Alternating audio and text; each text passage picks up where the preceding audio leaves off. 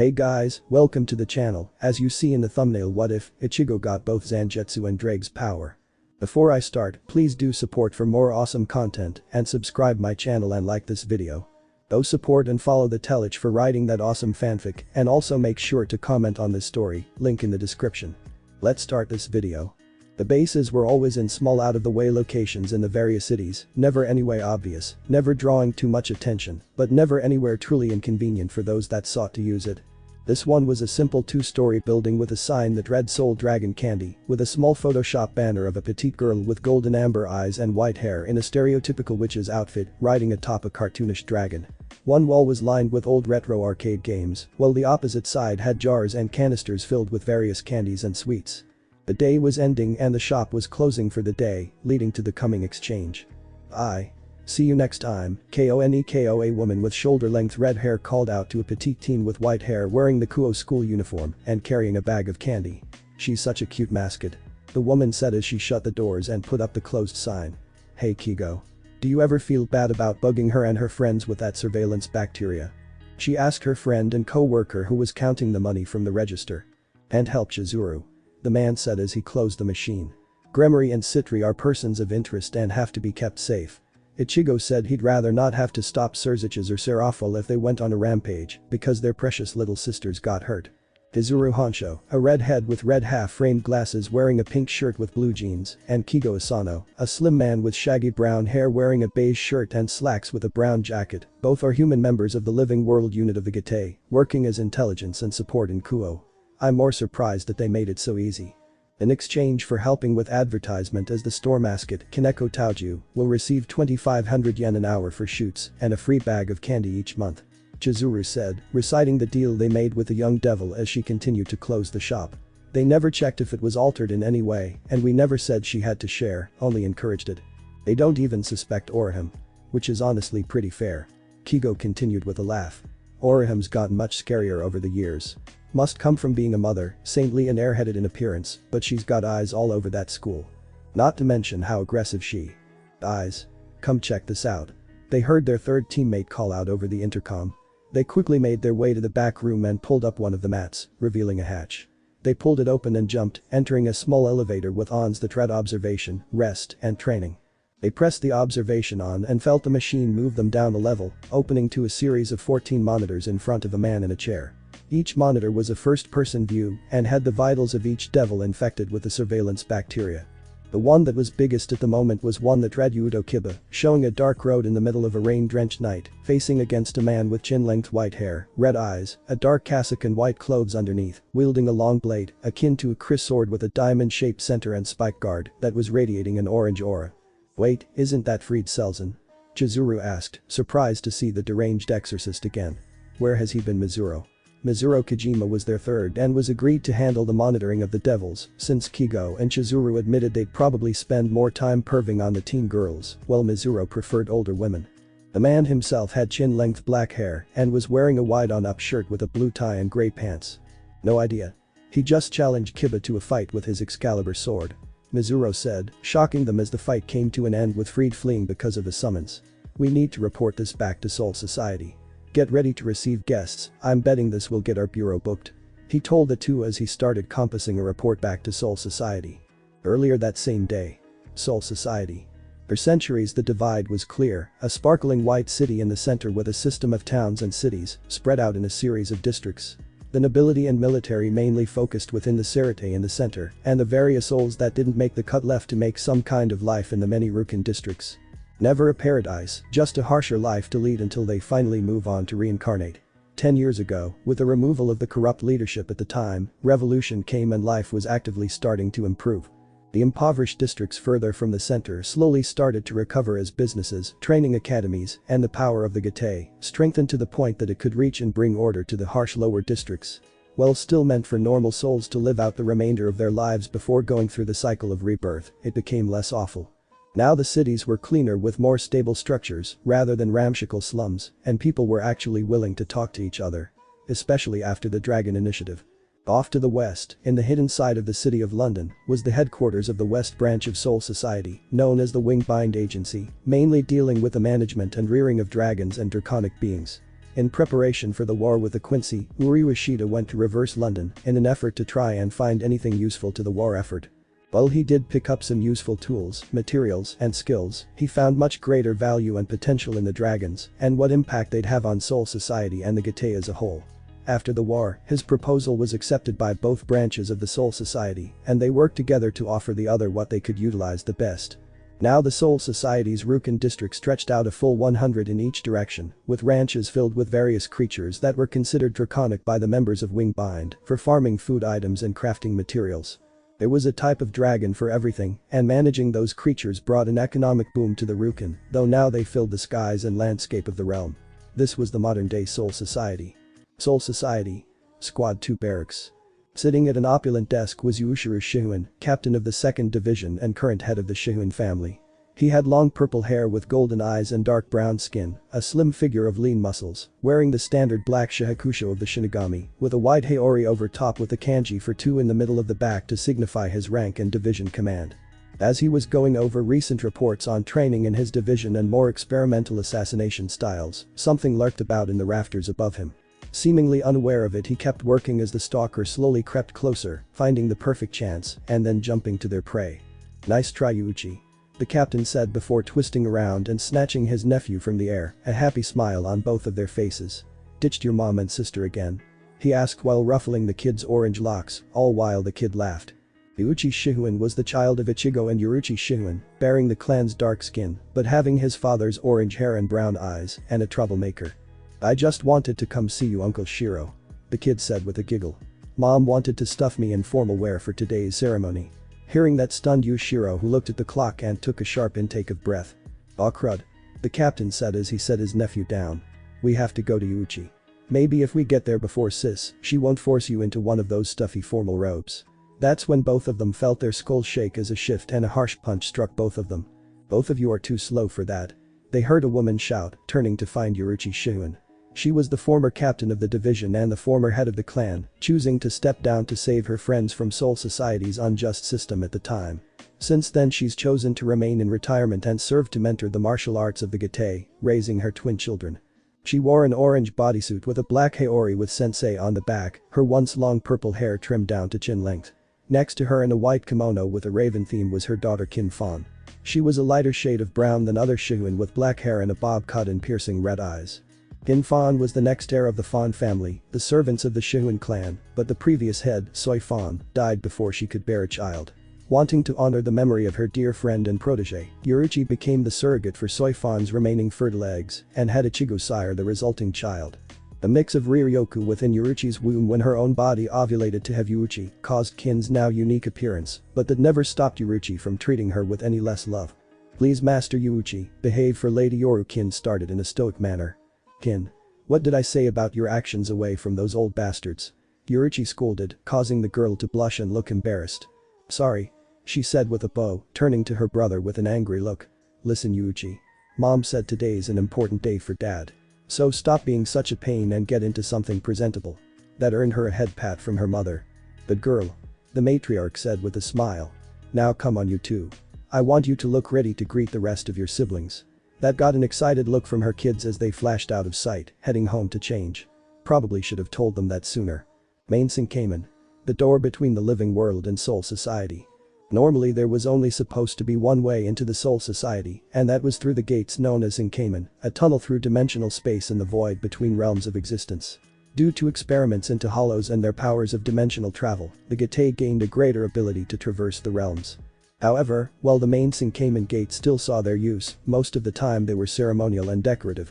This wasn't the case as the massive gates lit up to reveal a large group of people. The Kurosaki family and extended group of friends.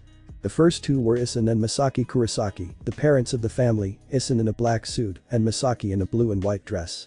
Flanking them were their daughters, Karen in a brown sweater with a white on top and a plaid skirt with her black hair in a messy ponytail, while Yuzu had a white blouse and khaki pants with her sandy blonde hair in a messy bob. Walking with them were Ichigo's wives, Oram Inoue, Tatsuki Arasawa, and Sena Shiba, Bambi Etta Basterbean, Candice Catnip, and Yusaka, all in formal dresses or pantsuits for Bambi and Candy, and a shrine maiden's robes for Yusaka.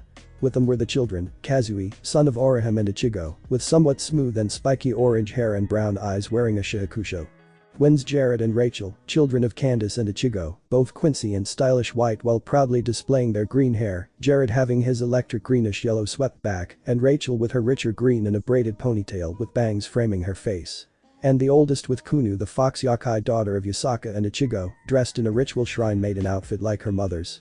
The last relative was Uri Rashida, the reigning Quincy king and cousin to the Kurosaki clan, dressed in a formal military uniform with a black cloak draped over his back with a 5-pointed cross and a ring with a skull in the center. The last two companions were the Fullbringers Chat and Jackie Asatora. To their side a tear opened in space, the method used by hollows known as Deskura to open the Garganta, the void between realms, with 5 more people coming through, all of them in white suits. Leading the procession was Tyr Harrible, wife of Ichigo and queen of Wako Mundo, Nilil to Adelschwink, another wife and a mother to another of his sons, Abereru, who had fiery green hair, horns on his forehead, and 2 red lines running over his eyes, and the 2 most trusted of the Arankor, Grimjo Jager Jax and Ulquiorra Cypher. The Arankor were hollows given Shinigami abilities, looking somewhat human with a hole and a mask fragment somewhere on their body. Years of further research helped to complete the hollows, removing the holes that were once present and leaving their mask fragments as mostly accessories, the lone exception being Harrible herself, who found her mask fragment more of a nuisance. Especially in her love life. "Well, I'm off to get my wife and kid," Uryu said, splitting away from the group. "I'll see you at the ceremony," he said before flashing away as the 2 groups met each other. Seconds later, Yuichi and Kin appeared themselves with Yurichi behind them. "Brothers? Sisters?" the 2 shouted, rushing toward their siblings as they responded in kind, laughing merrily as they did so. "This is what it was all for," Issen said, smiling as all of the kids laughed, hugged, and did elaborate handshakes. "A bright and happy future." "Indeed," Orihime said with a smile as her sisters' wives nodded in agreement. "Well, most of them." Senna ran off to play with the kids the moment they started moving. "Though I do wish we weren't so separated by duties all the time, the burden of keeping the peace is a heavy one. We're still missing one," Bambi stated, looking ahead to see a man with white spiky hair and a captain's uniform walking toward them with a tall woman with long icy blue hair by his side. "Hey Toshiro and my 11th daughter Esdeath," Issen called out to the captain and lieutenant of the 10th division. "Here to show us the way, and where's Rukia and little Hisana?" Toshiro went to his captain while Esdeath went to mingle with her sister wives. Unlike the others, Esdeath came from another world that Ichigo traveled to and was taken by him and his strength. Read soul conviction. "Don't worry my sisters," the icy woman said with a smile. "Rukia will be by soon, seeing as Byakuya has a bad habit of keeping Hisana around for too long." The rest of her sisters sighed, sadly not surprised by the noble's brand of doting on his niece. Kuchiki estate. Deep within the Sarate were the homes of the great noble clans whose families founded Soul Society after committing a grievous sin against the Soul King and taking on special roles from then on, with the Kuchiki protecting the historical records of Soul Society. Or rather, the history they were told was the truth. The current head of the clan is also the captain of the 6th Division Byakuya Kuchiki, one of the most esteemed and powerful captains of the Gate, and a master of all Shinigami combat styles. In the ranking of power and ability, he sits among the top 5 of the active members of the Gate. Within his estate, the man in question was carrying a tray with cookies and 2 cups of steaming tea as he made his way to the Kuchiki training grounds. There, swinging a practice sword repeatedly, was his niece, Hisana Kuchiki, daughter of his sister Rukia and Ichigo. "That's enough Hisana. Break," he calmly ordered as he set the tray on the porch and sat down, taking up one of the tea cups. The girl had long spiky black hair tied in a ponytail and indigo-colored eyes, and wore the standard student outfit of a white shihakusho with red hakama pants, sweating from the exertion of the exercise. "Yes, teacher. Thank you sir," she responded, keeping a calm and focused look as she sheathed the wooden katana to her side. Once that was done she looked over to the captain and her expression lit up. "Uncle's cookies." She cheered as she flashed to his side, immediately grabbing one that looked like a cartoon bunny. "Yay," she said before nibbling away at it, Byakuya smiling at the child as he passed her the other teacup. "It's good to see you're improving Hisana. 10 minutes of constant swings is no small feat at your age," he complimented, feeling a weight on his side as the girl leaned against his shoulder. "I have the best teacher," she said with a smile, prompting a small one from the noble as he rubbed her head. "Can I have another cookie?" "Take all of them. You know I only make them for you," he said as she went to snatch up another, before an angry voice rang out, causing the girl to quiver. "That's enough young lady," they heard a woman shout, turning to find the captain of Squad 13 and Hisana's mother, Rukia. The current captain of the 13th Division was a petite woman with long black hair and purple eyes that was currently glaring at the uncle and niece. "Hisana." Your siblings are already here and your father's promotion ceremony is in half an hour, yet here you are, sweaty and disheveled. Get cleaned up and get dressed now, young lady. Yes, mother. The young heiress squeaked out before rushing to the baths for a quick shower. Rukia then turned his glare to her brother. I know you love doting on her brother, but I expected you to actually keep track of the time. Apologies, sister. I tend to give in when she asks me for anything. He admitted, causing Rukia to sigh. Squad 12, Mayuri's personal lab. Squad 12 was dedicated to scientific research and development, with the lieutenant of the division, Mayuri Kurosaki, being in charge of anything that required an utter lack of morality. Within this secret lab was the man himself, dissecting a dark dragon's body with 3 assistants helping him carve up and study the rage-filled creature, and all in white scrubs, as they examined the body. They were his daughters, Nemu Kurotsuchi and Nemuri Ichigo, and his grandchild Ichinis Ashita, child of Uryu and Nemu. His daughters were his original apex of artificial life creation, made by mixing artificial souls and bodies to create an artificial life, capable of growing and adapting as a living being. Nemu was the oldest as a full adult, with her sister Nemuri being a 10-year-old child, same with her child Ichinis. Once Ichinis was conceived, they were extracted from Nemu's body and kept under observation as they slowly grew and developed, showing traces of Mayuri's designs and natural Quincy powers, becoming Mayuri's new pride as evidence of his creation's ultimate success. They continued on before the doors opened to reveal Uryu and the captain of Squad 12, Kisuke Urahara. Nemu, Ichinis. Let's go. Uryu called out, gaining the attention of his wife and kid. Yes. Nemu answered, turning to her child. Say goodbye to your grandfather Ichinis. The child nodded to her before turning to Mayuri, removing their mask and cap to reveal their androgynous features with black eyes and chin-length black hair. Thank you for the lesson, grandfather. They said with a bow and no expressed emotion in voice or action, before joining their parents. Hold down the fort, Mayuri. Urahara said. As usual, you're in charge till I get back. Yes, whatever. Just go. The lieutenant said, notably annoyed as he focused on studying the corpse with Ichigo as his only company now. Do you miss Ichinis? The girl suddenly yelled. No. And don't yell. Mayuri quickly denied, knowing that he told an obvious lie. Squad 11 grounds. Squad 11, the squad meant for frontline fighting and using overwhelming force to defeat their enemies. Their captain was the strongest swordsman of the entire Gate, bearing the title of Kenpachi and generally regarded as an unstoppable monster on the battlefield. The only way to get the title of Kenpachi was to kill the previous holder of that title. Officially there have been 11 people to hold the title. In actuality, there were only 2 that ever held the title, and they were both alive.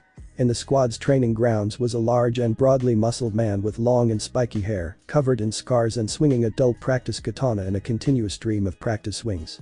This was the current Kenpachi Zaraki, the strongest Shinigami swordsman in existence. For centuries he had no desire to gain strength, being content with his current level and finding anyone that might prove entertaining. But factors in his life changed, with a small child hanging off his sword being the prime example of that change. Appa. The girl cheered, holding on to Zaraki's sword as he continued his swings. This was Yuichiro Kenpachi Unohana, daughter of the Kenpachi pair. She had short black hair and a bob cut with sword hair on her bangs and grey eyes, though her eyes remained shut as she held onto Zaraki's sword as he continued to swing. For a few more times before he held the sword level to look his daughter in the eye. Ichiru, what are you doing? He asked his child, who responded by swinging off his blade and onto his body, crawling her way up to his shoulders and hugging his head. Mama sent me ahead to tell you to get ready. She happily cheered, holding on as he proceeded to put the sword away. Uncle Ichigo's promotion is happening soon. Must have lost track of time. He said, heading for the doors of his squad's barracks to find his wife, Retsu Unohana, formerly Yuichiro Unohana and the first of the Kenpachi, now retired as the captain of the 4th Division and one of the most skilled healers of Soul Society. The most notable change to her appearance was how she wore her hair, no longer braided in front of her scar, but instead hanging over her shoulder. You'd also never make it if we hadn't come to get you, she said as her family joined her. Sometimes I wonder how you ever found opponents to fight. I just look for whoever has the strongest Ryatsu. He responded as they made their way to the 1st Division barracks. The Kenpachi family may be the most terrifying in Soul Society, but they were also the most wholesome to the shock of many. Yamamoto's grave. Genryusai Shijikuni Yamamoto was known for many things, founding the Gate, being the most powerful Shinigami, creating the Soul Reaper Academy, but to the 3 at his grave and offering their prayers, only one mattered. Teacher. Ishiro Yukitake, a former long-time captain in the Gate, now a governor of the civilian sector, and wearing a koi fish-themed yukata, Shunsui Kairaku as Yamamoto's successor as the head captain of the Gate, wearing the Shinigami uniform, and the squad 1 Haori he'll be happy to be rid of, and Ichigo Kurosaki. The future successor of the title wearing a black bodysuit and white haori with 8 on the back. 10 years ago they burned their master's body to ashes and bid him his final farewell, letting the effects of the Quincy War catch up to them. Yukite's frail body, despite having replaced all of his internal organs and muscles, could no longer do anything too physically demanding. Kairaku, preferring to laze about as much as he could, still felt himself dull during the time of Soul Society's peace and thought it was time to pass down the mantle. Ichigo was worn with his many battles and travels, his spiky orange hair reaching his chin and almost obscuring the scar over his right eye. Standing a ways behind them was Ichigo's lieutenant, Nagao Kagetora, a woman with long silver hair and golden eyes. She originally hid in the distant outskirts beyond Soul Society's territory, being disgusted by how corrupt it was, and built a small community for those that sought a better life than the slums of the lowest districts. Eventually she was encountered during the Gatei's expansion and would fight them, believing the Shinigami to still be corrupt bullies, until she lost a battle against Ichigo, who recruited the woman as his second in command. Now she serves him loyally, bearing witness to the changes of Soul Society that he had caused. She continued to stand watch over the three when another person, Nanao Ice, Kairaku's niece and lieutenant secretary, appeared. "Sirs. It's time," she said to them, prompting each one to rise. Squad 1 Barracks Courtyard. Despite the relevance of the event, it was kept a fairly modest affair. Only the captains, their lieutenants and occasional third seats, and permitted friends and family were in attendance. However, Urahara had a way to broadcast this throughout the Soul Society and Shadow side of Japan, having spent 8 years modernizing the realm with equivalents to technology in the living world. While the immediate and most relevant people to this matter were in attendance, the matter was being watched by every notable figure related to Japan's pantheon. They watched and waited as Shunsui Kairaku and Juishiro Yukite took the stage. To everyone in the know, I was only ever a placeholder for this title and position, Kairaku stated, shutting off the Squad 1 Haori and folding it up. For over 2,000 years Master Yamamoto led the Shinigami, from brutal and vicious killers to the ordered and disciplined military that it became today. However, he only held that position for so long, entirely because no one else was capable of matching him in combat, a master of all the combat styles of the Soul Reapers. However, the times have changed and we have expanded as well. Thus the Shinigami need a leader that can embody this new era. Ichigo stepped forward and between the two, bowing before his seniors as Kairaku returned the gesture and presented the Haori. Having the powers of the Shinigami, Yukite continued as Ichigo stripped off his squad of 8 Haori, the Quincy, the Hollows, Fullbring, and traveled the world to gather more skills, weapons, and abilities. Master chose Ichigo Kurosaki to be the one to ultimately succeed him. We have deemed that the time has come to leave the future of the Gatei in his hands. The hybrid then took the 1st Division's Haori and donned it, turning back to the assembled members of the Gatei, and now feeling a great weight on his shoulders as he took a moment to consider the responsibility on him now. The crowd looked at him expectantly, and Ichigo felt himself choke a bit. The last time he felt like this was when he first became a captain and had to address his squad for the first time. Back then, aside from a couple of people, they were a small group of random faces. Now that scope expanded over tenfold and many of his friends were now direct subordinates with a clear difference in rank and position. His mind was blank before his eyes focused on his wives and children. Seeing them, some of the main reasons he sought continuously greater power, creating a safe and peaceful home and future for them, calmed his nerves. "Everyone, I accept this burden," he loudly declared to the assembled Shinigami. "I thank you all for your trust and will do my best to live up to your expectations." There was a calm applause from the assembly, and Ichigo thought he was done. That's when Yusaka stood up, holding up a bronze mirror that started shining. "Forgive me, my love," the 9-tailed fox begged, but Lady Amaterasu has something she'd like to add. As she said that, an image of a woman with long black hair dressed in a white kimono with red floral patterns and shining like the sun, appeared in a type of holographic projection. Ichigo Kurosaki. The sun goddess spoke, her voice soothing the hearts of those that heard it. "In recognition of your power and accomplishments, it is only right that I, Amaterasu, mother of the people of Japan and ruler of Takamagahara, hereby appoint you to the rank and position of shogun." Hearing this shocked Ichigo, but he kept his expression calm, while this caused a stir among the rest of the people watching. As he was trying to make sense of the situation, he noticed Kunu making her way to him, holding something wrapped in white silk. "This is a gift from her ladyship," she said, with practiced eloquence. "Take it and use it with pride." She bowed while holding out the 8-inch long package. Ichigo took it and carefully unwrapped the silk to reveal a closed black folding fan. Taking hold of the gift, Ichigo felt himself asking a simple question. "What?" Later that day in the Squad 1 main office. He roared out as he sat at his new office desk, finding a pile of letters on top of a mountain of reports he already has to go through, skipping out on his promotion party just to get everything done. Seriously Shogun, why the hell is she making me the de facto leader of the country? Uryu was the only other person in the room, helping him sort through all of the paperwork. Well, not the whole country. The Quincy King answered. Just the spiritual and supernatural. Semantics. The hybrid growled, going through the mail and reports. Invite to the next night parade in Kansai, census on the Yukiana and Hokkaido, invite to go drinking with Shuten Daoji, a letter from the border patrol, confirming the presence of 2 exorcists from the church, another invite from Shuten Daoji, an invite from Serafal to be her +1 at Devil Party, invite from Shuten Daoji. Getting her those drinks from Europe and the Netherworld was a mistake. He lamented as he moved on to the various reports. What did you expect would happen? Uryu asked as he focused on summarizing the reports from the shadow side of Japan. Bringing that only any liquor is tantamount to making a blood oath of kinship. Yeah. And maybe when we actually catch up with this I'll take her up on that offer. He said, seriously considering forgoing any protection from intoxication and just getting as plastered as he could. But there is one thing that's bugging me. Not annoying me, but I'm actually concerned about this. Why make me the shogun? He asked, completely calm and analytical. And why now? Has the Soul King said anything to you? Uryu's tone is much the same. Do you want me to look ahead? Ichigo pondered this for a moment. Not yet. Let's give this a bit more time, because if it was an actual issue, then the Soul King would have said something.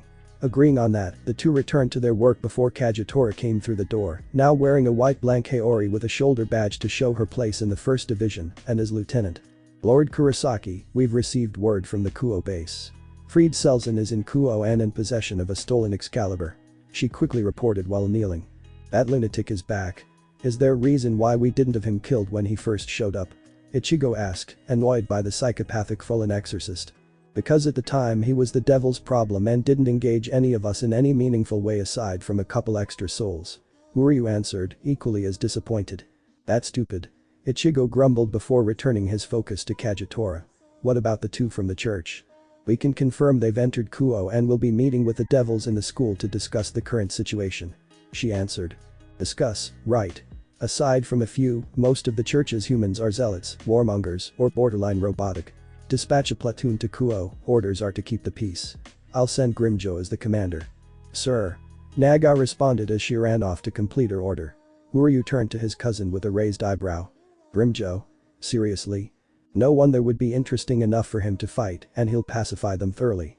The sun slowly made its way above the horizon, bathing the city in the golden light of the morning.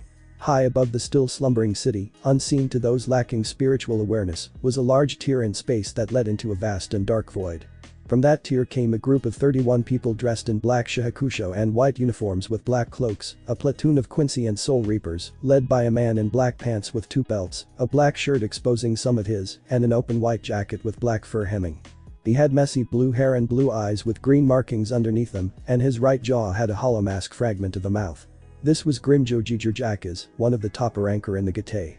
Alright people, you have your orders. He started as the tier closed behind them, the man swinging an arm out to signal his command. Spread out and set up a perimeter. We need to find that Selzen freak, kill him, and recover the stolen sword. The group responded with a quick sir. Before splitting off to begin their search, leaving the ranker alone. Now, let's see.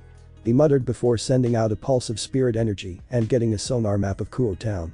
And there's no one worth fighting. Damn it. He cursed before walking toward the Soul Dragon candy shop to gather any remaining intel he might need. I hate babysitting. On the way to school. Walking through the city streets were some of the members of the Occult Research Club, Ria's Gremory, Akeno Himejima, Kaneko Taoju, Asia Argento, and Issei Haidu. There was more, but Kibayudo was dealing with some past issues and was skipping school for a bit, and the other is a shut-in. They were also known as the Gremory Peerage, one of the hidden groups of devils that resided in Kuo town. Ria's was a crimson-haired beauty with fair skin and blue eyes. Akeno had black hair tied in a long ponytail, violet eyes, and similar skin. Kaneko had golden eyes and had black cat hair holding her hair, almost resembling a cat in her appearance. Asia had long blonde hair and green eyes, almost radiating a light pureness that would make others smile. And finally Issei, a teen with spiky brown hair and eyes. They all wore the Kuo Academy uniform and were happily making their way to school when Issei noticed something. Is that samurai cosplayer standing on a telephone pole? He suddenly asked, seeing a person in a black shahakusho and hakama with a katana at their hip, scanning the surrounding area. The rest looked to see the same thing, Asia looking similarly confused, but the rest had a knowing look in their eyes. Akeno. Ria started. It isn't time for the bi-monthly meeting with the representative from Soul Society, is it? No Rias. Not for another week. Akeno answered as the person flushed away. Soul Society? What's that? Asia asked. The domain of the Shinigami. Akeno answered as they continued their walk. Originally, they were the shepherds and purifiers of lost or corrupted souls, guiding them back through the cycle of reincarnation. Like on that Kananji show? Issei suddenly asked. Indeed. Akeno said. Very much so. Suddenly, Rias, Akeno, Kaneko, and Issei all crossed their arms and let out a bahahaha laugh. I loved that show growing up. The rest of the growth nodded in agreement, though Asia seemed like she was left out. But back on the Shinigami, from what I've heard, 10 years ago they became the main military strength of the Shinto pantheon. Back then two family heads of two clans, Halfas and Nibirius, tried performing sick and twisted experiments on Japanese yokai and tried committing a campaign of genocide to cover their tracks. Rias continued. From what I remember, the Shinigami stopped almost every attack and bought my brother and the other Satans enough time to learn about what happened. After that, the devils were confined to Kuo as the only place we could operate freely. Hearing that surprised the two fresh devils of the group, Issei and Asia. I remember hearing about the strongest of the Shinigami, that his very presence was suffocating as dozens of devils fell to his blade. A somber silence hung over the group, contemplating what Rias just said. Issei gulped but put on a brave face. Don't worry Prez. He said, holding up his left arm with a confident smile. I'll protect you no matter who the enemy is. Rias smiled before Akeno wrapped her arms around the man. What about me ISSEI, she cooed, leaning into his ear. This led to Rias and Akeno starting a pseudo and friendly fight over the man's attention. A happy moment to undercut the tension that Rias and Akeno could sense in the air. Some time later. Brimjo was growing more and more irritated, almost 2 days have passed and still no sign of his prey. Arankor was never a patient man to begin with, and 10 years did only so much to help with that, but he still craved a fight. The idea of battling against a legendary sword Excalibur, even just a fragment, seemed interesting enough. However, the quality of opponents, or lack thereof, only fueled his disappointment in the mission. However, he swore his loyalty to his king and would see it through to the end. In the meantime, he'd do whatever it took to alleviate his boredom. Such as allowing the devils of the Grimoire Peerage and the Holy Sword users to fight a rather pointless match. It started out as a meeting to agree to not meddle with each other as the church members hunted for the missing Excalibur, but then one of the exorcists started talking shit, the situation only grew worse, then Kiba appeared and escalated it into a full-on sparring match. Brimjo could tell right away that the kid was out of his element, focusing on his anger and desire for revenge, instead of being a calm and focused swordsman. Nothing he saw was really impressing him. Kiba's power was being hampered by his lack of imagination and broken focus. The blue-haired girl called Zenobia was mostly power and untapped potential. That girl Irina with a twin-tailed nut hair was agile, but spent more time talking and proclaiming her faith than fighting. And Issei was severely crippled by his innate weakness and time needed to build up his strength. That was before the kid called out dress break and started acting like even more of a creep and accidentally stripped 2 of his friends. This is actually hurting me now. The panther said as Issei was punched by Kaneko, got back up and loudly proclaimed his desire to see more boobs. That's it. Time to end this. He casually stated before unleashing his Ryatsu. At the fight. Issei leapt at Irina, intent on removing her tight black bodysuit from her body, when suddenly the air started shaking and he felt his body seize up, causing him to fall to his knees and gasp for breath. Forcing himself to look around, he found that everyone was facing the same fate, even Rias and Akeno. As Issei's power reached its limit and was reset, the pressure let up and the air was filled with desperate gasps for air. As they caught their breath, a new figure appeared in the middle of the field. Everyone is done fighting. He heard the man ask, the young devil looking up to the new arrival. Good, because there won't be a second time. The name's Grimjo Jijurjakas, 3rd seat of squad 16 of the Gate. He introduced me while putting on a pair of black gloves. Now, who wants to tell me what leap in logic told you that this was a good idea? He demanded, sternly glaring at the entire group. 3rd seat. Gate. Zenobia asked, unaware of the Soul Society. That means I'm the 3rd highest ranked member of the 16th division of my group's military force. The courtyard squads of the Soul Society. He calmly answered, still glaring at the assorted humans and devils. Sir Jijurjakas, Rias started, already back on her feet and displaying her authority as a leader. I assure you that this was a controlled spa. You have 2 holy sword users fighting unarmored devils, using the actual swords instead of practice swords, and you want me to believe this was under control. He interrupted, glaring at the crimson-haired devil. The very atmosphere of this spar was one half game between those 2 idiots. He pointed to Issei and Irina and attempted a death match between them. He pointed to Kiba and Zenobia. This was not a controlled sparring match, this was an incident between the church and the devils waiting to happen. He marched right up to Ria's face. Don't forget, kid. Kuo isn't devil territory, it's a rented living space. Pull something like this again and you'll be evicted. Am I understood? He growled in a low tone, daring her to speak up. Just as she was about to speak though, Grimjo disappeared from her sight with a sound of static and was already between Zenobia and Kiba. And I'm not sure which one of you two are the bigger dumbus here. That's a serious question I'm trying to figure out. What are you talking about? Kiba growled, furious at the man for stopping the fight and taking away his chance to destroy an Excalibur fragment. From what I heard of that meeting, both sides agreed to stay out of each other's way. But then you, he pointed to Zenobia, instigated a conflict while you, he pointed to Kiba, pushed this fight to happen when it's obvious to any actual swordsman that you can't properly handle a blade right now. Kiba growled as he got to his feet and used his sacred gear to manifest a massive falchion sword.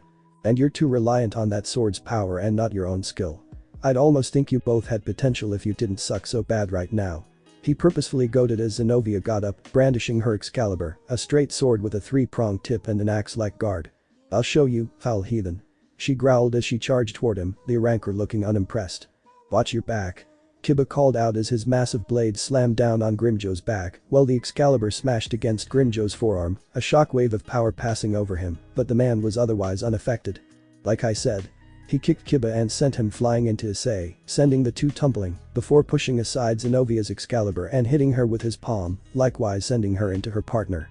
Potential, but right now you just suck. He disappeared from sight again and appeared behind the exorcists, grabbing their arms and pulling them up. Now play nice, share info, and maybe work together. Later. Tensions are too high right now. He demanded, hauling them to the devils. Asia and Kaneko were dressed, and Asia was using her sacred gear to help heal Issei and Kiba. Okay. Irina cried out as Grimjo released them. You scratched me. She noted that both her and Zenobia found small cuts where Grimjo grabbed them. I got sharp claws. Arankor told them. These gloves are supposed to dull them, but not enough it seems. She pouted while Riaz and Zenobia talked. He may be rude, but he has a point. The Crimson Devil stated. We both want these swords out of Kuo, so let's start with which fallen angel is responsible for stealing the holy swords. If you actually know. Zenobia looked at Asia cautiously as the kind devil offered to heal the scratches Grimjo inflicted. The leader of the Grigori. The fallen angel Kakabiel. Hearing that surprised Riaz while Issei asked what the Grigori were. Just the two of you against a leader class. Are you planning to die? We do what we must to keep the fallen from the holy swords. Zenobia answered. During the exchange, Grimjo felt his phone vibrate. Well, if it gets too difficult then we'll handle it. Arankor said as he started walking away. I'm itching for a decent fight anyway. He flashed away and reappeared far above the group, still watching as they continued sharing info and pulled out his phone. This is Grimjo. He answered, holding it between his ear and shoulder as he took off his gloves and revealed perfectly normal hands. The gloves worked. He heard Kigo say. Irina Shindo and Zenobia Korda are both infected with surveillance bacteria. Soul Society. Squad 1 main office. I am deeply sorry about that, Ichigo. The leader of the Angels said over a speaker on the head captain's desk, where Ichigo was doing paperwork and informed his heavenly friend about what happened earlier. I told them to send Dulio, at the very least he would have been able to keep things peaceful. Unfortunately, some of the church's more extremist elements have been trying to discredit or dismiss him due to his new and more tolerant views of other factions. So he's still getting flack from that one time he teamed up with a devil to eliminate a stray. Ichigo surmised. Dang. I hope things work out for him, but I know how obstinate we humans can be. Still, slow progress is still progress. One of the projects that they were working on was making the church more tolerant of the other factions, aiming for peace among non-aggressive elements. Things were progressing slowly to moderately at first, then the biggest advocate was caught teaming up with the church's mortal enemy. Sure, it was to defend innocent lives, but the church's warmongers and purists took that chance to stonewall their efforts. As a result, Dulio, the strongest exorcist of the church, was now constantly on missions with half being pointless time wasters. Maybe we can work this mess here in Japan to our advantage. Speaking of messes, we still have no word on where the Pendragon siblings are. Artoria, Arthur, and LaFay Pendragon, scions of the house and bloodline of King Arthur. Ichigo met them years ago and took the twins, Artoria and Arthur, under his tutelage in swordplay and spearmanship. Not long before he took over as Captain Commander, he was informed that they disappeared while stealing a powerful holy sword and spear. No word came up about them since. They can take care of themselves, but I will crack their skulls the next time I see the twins. Ichigo said, groaning about the aggravations his students caused him. Just then, Nagao came rushing into the room with a folded paper. "The daily report on Kuo," she said, handing him the paper. Ichigo took a quick read before raising an eyebrow and looking at his lieutenant. "Yes, this information is accurate. Both the Kuo Bureau and Squad 12 triple-checked the events. This happened." "What is it?" Michael asked, curious about the report. "Your holy sword users are broke because Irina spent all of their money on a shit painting of some kind of saint that she never bothered to examine and verify if it was a saint." Ichigo told him, a silence permeating the room as they digested the information. During that time, Ichigo noticed that 3 Quincy of Grimjo's team were now dead with holes in them with residual angelic energy. "I will not defend this decision, nor will I blame you for finding some way to punish them for this lapse of judgment," Michael said, proving that everyone has a tolerance limit for stupidity. "I might just do that. For now, I'll take advantage of this and get them to open up to working with Soul Society." He set the paper down and wrote down some instructions. "Get Oram to find and take them into her home. She's a friendlier face than Grimjo." Nagao nodded and said about her mission. "Michael, I'll let you know if anything else comes up." "Thank you, my friend," the angel said as the connection was cut. Ichigo then starts punching in a new set of numbers on the speaker, this time calling a devil. "Hello, Sirziches. Are you aware of the current situation in Kuo?" Ichigo asked the standing Lucifer. "Partially. Is everything going alright?" he asked, sounding a little concerned. "Debatable. I'm going to use this as a test of your sister's capabilities, since she's given me reason to doubt her standing as Kuo's overseer." Kuo Academy. Home ec classroom. After school.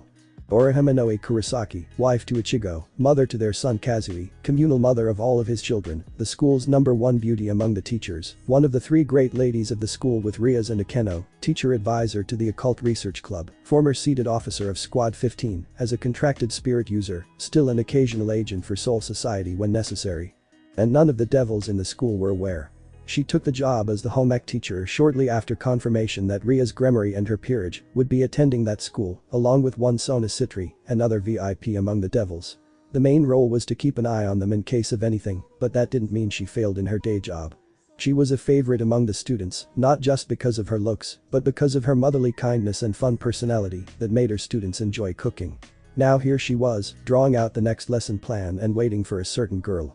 "You wanted to see me, Kurosaki-sensei?" Rias asked as she entered the classroom.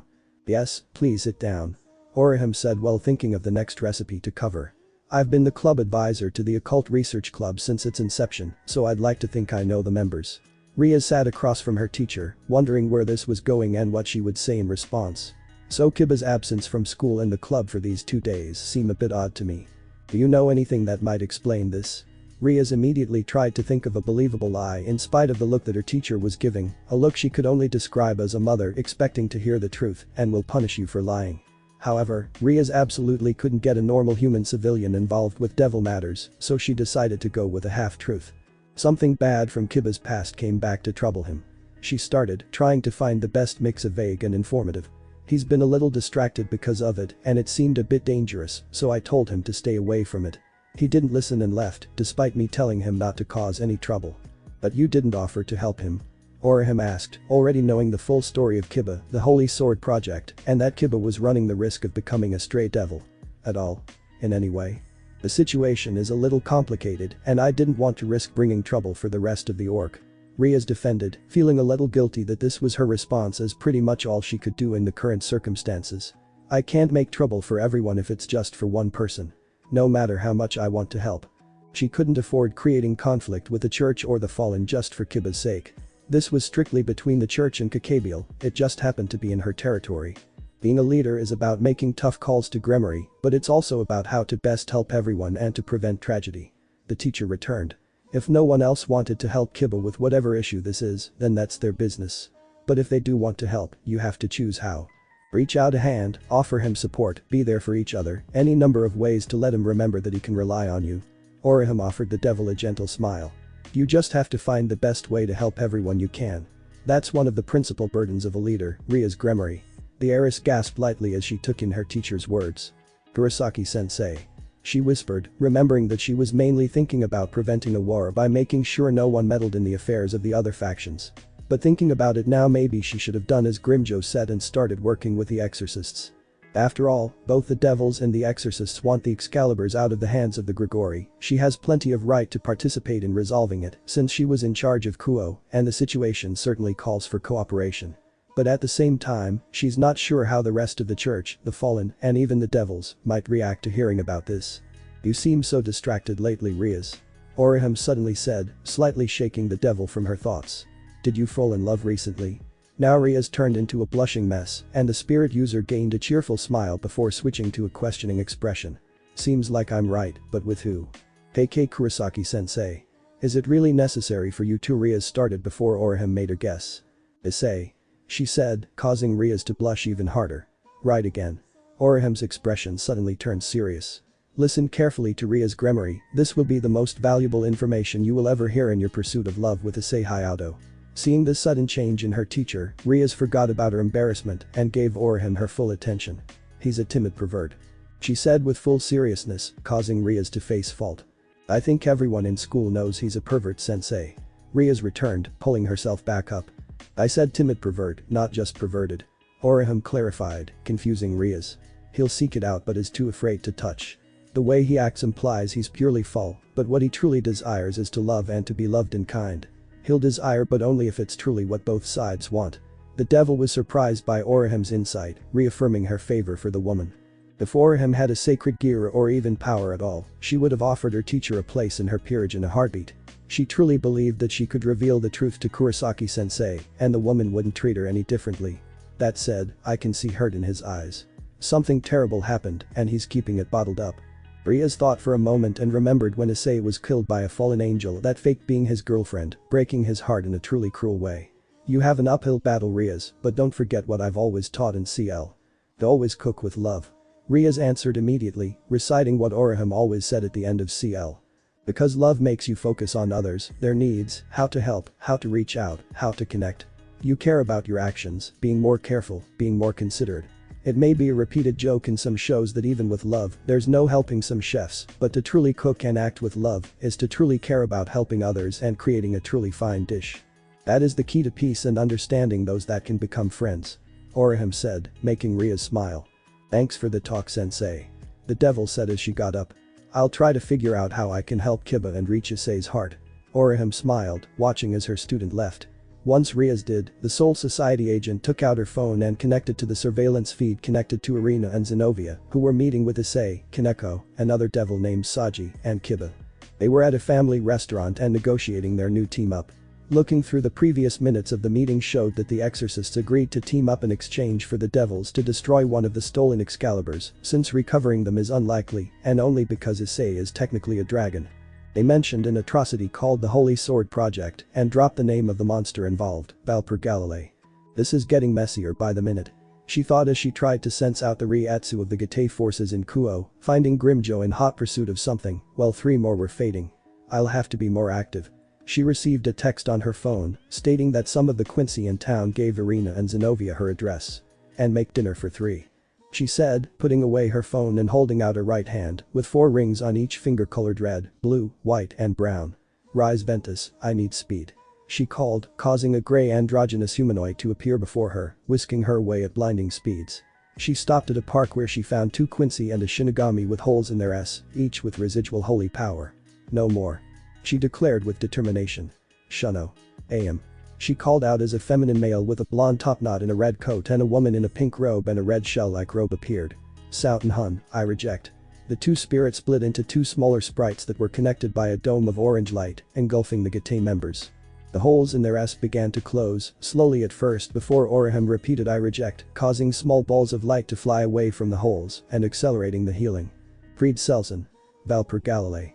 "The more I learn about them the more disgusted I feel," Oram thought as the healing finished and other Gate members appeared to help their comrades back to the Kuo bureau, thanking Oram as they left. "What kind of monster are you to recruit such depraved beings, Kakabiel?" she wondered before heading home. She had a big dinner to make. On a rooftop high above. "Well, isn't that interesting?"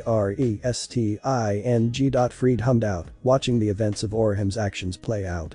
"Seems like things are getting much more exciting." With him was a short elderly man dressed in a priest's attire with grey hair and small glasses. "Indeed. Though, I'm more interested in what Lord Kakabiel called them again," he questioned, trying to remember the name. Zanpakuto. That was such an interesting sword. A shame that we couldn't retrieve any of them because of that blue-haired ruffian. Indeed, but I doubt he'll keep falling for that illusion I've been using to evade him for much longer.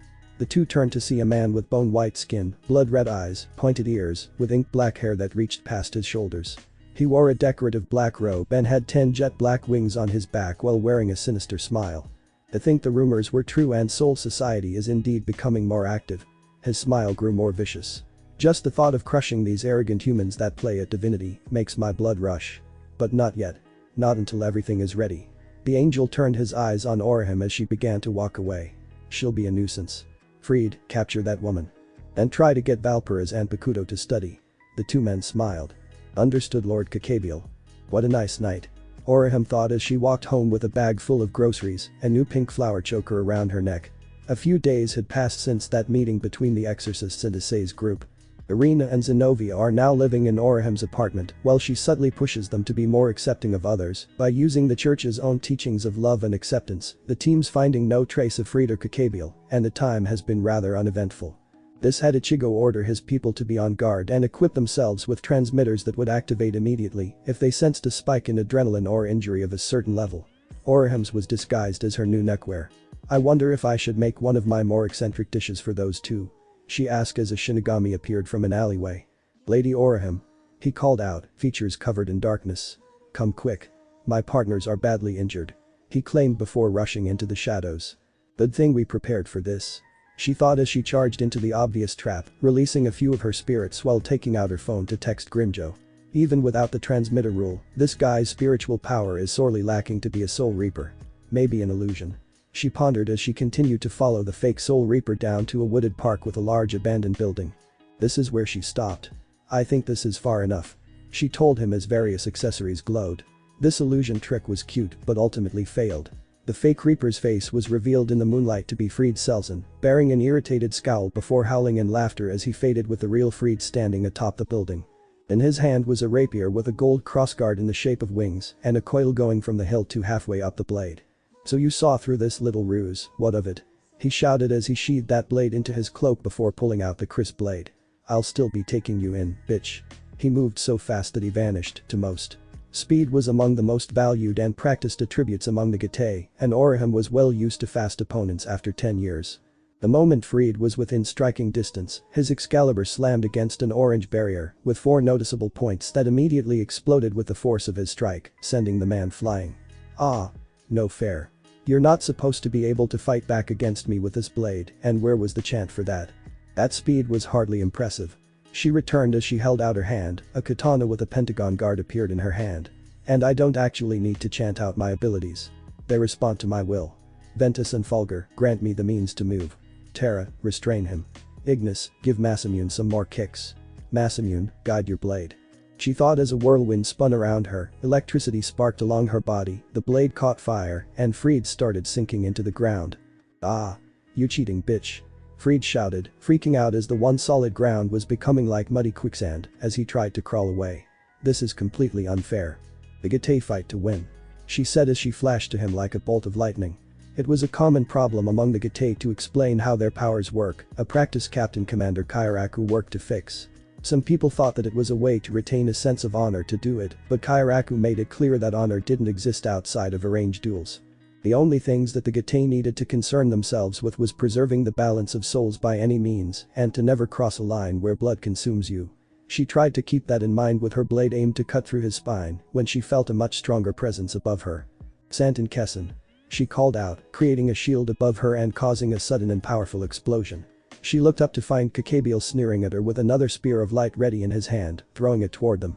She strengthened her shield only to realize a second too late that he aimed just outside of her shield's reach. Ventus created a buffer of wind as the explosion blew her off her feet and away from Fried.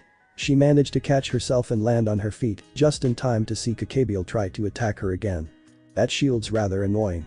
He sneered, looking at with blood and condescension as he tried to stab her with a spear of angelic light. But I'll enjoy. He was cut off when a ball of orange light shot through his left wrist and severed his hand. Ahhh. He roared in pain as 5 more shot toward him, forcing him to fly away. Oram continued to glare at him as the 6 lights coalesced into a single figure of a man in a black and red bodysuit, with small wings on his calves and more prominent ones on his lower back, a scarf around his neck, spiky black hair, and a small scar on his right eyebrow. "Thank you, Tsubaki," she said with a smile as a dozen more figures appeared behind her. "So, are you regretting your choices? Surrender and I can promise you'll survive." "Ewing bitch." Kakebeel growled. "How dare a lowly human like you." He was cut off again, but this time by an axe kick on his left shoulder, shattering it and sending him plummeting to the earth. He created a small crater in the ground once he landed and was immediately stomped on, coughing up blood and bile, looking up to Grimjo giving a hungry grin. "I've been looking for YA. He purred, reaching down to grab onto one pair of wings. "You killed 3 of my men.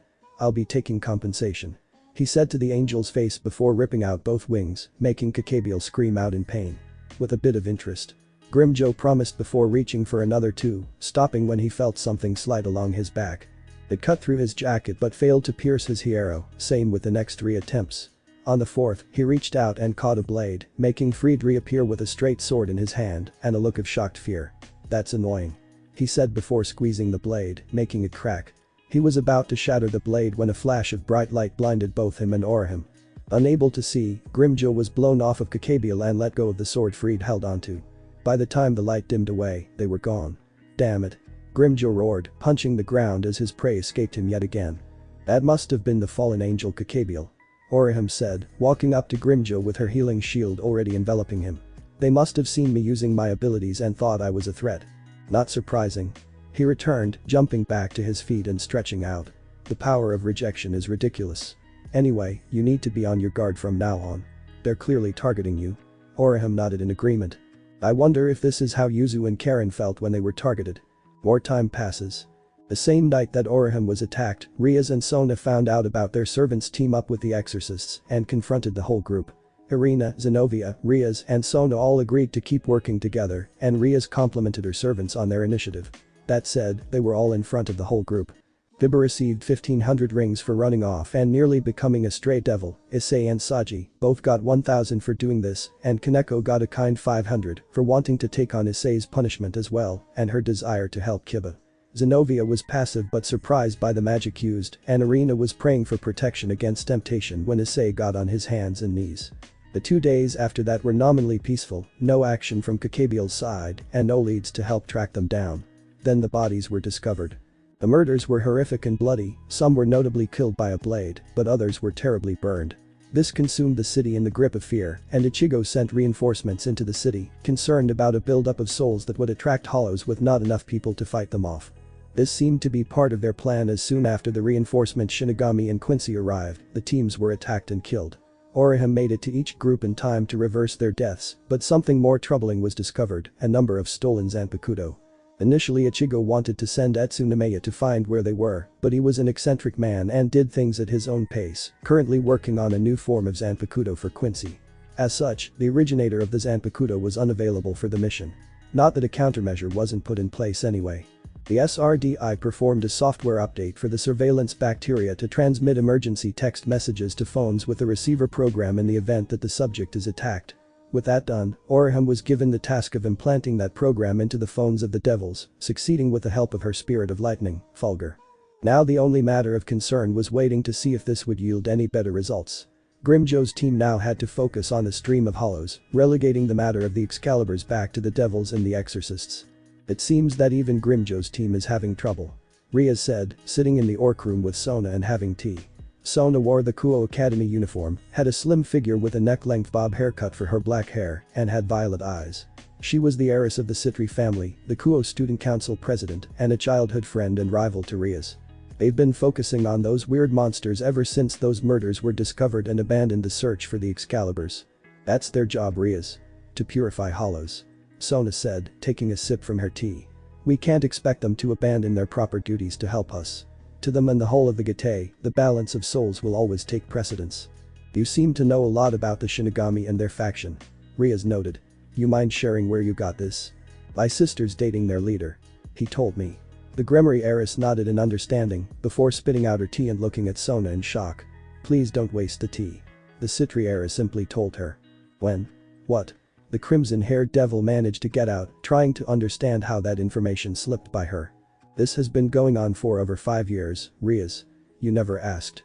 The Citriaris told her friend. Well, I'm asking now, Sona. What can you share and why am I just hearing about this now? Rias almost demanded, wiping up the tea she spat out earlier. I was told that Lord Surziches thought it'd be too dangerous to have you meet at the time.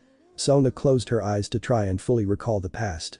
At the time, you were still engaged to Riser and trying to find a way out of it, while Riser would have been quick to attack anyone you tried to approach for that purpose.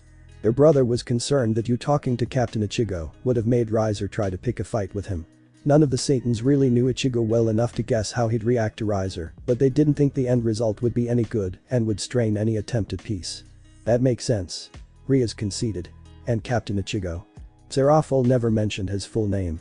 Although, since he was promoted, I guess it should be head captain, captain commander, or just plain shogun. Sona took a sip. Which reminds me. My sister did mention that Ichigo was named as the leader of all Japan's supernatural denizens. Wish I could meet him.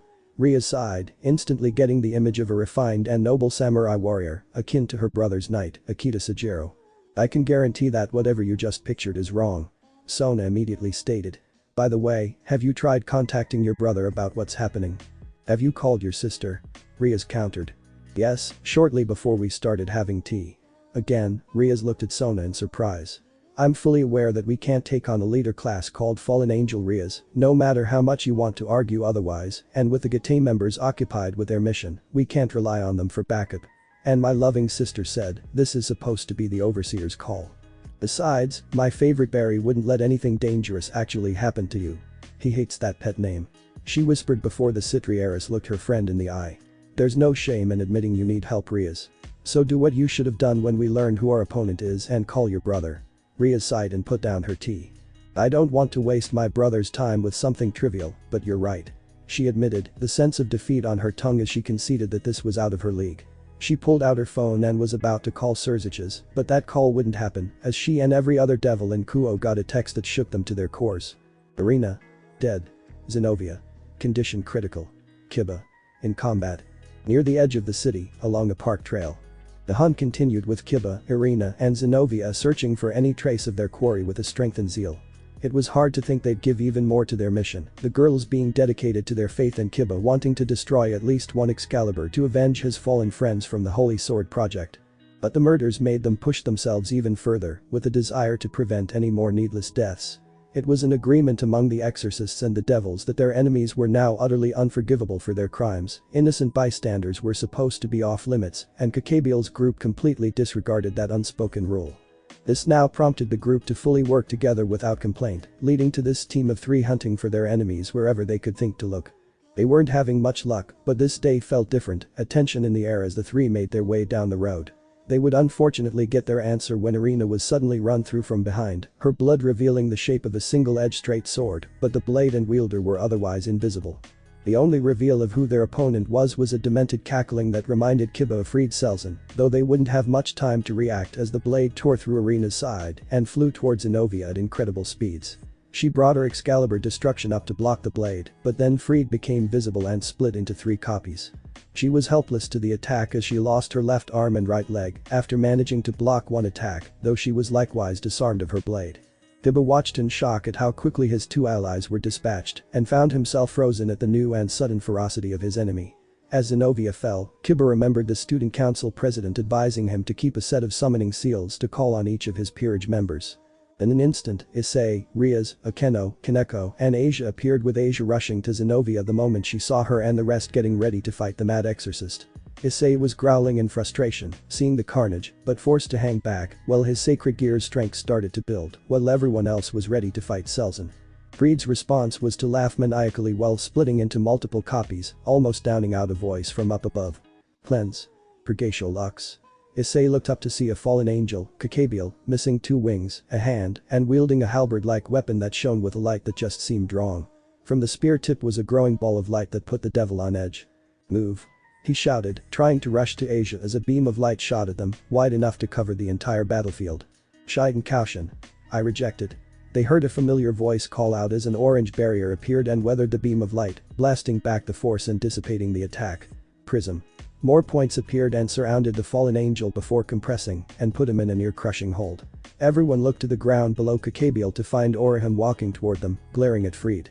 Selzen recognized a bad situation and tried to flee, but the moment he took a step to flash away with the speed power of Excalibur, he was immediately impaled by earthen spikes across his entire body. "Sorry, but neither of you will be escaping anymore," the Gate agent said with finality, apathetic to the cries of pain and frustration from her prisoners. "Hey Kurosaki-sensei," Rias managed to say, completely shocked at her teacher's presence. Oraham's response was to smile happily and wave to her students. "Hi everyone. Sorry I was late. Oh wait, should I expose myself like this?" she asked as she started thinking. "Maybe I should have come in a disguise." Everything went silent aside from Freed's whimpering as he slowly bled out while the orc just watched their teacher, still trying to understand what she really was. Then Oraham took a pose. Warrior of love and kindness. Soul Ranger yellow. Everyone's sweat dropped.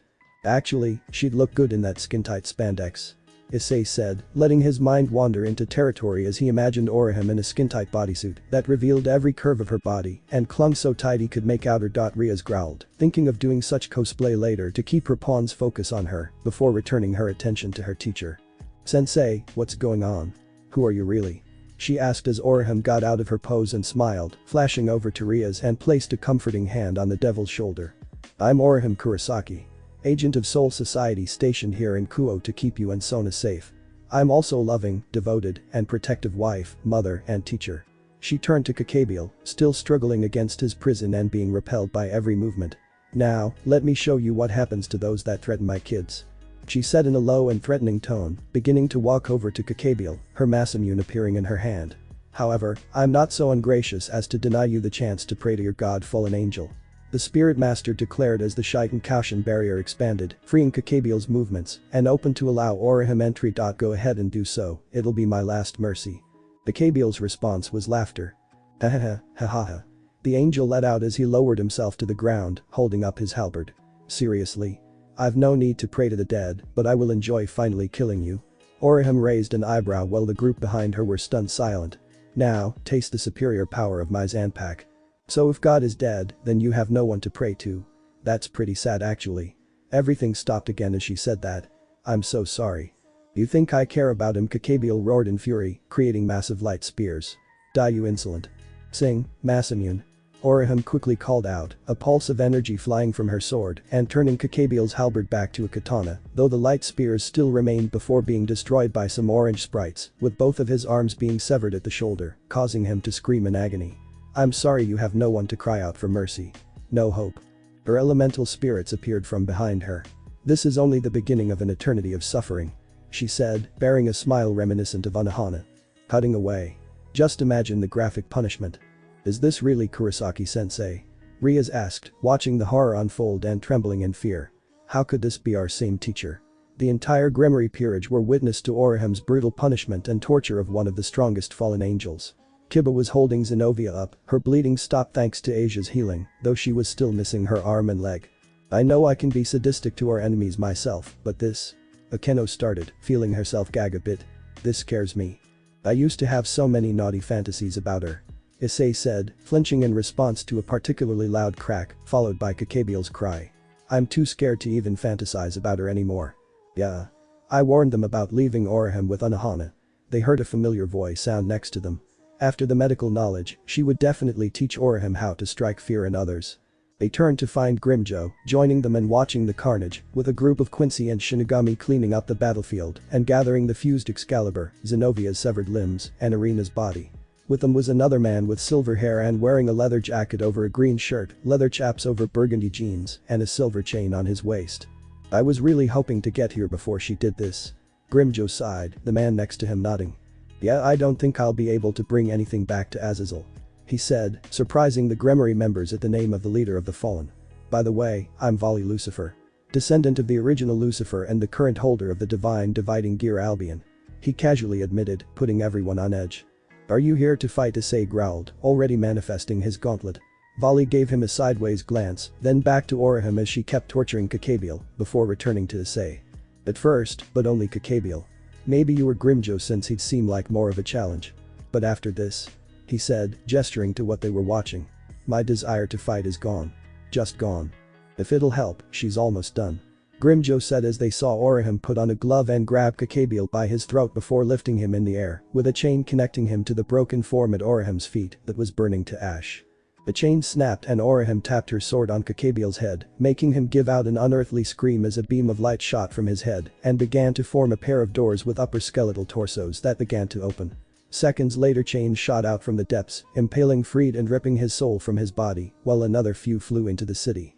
None of the non-Gate members could focus on those chains, as a massive blade shot out from the depths of the gate, skewering Kakabiel and Freed, ending their screams and dragging them in. Been a while since I saw that. The Aranker idly noted while everyone else stared in shock as Orihim came over. Okay, I'm done. She said with a smile.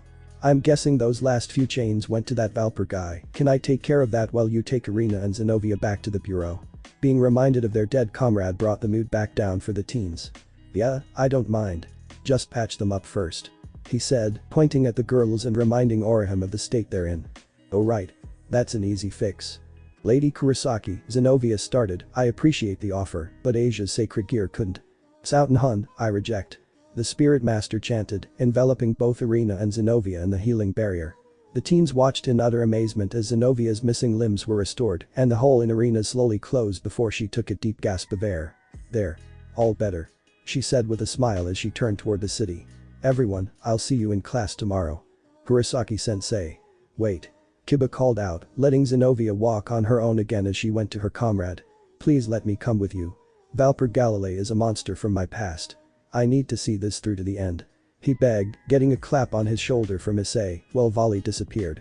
Not without us. He said, standing beside the Gremory Knight. Right.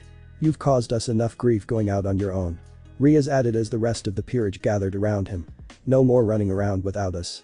And Lady Kurosaki, I intend to see this mission through to the end as well. Zenobia added while Grimjo took his team, the swords, and Irina and departed. Probably my last mission as a member of the church. Well, if you want, I've got a knight's position open for you. Riaz offered. Or Soul Society can take you in. Orihim added. We're not picky. Zenobia looked between the two. I'll think about it. She said, earning a shrug from Orihim as each member was suddenly engulfed in a whirlwind. The next moment, they were gone. The breeze washed over the city of Kuo, casting a chill across the town. The breeze continued along its path, heading towards an abandoned church, forgotten to time and people. The door was left hanging off its hinges, making for easy passage for the Gremory peerage, along with Orihim and Zenobia. The sheer versatility of abilities continued to surprise the teens, mainly dealing with angels and devils, and Soul Society's agents seemed to have one trick after another. As they were trying to figure out how they went across the city almost instantly, the devils finally looked at the church with Asia and Issei gasping as they recognized the building. Where Issei fought the fallen angel Rainer and where Asia died and was reincarnated as a devil. The red dragon noticed the healers trembling and wrapped a comforting arm around her.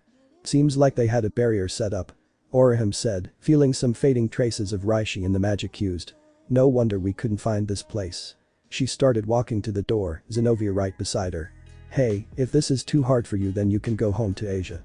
She said, recognizing Asia's distress and bringing it to the attention of the rest of the peerage who went to support her.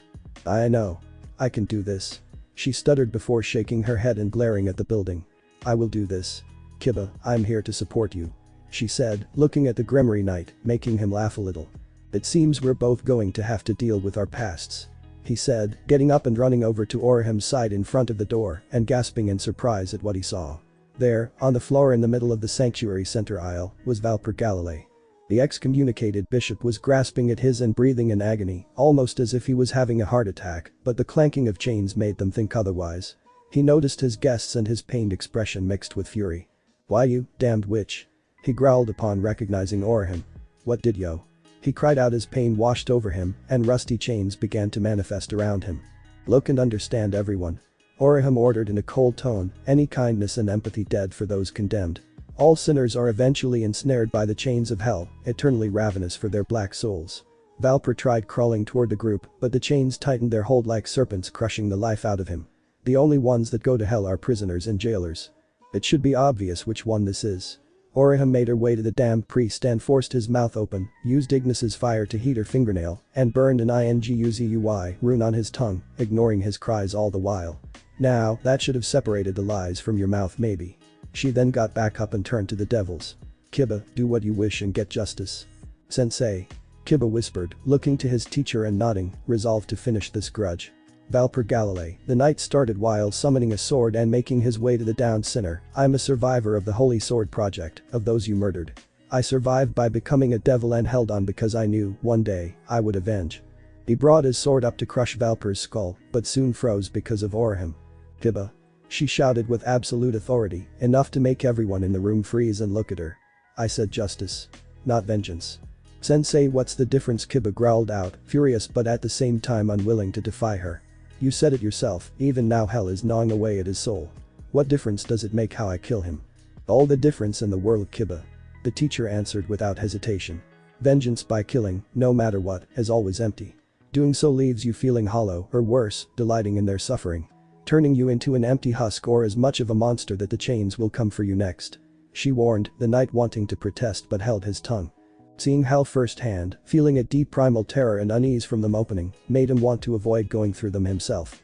Justice is impartial and unbiased. Abandon your hate and your grudge. If you truly wish to end his life, you can't do so out of your own desires or lying to yourself about doing it for your dead comrades. Kiba turned to glare at her. How dare? Did they die just so you could selfishly pursue your revenge? She continued, making him grit his teeth as their words kept echoing in his mind, telling him to escape and live, but not once about pursuing vengeance. Was their sacrifice just so you could throw away your heart?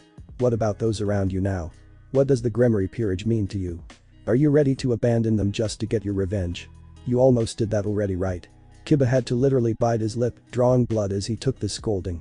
What hurt most was that she was right, he was being selfish and justifying it for his vengeance. Well, can you? Or shall I end his life? Oram asked, manifesting Fulgur the lightning spirit. Kiba ground his teeth again, but let his sword fall before facing Valper again. What was it for? He demanded. What was the end result of your research that we had died? Valper started laughing before groaning as another wave of pain washed over him. I discovered a gene. He said, the rune on his tongue glowing as he spoke truthfully. To wield holy swords, let alone Excaliburs, one needed a certain amount of that gene. So I extracted it from them to combine and crystallize it. Kiba's eyes widened in shock while Zenobia gasped in recognition. Anyone that has a functional one and can adapt to it can wield even the true form of Excalibur. I remember. The exorcist said, placing a hand over her. Holy sword users are given one and told it was a blessing. She then went over to Valper and started to dig through his robes before finding a deep blue gemstone. Those hypocrites. The bishop growled, helpless as Zenobia took the crystal. They expel me but still use my research. Did they need to die? Oram asked. Were they going to die anyway after extracting that gene, or did you do it out of your own satisfaction? Valper adopted a twisted grin before a chain shot out of his back, reminding him of his agony as he started to grow pale. No. Killing them was unnecessary. He admitted, making Kiba drop to his knees, tears falling from his face. I simply had no more use for those empty materials. You bastard. Issei roared and was about to charge, but was held back by Riaz and Kaneko, the entire peerage on the verge of crying for their dear comrade. Even Zenobia was stunned and silent. Everything we suffered, everything we went through, Kiba muttered, the final moments of his friends' lives flashing before his eyes. Where did this crystal come from? Zenobia demanded, needing to know whether anyone else died for it. That was the last crystal from the Holy Sword Project. Valper was forced to admit, prompting Zenobia to give Kiba the crystal. The last remains of his comrades. Everyone, why me? He begged, holding it close to his heart. Oram made her way next to him and summoned her Masamune, tapping the crystal after sensing lingering memories within it. The Reishi in the church then began to coalesce and form into several different children, each wearing the same uniform. We wanted to help you. They began, making Kiba notice their existence. We didn't want you to feel alone. Our souls may have passed on already, but we'll always be with you now. Take us in. Please. They told him, turning into a cloud of spirit particles that he began to absorb. Thank you, Kurosaki-sensei. He said, holding out his hand and summoning a new sword. You kept me from going down a dark path. Now, I will strike for justice. The sword he created was a straight dual-edged blade, with one side being silver and the other black with a line of runes running up the blade's fuller. Valper Galilei, you are destined for hell. I shall now send you with this, a blade made of holy and demonic power. Sword of Betrayer. He raised the blade up and stabbed it down through the base of Valper's neck, cutting through his spine and piercing his throat. There was a quake as the chains phased through his body with his blood-curdling screams of terror echoing through the building that ended just as quickly as it began. Valper was in hell, Kiba got justice for his comrades, and the Gremory peerage still have their dear comrade. The knight dropped to his knees again and started crying again, a farewell and relief that he could finally bury his past. The rest of the devils gathered around their ally, Ria's destroying Valper's body with magic and giving him a comforting hug. Oram smiled while Zenobia looked somewhat uncomfortable. "Come on," Oram whispered as she walked past the girl, heading for a staircase in front of the altar. "Our mission isn't over yet. And they need some time alone. Right?" Zenobia nodded as she followed, descending the staircase down into the depths of the Forgotten Temple. Once she thought they were free from prying ears, she took the chance to ask some questions. "Lady Kurosaki, I know what you described yourself as, but what are you really? And what is the Soul Society and the Gate?" "I'm a human," she answered simply, surprising Zenobia by the claim, despite seeing what the woman did. Surprising, but it's the truth. In fact, aside from the Yokai, everyone in the Gate is human. Shinigami are human souls capable of using their own spiritual power, Quincy are humans with the ability to manipulate ambient spirit energy, even the monster hollows we hunt are human souls that were twisted by their own negative emotions. The Gate is almost entirely made up of humans that have greater spiritual abilities. My method is to summon and contract spirits to fight alongside me, in exchange for proving myself and allowing them to sustain themselves with my power. Everyone has their own power like that, and I'm not even the strongest. But I do have a strong will. Where do you find recruits? The Holy Sword user asked, still trying to understand how humans can have such powers. Anyone can apply. If you don't have sufficient spiritual power, we'll help train you to get there. How long and how hard do I have to train? She whispered, still in shock at the power that mere humans could possess without sacred gears or some other type of artifact. Training. Pretty hard, the soul responds to danger and stress. How long? Less than a year if you're really dedicated. Again Zenobia gasped in shock and stood still while Oram continued down. The forgotten truth is that humans start out weak because they also have endless potential. She reached the basement door and opened it, immediately blocking an attack with an orange barrier. Well, that was rude. Oram pouted as she took in the room, littered with research notes, copies of the Excalibur fragments Kuchiki had, the missing Zanpakuto, dozens of broken replicas, and a disheveled and dirty albino girl wearing tattered rags that looked like a preteen trying to stand between Oram and another teen. This one with spiky red hair and a lean muscular build wearing tattered pants and chained to the wall. "Stop hurting my brother." The girl's shrill voice cried out as birds manifested from her power and shot at Oram. Again they failed to pierce the barrier as she walked in and directed the rest of the Shun-Shun-Rika spirits to their jobs. She trapped the kids in healing barriers and broke the boy free of his chains, causing him to fall to the ground. "Shiru." The girl cried, trying to rush to her brother, but was repelled by the barrier. "Please calm down," Oram gently said, appearing behind the girl. "You're not done healing from your injuries." She dropped down to the girl's eye level, pointing at the rapidly fading cuts and bruises. "Don't worry. No one is going to hurt you anymore," she promised as the barrier lifted and Oram slowly brought her hand to the girl, frowning as she flinched slightly but let Oram touch her shoulder. "What's your name?" "Ilya. Ilyasvilamia," she answered. "That's my brother. Shiru." Oram then gently pulled the girl into her embrace. "Ilya. That's a lovely name," the older woman said as Ilya slowly latched onto her. "You're both safe now, Ilya. I promise." The albino girl buried her face into Oram's shoulder and let her tears flow. Soul Society. Squad 1 main office. The next day. And then Oram took them to where Valper was, let Kiba get closure, and raided their hideout to recover anything of value. Ichigo told Surziches and Michael, speaking to full-body magic projections of the angel and devil. Surziches looked like an older male version of his sister, with a steel grey and gold armored mantle, while Michael's mantle was gold, with a gentle but sad expression on his face with a gold halo above his long blonde hair. "Michael, I intend to return the Excalibur fragments and Valper's research with your exorcists, but only after I remove anything that compromises Soul Society. We'll probably have to break the fused Excalibur they made by mixing a Zanpakuto into the blade. Our swords manifest their powers by becoming reflections of the wielders, and I doubt anyone wants a copy of Fried Selson, possessing any fragment of such a legendary blade. The fewer of him around the better." Michael conceded with a nod. "One more thing, Ichigo, you said that Zenobia did hear what Kuchiki said.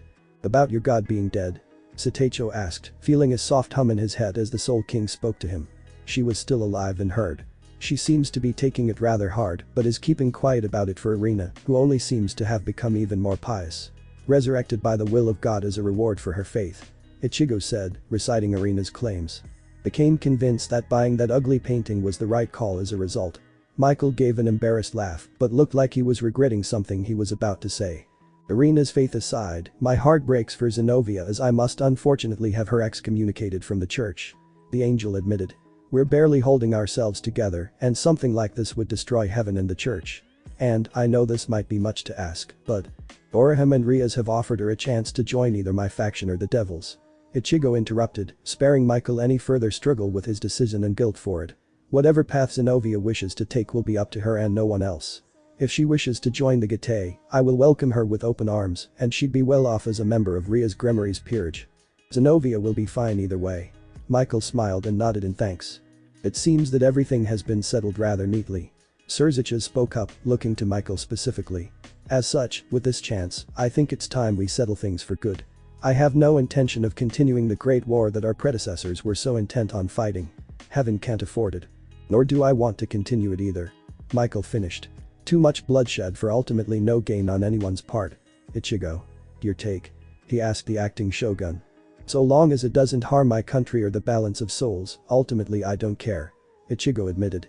So I'd prefer it if you did come to a peaceful agreement, since if you do fight, ultimately humans suffer. Indeed, and I'd hate to spoil our friendship by gaining your ire. Surziches agreed. There happens to be a class observation day at Kuo soon, and I plan to attend Riaz. Serafal plans to do the same for Sona. Sounds like we have a meeting time and place, Kuo Academy and after class observation day. I'll leave you to plan out any further details. Ichigo said, planning to end the call soon. What of Azazel? Michael asked, bringing up the one member of the biblical faction that wasn't associated with the leader of Japan. I can't imagine he'd want to be left out of this. I'll reach out to Azazel. Ichigo promised. My agents placed a tracker on Vali, and we already know where to find him. I only waited because I wanted to see what you two wanted to decide. The two smiled and nodded again, grateful to the hybrid's foresight and willingness to host this peace summit. I'll be off then. I have much to plan. Michael said before his projection shut off. I'll need to get ready. Surziches started before Ichigo cut him off. Appoint a new overseer. The shogun demanded.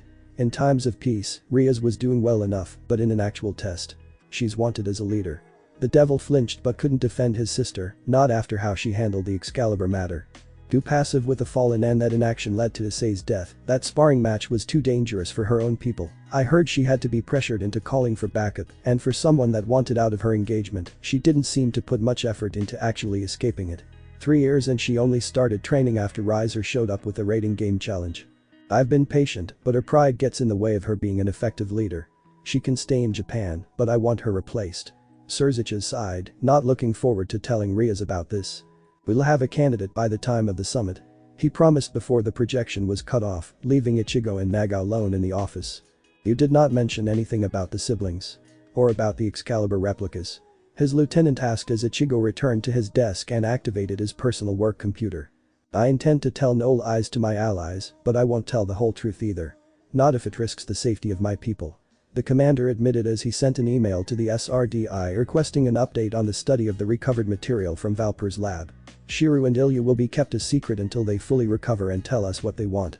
The two were immediately transferred to Shadow Karakura's hospital under Uryu's protection while they began healing from whatever torture Valper put them through.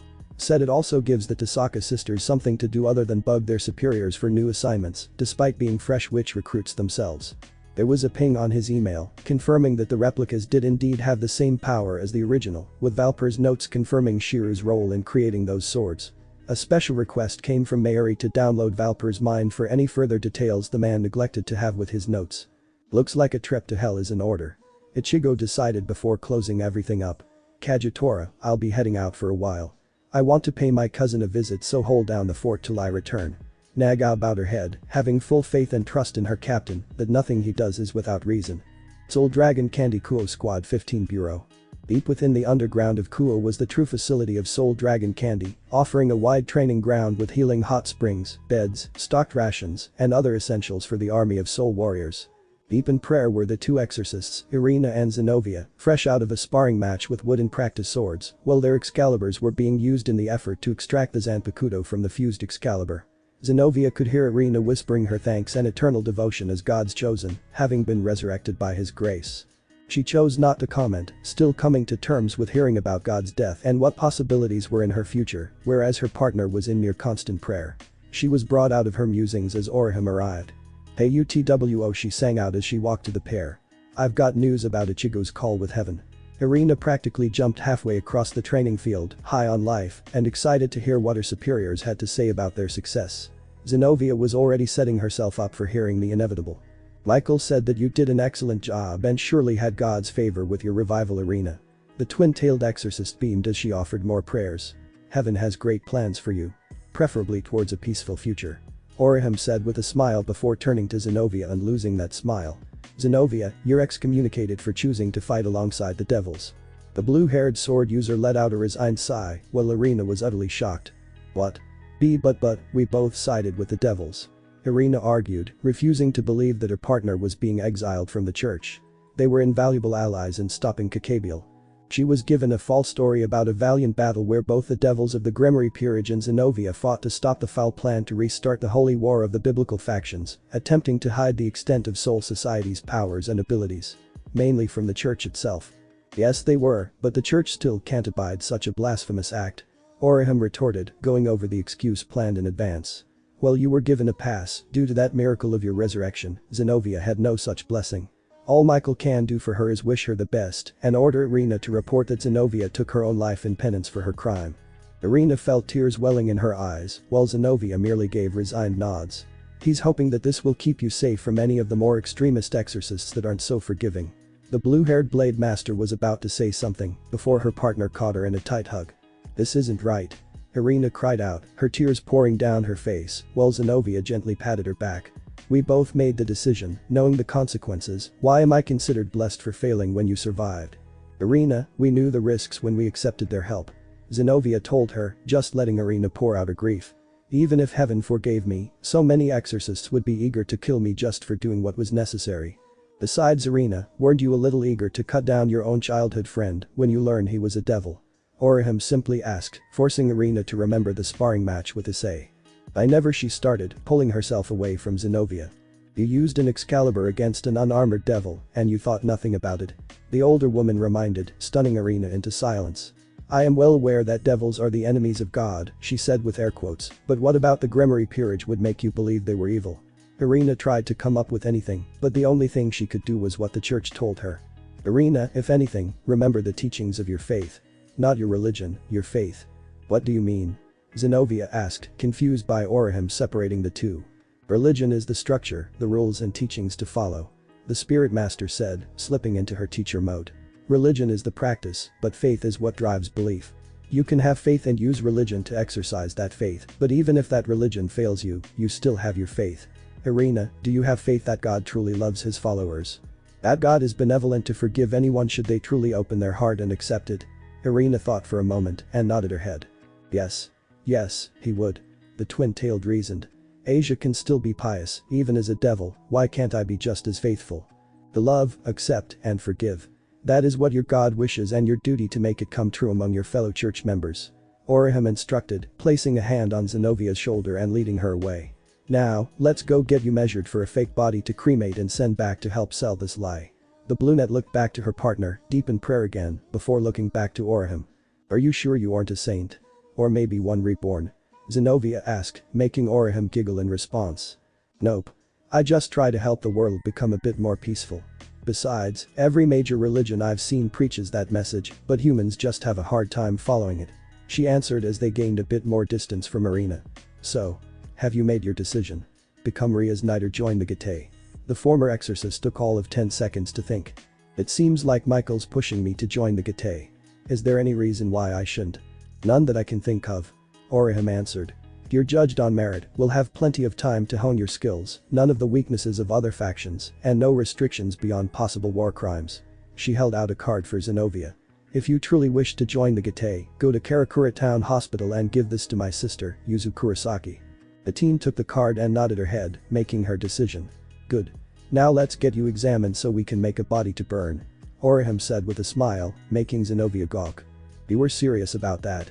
Some docks near Kuo, nighttime. The moon was full, shining like a pale sun on the city in the one place the artificial lights were dim and giving a lone figure his peace. He appeared in his 20s, had black hair and goatee with golden bangs up front and wore a thin black yukata, unaffected by the night air. In his hands was a simple fishing rod as he sat on a bench, casting out his line and waiting for a bite.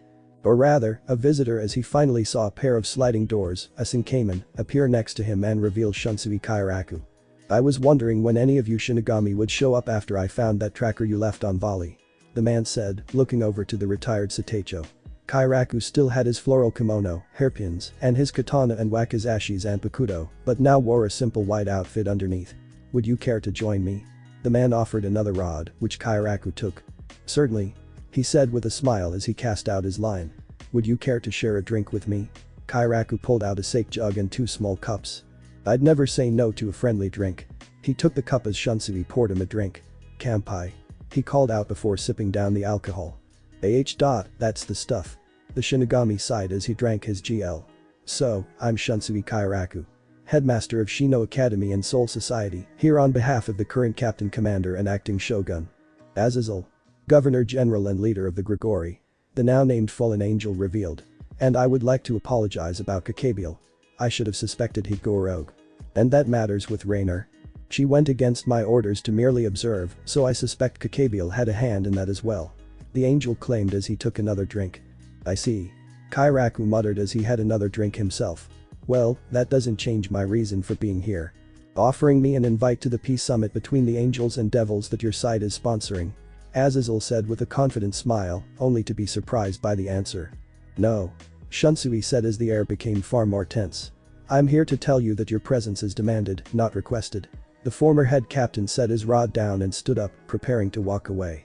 "Regardless of whether they were independent of your orders or not, the fact is that your people almost caused a war that wouldn't just affect your biblical faction, but would have dragged Japan into that conflict. Something we really didn't want and are rather sore about, so it's in your best interests to attend this meeting. Mitigate the damage you indirectly caused." A Senkamen appeared. "Keep the sake. Consider it a gift, make it so this conversation was a friendly one, instead of a rude threat." "I won't deny my failings in that regard, Kairaku," Azazel said as he took the bottle. "But you never had to twist my arm to attend a peace summit. I'm frankly happy that those two are trying to end the war for good," he commented before drinking the liquor from the bottle directly. "To peaceful days ahead." The fallen angel cheered.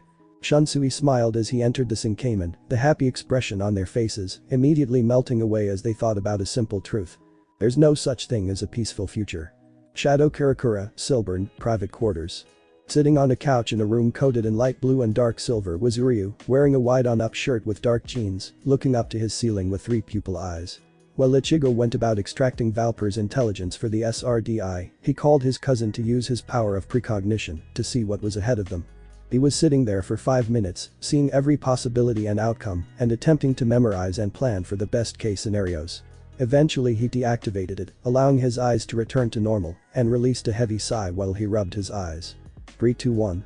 The Quincy King counted before a tear in space opened in front of him with a can of beer flying at him. Uryu easily caught it as Ichigo walked out, holding one for himself, and sat down next to his cousin. "So? What did you see?" Ichigo asked as Uryu popped open his can and took a long gulp of the bitter drink. After he finished, he let out another deep sigh, making Ichigo groan. "And here I thought we could relax." "Yeah, go ahead and call me mean for doing that to Arena and Rias, but I'm not an enabler, just cause they are nice. Ranjiku would still be alive if that was enough." Arena didn't even seem bothered about fighting Issei in a fight that could have killed him, and Rias admitted in this arc and canon that her pride got the better of her again. Arena was a religious zealot, but that can be fixed. Rias has no one to blame but herself for her poor judgment. Yes, I'm still including characters from the Fate series, since I'm planning on a second hero faction for the Alliance side. Shiru is still adopted, Rin and Sakura were never separated, Ilya isn't a homunculus, and no Suberkshiru, please be content that he'll still get Rin and Sakura. And yes, Uryu pulled a Doctor Strange from Infinity War. The Almighty provides nigh omniscience with very few capable of messing with it, only an idiot wouldn't use that. Now for something completely different. Amik. The spirits are forever with you. Guys. It's time. Issei called out to the rest of the Grimoire peerage as they crowded around the TV in his home. After everything that happened, they decided to try writing a fan letter to Don Kanonji on his Q&A segment of Ghostbust to see if that could get them anything, since most of their usual efforts turned up nothing. On the screen, sitting next to a table with a neat stack of letters was the man himself, Don Kanonji. He was a tall and thin man with tanned skin, a styled mustache, and black hair set in a dreadlocks ponytail.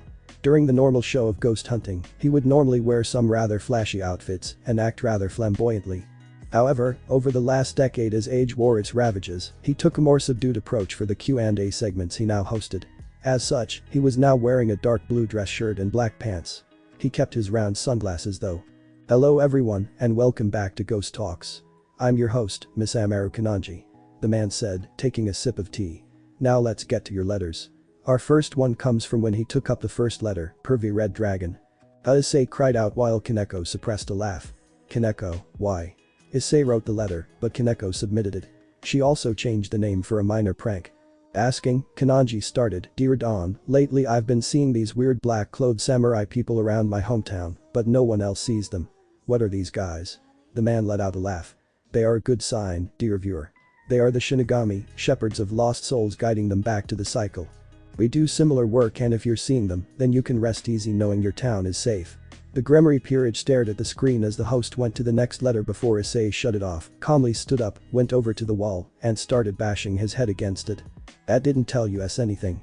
He roared in frustration. Unknown to the world, the Don wasn't just a showman, he was a legit spirit medium that worked with the Gete. Sometimes purifying souls and cleansing hollows, but his main duty in the Gete was to seek out potential recruits among the living. Zenovia's soul boot camp. It was a somewhat lengthy trip for the former exorcist, but she eventually reached Karakura Hospital and did as Orihime instructed.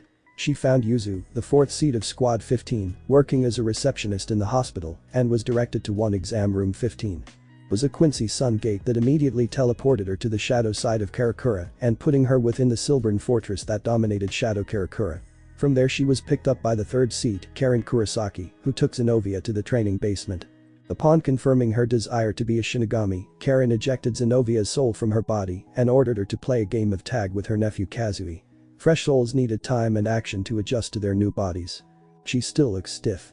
Karen said, wearing a lighter version of the Quincy military outfit with her black hair and a messy bun, watching Zenovia feebly chase Kazui as he basically glided across the sandy plain of the massive training ground. Guess it's time to introduce the fight-or-flight instinct. Bawa bawa. She suddenly yelled out, surprising the Shinigami recruit as the ground shook slightly and a massive black snake hollow burst from the ground. Zenovia gaped in shock at the serpent, whose facial features were large pink and humanoid teeth, with the rest of the face being a horn-plated hollow mask. That's Bawa Bawa. He'll gobble you up if he catches you. Karen called out as the snake opened its maw, targeting Zenovia with interest. You people are insane. She cried out as she ran. Maybe, but it works. Karen said, smiling as Zenovia's stiffness disappeared almost immediately. It was the closing hours of the day for the domain of the Yokai, when many would lay to rest for the coming morning, though the city was still alight with activity for most of the guards, workers, and everyday denizens of the realm. All unaware of the black-cloaked figure that glided across the rooftops, silently stepping from one building to the next, aimed at a towering Japanese castle. The guards of Yokai, Shinigami, and Quincy failed to notice as a silent presence easily slipped through a window and vanished before an eco maid rounded the corner. Princess Kunu. The maid called out, looking about frantically. Please, it's time for your bath. Your mother is very clear about your bedtime. The cloaked intruder watched as the maid ran by, their head shifting upward toward the roof of the third level.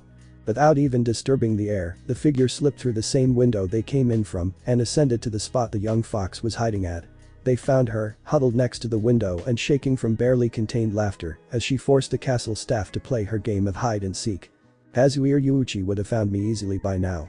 She giggled, unaware of the figure coming up next to her before pouting sadly. I wish I could play with them more. I wish I could go to school with them in Karakura. She was brought out of her melancholy as the figure snatched her up and held her up in a warm embrace.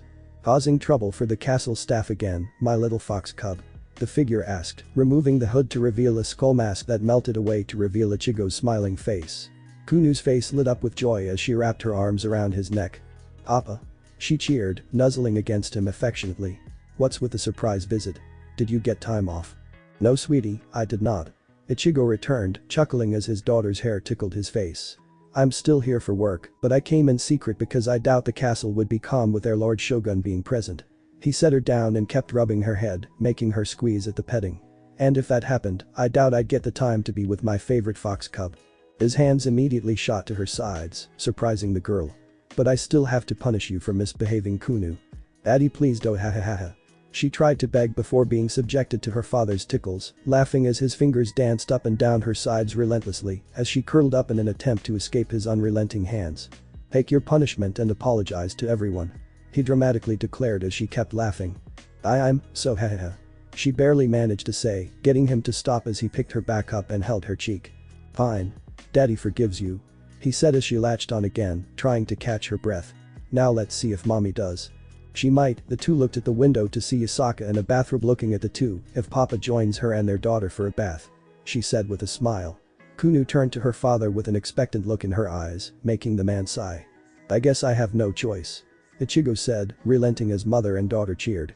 The bath was a simple affair of bonding as a family, washing each other, and basking in the warm herbal water, meant to soothe nerves and aid in sleep. Not to say that Yusaka didn't take advantage of having her husband around and in such intimate proximity, washing his body with her own, and making liberal use of her large and grabbing his crotch. When they were finished, Kunu was taken to her bed while Ichigo and Yusaka went to her own. A large white room with a large bed, wardrobe, drawers, but the most prominent piece of decor was a shrine dedicated to the gods of Japan. You certainly made her month, my lord husband. The fox priestess said as she shed her bathrobe, bearing her whole glory to Ichigo without reserve, and making an effort to show off each of her bodily assets. Perhaps we should grant her a younger sibling. I would happily bear another child of yours. She shook her as she bent over, looking through a drawer filled with her lingerie. That would still be a while before she has her playmate Yusaka. Ichigo countered, drinking in her form with his gaze, but not allowing his desire for her to control him. He was here on business, much to his chagrin. You could finally allow her to attend school in Shadow Karakura with her siblings. Oram is very protective of her students, and very few if any can get past Ryu's sight. He said, keeping the finer details of the Almighty hidden, though he was answered with a pout from his wife. I know that, but I still worry about letting her go out beyond my realm. She chose to forego undergarments and instead picked out a moon and flame themed sleeping yukata, wearing it rather loosely, so that it was barely holding on by her and ready to reveal their bounty to him again. What mother isn't hesitant to let their child leave the den before they're ready, or before the mother thinks they're ready? Only terrible ones are those without any other choice. Ichigo answered. Though some others might consider you selfish or overprotective with keeping Kunu here in Kyoto, knowing the safety net she has outside of the city. Especially since she's the firstborn of the one that was named Japan's leader of the supernatural. She admitted, sitting down on her bed. Now less about the pleasantries and more about the reason you're here.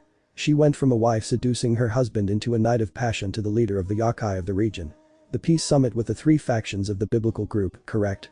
Yes, unfortunately. The shogun admitted. As much as I wish this was simply to see my wife and child, that isn't the case. He made his way in front of Yusaka, shifting to his own business state as well. As the strongest one, I'm serving as the neutral peacekeeper and mediator. Ryu will be attending as the representative of the Gate, and I've contacted the other Yaokai leaders about their representation. They said they'd leave it to you. Yusaka nodded in understanding. I've thought about it and have made my choice. My loyal guard, Tomo Gozen, will act as the representative of the Yaokai. Ichigo nodded. Very well then. I expect her to gather their seals and be present in Kuo before the summit. I shall relay your orders. She said, closing her eyes with a nod of her head. Or you can tell her in the morning, preferably after a night of passing. She opened her eyes to find Ichigo was already gone. Ion. She said in defeat, falling back onto her bed. Seconds passed like minutes before she got back to her feet, readjusted her outfit, and made her way to her daughter's room, intent on cuddling with her beloved fox cub. Kuo Academy. Home ec classroom. Oram was again in her classroom, judging performances and assigning grades, as she thought about how certain students did in today's class of baking pies. Most of the students did fine, except for one that usually excels and now had to be dismissed due to several cuts and minor burns on her hands. It didn't take a genius to tell that Ria's gremmery was distracted with something, but only a small number of people in the school were aware of what it was. Now Oram waited for the devil to come speak with her, finally having the chance to do so, now that everything else had calmed down. The class door opened and was soon shut as the crimson-haired heiress came into the classroom. How are your hands? She immediately asked, always caring for her students. Want me to heal them? No sensei. Rias declined with a giggle at Oraham's motherly attitude, a stark contrast to how she brutalized Kakabiel with little effort. It was just a couple of cuts and burns. Nothing Asia couldn't handle. Though if I had lost a finger, then I'd ask you for help. Though she meant it as a joke, it served as a reminder to herself of the sheer gap displayed by agents of the Soul Society. Something you'd like to talk about? The spirit user asked, noticing the devil's gloom. Something outside of class or club activities.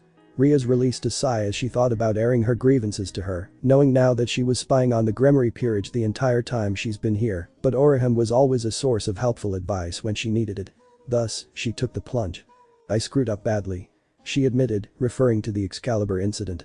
It wasn't the first time my pride and arrogance hurt the people I love, but I was hoping that there wouldn't be a second time. People make mistakes, Rias.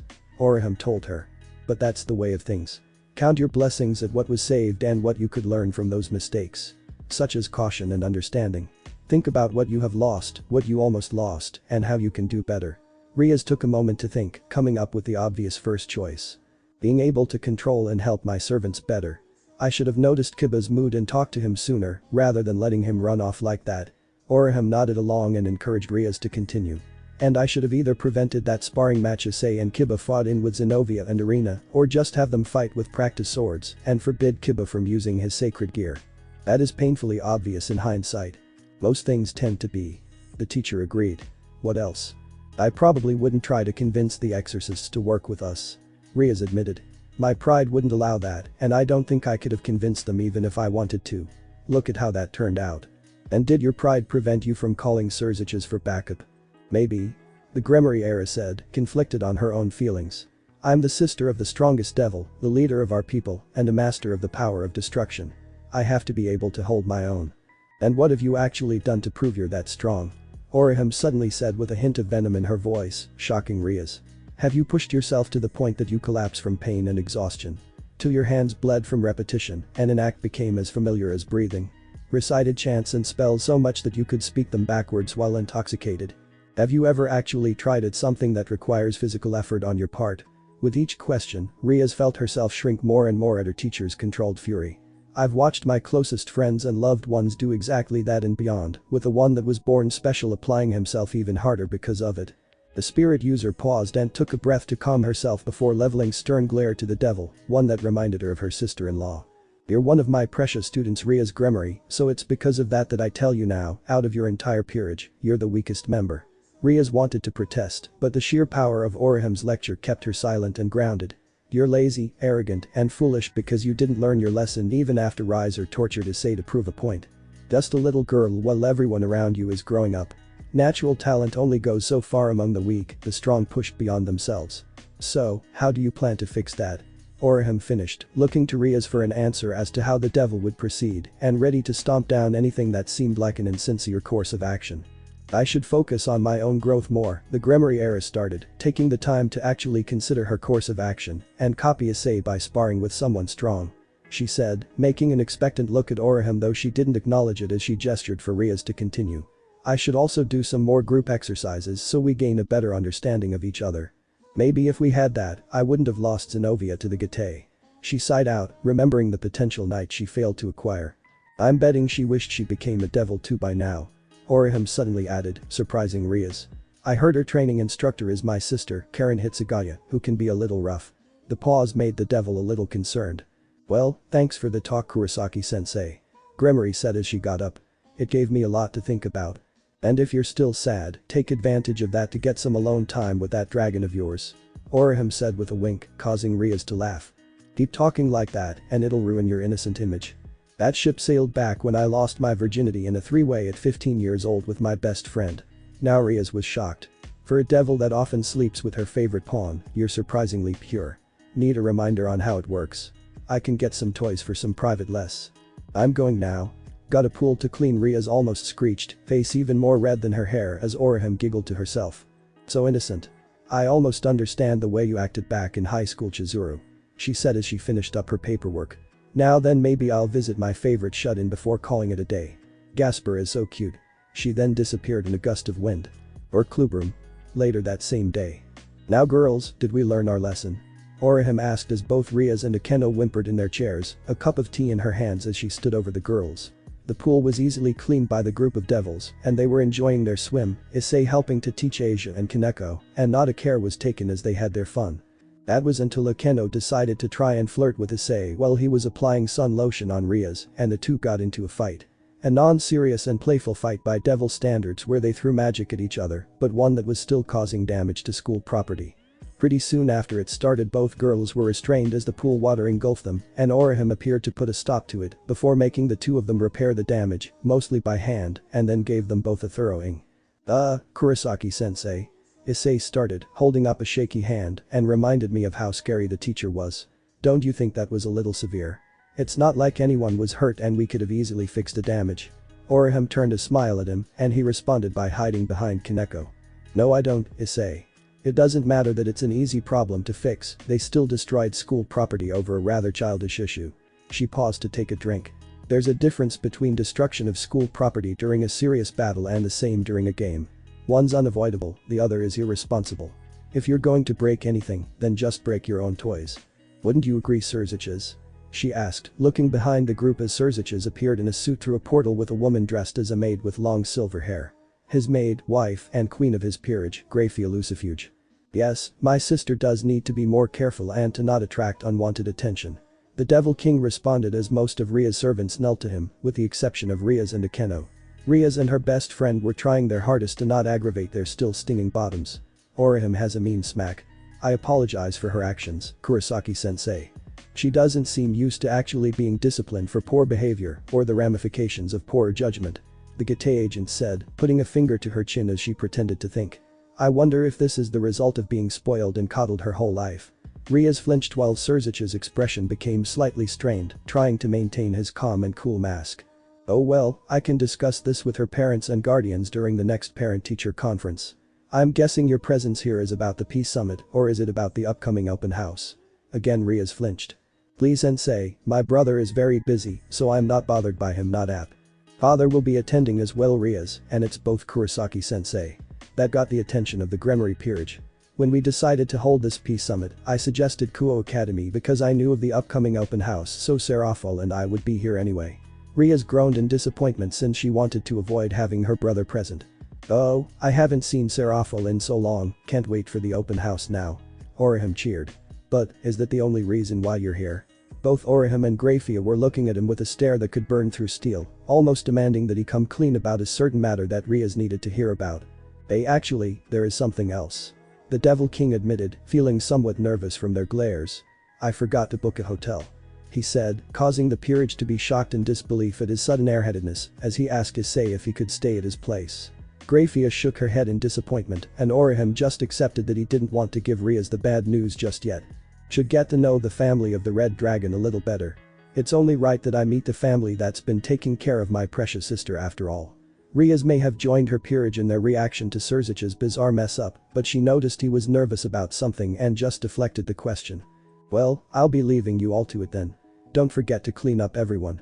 The spirit user ordered as Orihim started walking out of the classroom, aware that Surzich's started following her, while Graphia talked with Issei about their future cohabitation.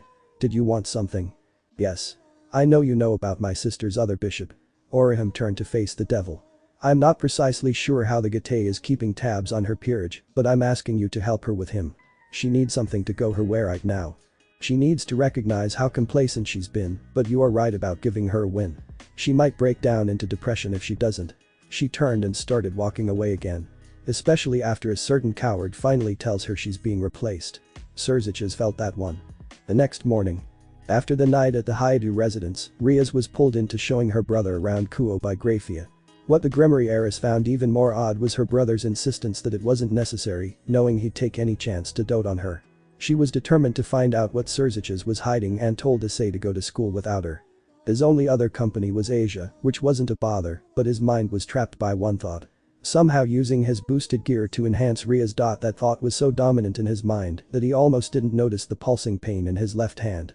Ah, what now? He thought in pain, trying to control the draconic power in his arm, only to find the source waiting for him at the front gates of the school. Volley. Issei growled as he stood in front of Asia, protecting her from the other man. Hello there, Red Dragon. He said, walking up to the Gremory pawn without an ounce of hesitation. I'm glad you at least remembered me. Issei was holding his hand, trying to suppress the dragon energy flowing through it. Volley casually took advantage of the momentary distraction to put a finger directly in front of Issei's face. So vulnerable. Killing you now would be all too easy. The Red Dragon jumped back and got ready to fight. Boosted as he said that, a blade appeared at Volley's neck, held by Kiba. This joke has gone on long enough. The knight said, keeping the blade ready to slit the white dragon's throat. It wouldn't do to have you two fight here. Did you think, even with your entire peerage fighting at their best, that you had a chance against Kakabiel? Volley suddenly asked, unconcerned with the blade at his neck or the sudden gust of wind.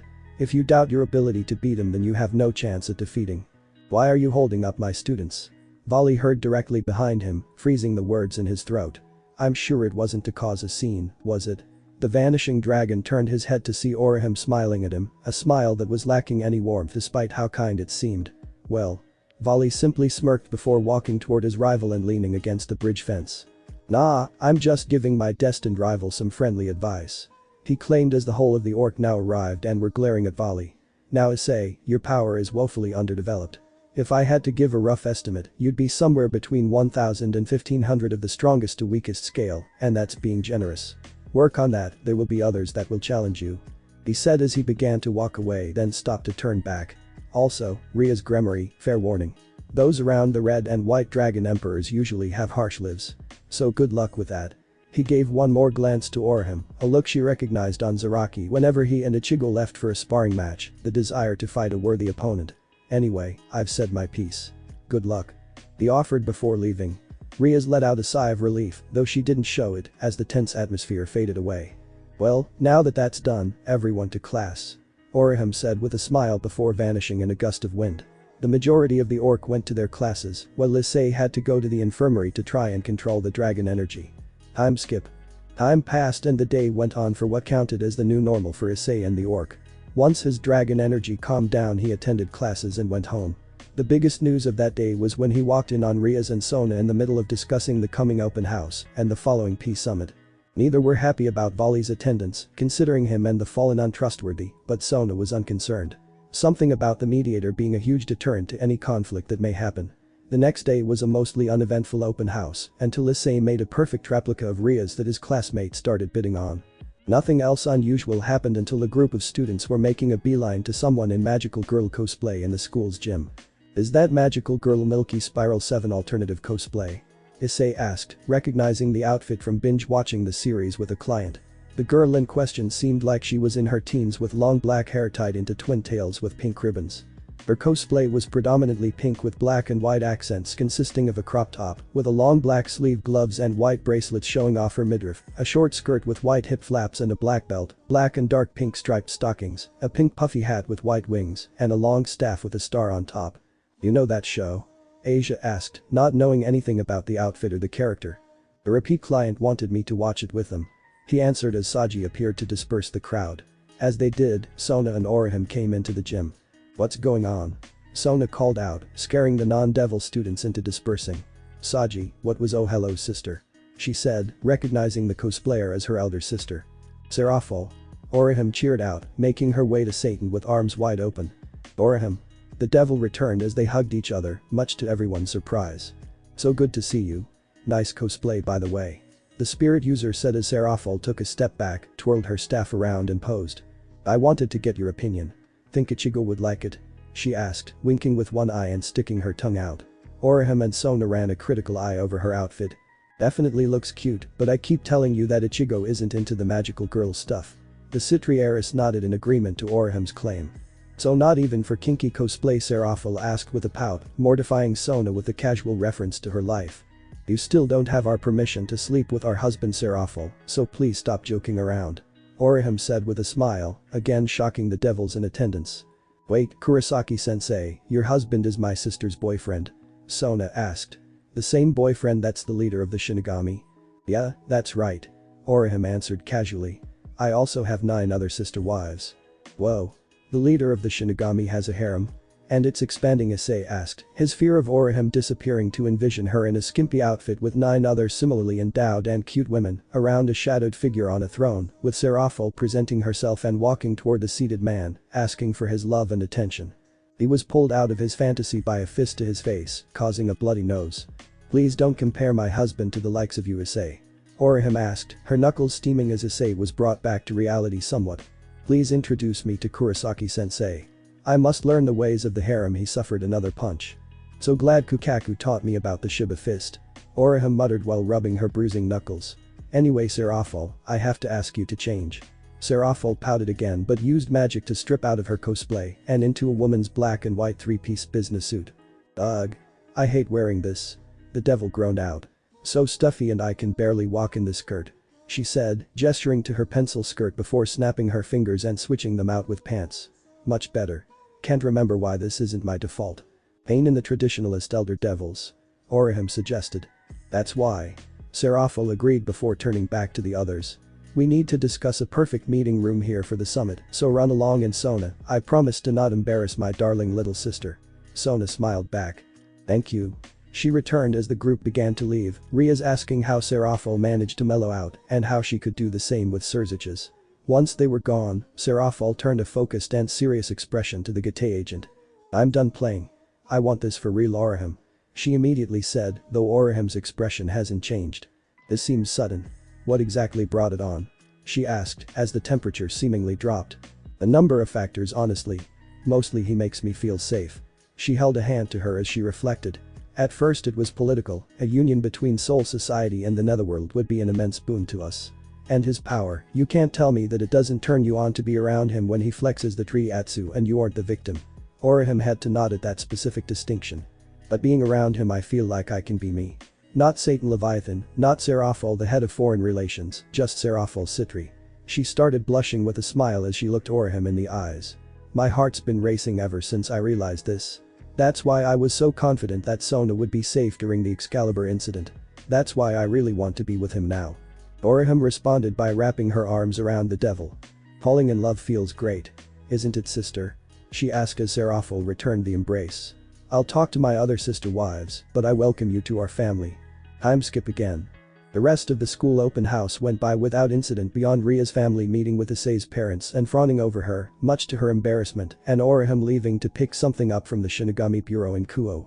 Something Riaz found odd was that Grafia kept nudging her brother about something, but he never seemed to speak about what she was meaning for him to discuss with the heiress.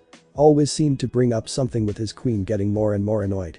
The latest talk back at the Hayabu residence was about her other bishop piece, Gasper Vladi, locked away in a room in the Orcs building. The devil was sealed in an isolated room because of how dangerous the bishop's lack of control was, especially over the sacred gear. Forbidden Baylor view. Anything caught within the user's field of vision was frozen in place via a suspension of time, a danger to friend and foe alike if it couldn't be controlled. Riaz questioned what prompted this decision, and Surzich's simply told her that Soul Society agreed to help her with Gasper. She pouted that he was still hiding something, but she was hoping to finally get her precious piece to come out of that room. The young devil never once left it, even when given the freedom to roam the building at night. The members of the Orc stood outside a set of double doors, blocked by police tape and Riaz dispelling the seal.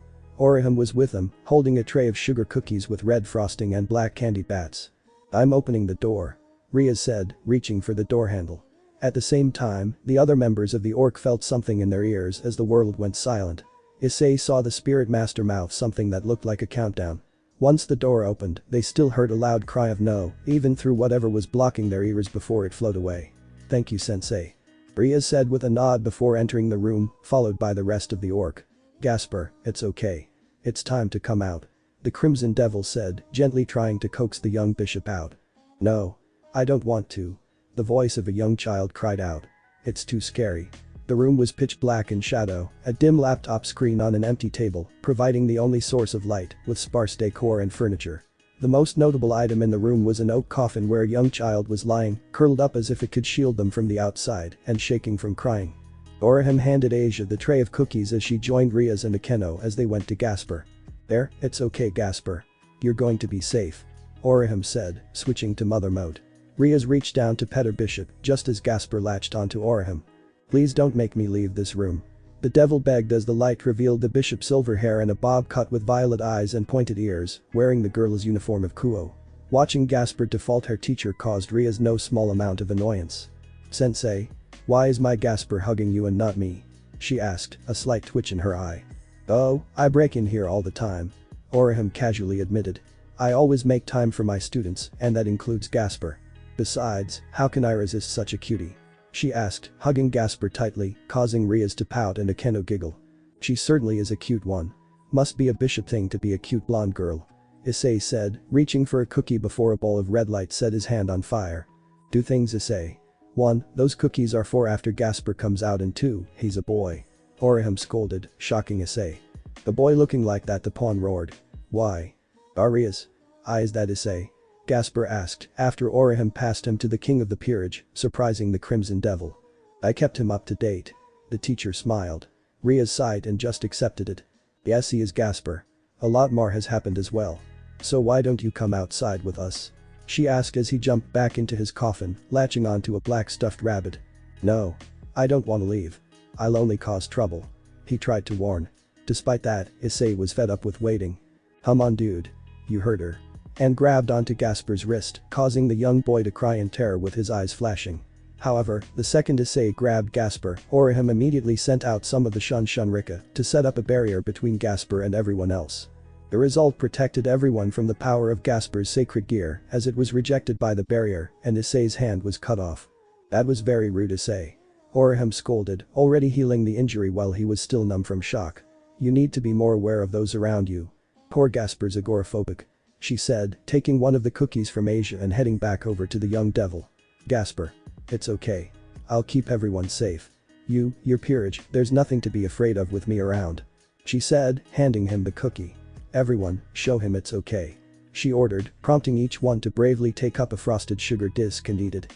Gasper looked over the group and slowly began nibbling his, rising to his feet and shuffling over to Ria's and taking her hand.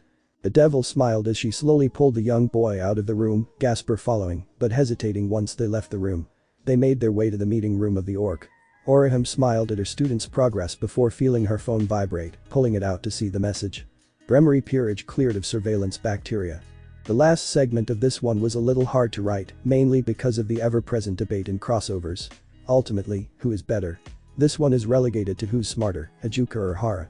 The reason why I have to determine an answer to that was because the original idea to help Gasper was to have Soul Society develop a pair of lenses to help cancel Gasper's forbidden Baylor View sacred gear, but no one could give me a satisfactory answer on why Kisuke wouldn't be able to pull it off. The best argument for wood is Kisuke made a long Inus tier sacred gear in the Hejoku and is smart enough that Iwich was wary of him. The argument for wouldn't is that Ijuka created the evil P system and the Kankara formula that allows him to control phenomenon and abilities once he figures them out, and there's no way Surzichas wouldn't ask for his help to assist Rias via containing Gasper's power. If he couldn't, then how could? I still say Kisuke could do that because it's related to soul connections and that's Soul Society's main expertise, and creating a sacred gear is more impressive than altering biology enough to transform anyone into a devil. But let me know your thoughts. I'll set up a poll on my profile, see Teloch and show poll on the top of the page, and you let me know what you think. Amik. Zenovia Soul Bootcamp, PT2. Stage 1 of her training was to get used to moving around as a soul, playing tag with Kazui and running from Bawa Bawa until her performance as a soul matches her physical body. Next was to exceed that by tapping into one's spiritual power. The original plan was to sever the soul chain and have Shinigami recruits climb out of a deep pit without using their hands, but that was dismissed due to the unwanted risk of them turning into mindless hollows. Instead, they still had their soul chain, and the training consisted of one part meditation to delve into their inner world to awaken their power, and one part climbing without their hands. The climbing was done on a series of gray platforms that would start sinking into the loose sand the moment a person stood on it. Not this time. The blue-haired girl growled as she ran up a warped incline, kicking off that to jump onto a ledge behind her and jumping onto the final platform above the incline, seeing the next platform starting ledge getting beyond her jumping limit. No, no, no, no. She shouted as she ran and jumped with all of her might. Her foot missed and she hit her stomach on the edge of the platform, grunting out in pain as the air was forcibly shot out of her body, but she held on by pressing her chin against the platform for any friction to keep her from falling and ignoring the pain in her body.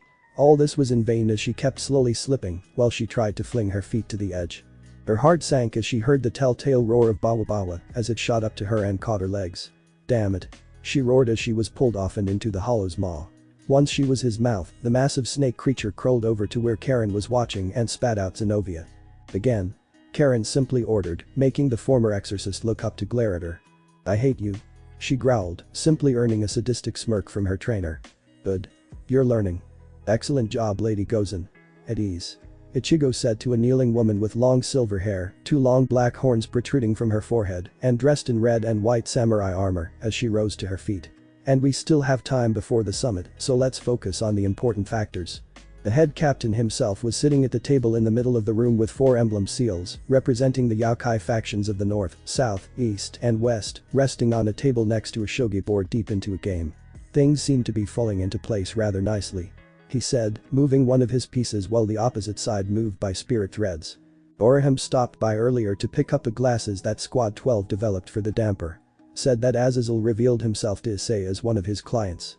Uryu said, still sitting at his desk and doing paperwork for both his squad in the Karakura hospital, with 3 pupils in his eyes. Sometime during Gasper's training, Azazel will make his full appearance to the Gremory Peerage, with a few other leading members of the Grigori attending the meeting, with Michael and the Angel some time after that. He paused as Ichigo made another move, and Uryu took his silver general piece. Checkmate in 3 moves.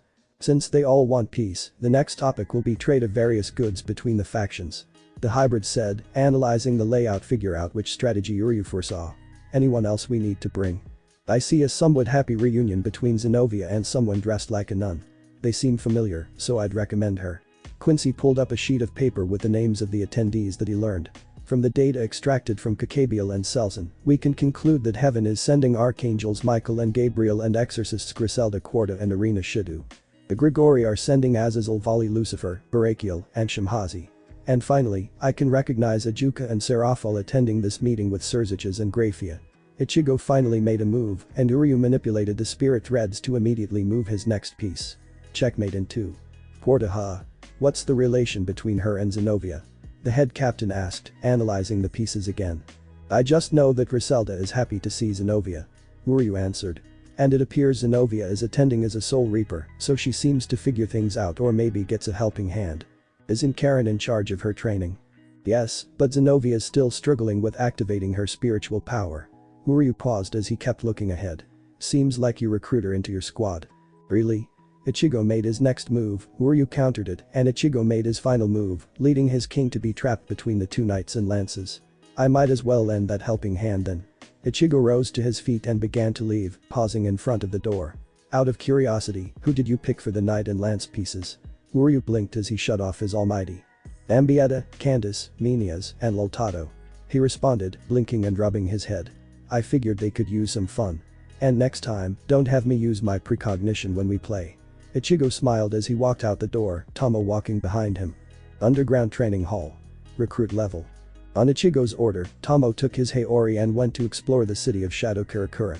With that done, he went to the training grounds under the Silbern Fortress, where new recruits from the world of the living trained in the styles of the spirit arts. The training area was expansive, almost mimicking the Mukin prison and Soul Society, so it would give each recruit space and privacy to ease into their new powers. On top of that, each section was completely customizable with a special stone grain that the SRDI made to take any shape once applied with Reishi to allow anything that the trainees would require. But the Pesquisa spirit sonar pulse, Ichigo found his sister Karen and her struggling student, flashing off to their location. He arrived in time to see Bawa spit out Zenobia in front of Karen, the former exorcist roaring in frustration, before she was shoved back into her body and given a bento lunchbox. Take a break and eat up. He heard his sister say. I've got to go see the captain. Zenobia was so angry that she wasn't really paying attention, more focused on scarfing down rice and almost choking. Karen gave her a water bottle and flashed over to Ichigo. Almost 3 days and not much improvement, I'm afraid. It's not like you stuck her on the shattered shaft. Her brother returned, watching Zenobia finish her food and summoning a broad-bodied sword that resembled a German Grossmesser with a blue blade, gold edge, and a circular guard around the hilt.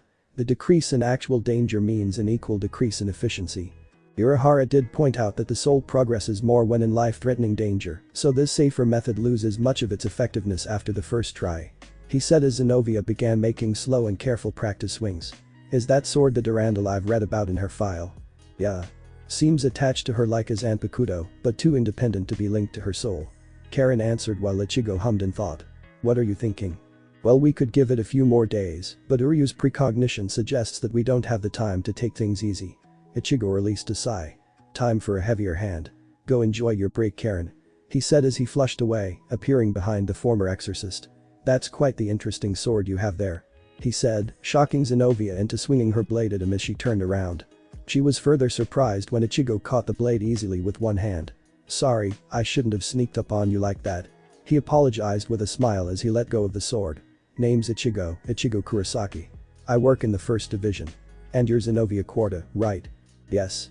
She answered, still surprised someone could have easily stopped the Durandal with one hand before recognizing the name Kurosaki. Are you related to Miss Orahim? She asked as she put the holy sword down. I'm her husband, he admitted, and I'm Yuzu and Karen's older brother. I had business here so I decided to stop by and visit. Ichigo channeled a bit of his Ryoku to his hand and summoned the holographic control panel for this area, a black and white see-through screen that informed him of the settings for the space. "May I see that blade for a bit?" he asked before causing the sand to rise and form a large mesa before the two of them. "I suppose so," she said, curiosity growing at the Soul Reaper before her. Ichigo took hold of the hilt and felt the blade's power, wild and raging, demanding release. "Be careful, the Durandal's difficult to con," she tried saying as Ichigo made a single swing of the sword, not even touching the mesa, and it split in two with a deep gouge appearing in the sand floor. The exorcist was shocked while Ichigo's expression remained impassive. He returned to the panel and made 10 giant spires rise up in a circle, with him going to the center. She watched in awe and envy as Ichigo basically danced with the blade, as if Durandal was intimately familiar with him to the point of leaving everything in his hands. The 10 pillars were cut to size in seconds as they fell apart around him, Zenobia swearing she could feel a sense of satisfaction emanating from her holy sword. "Well, there's your problem," Ichigo said before flashing back in front of the girl. "You keep holding it back." He presented the blade back to her, letting her slowly take it into her own hands again. "You're treating it like a tool and not like a partner, demanding that it act according to your conscious command when it's already obeying your subconscious desire." Zenobia started re-examining the blade, thinking about what Ichigo had told her. "That blade has a mind of its own, primitive and running on instinct, and you're too scared to let it loose. Probably why you're also struggling with becoming a Soul Reaper." Her head shot up, eager to get any answer to reach the next stage. "What do you mean?" she asked as he held a glowing hand in front of her face, her vision getting hazy as a result. "The only person who can give you that answer is within you," Ichigo said, catching Zenobia as she lost consciousness before gently placing her on her back.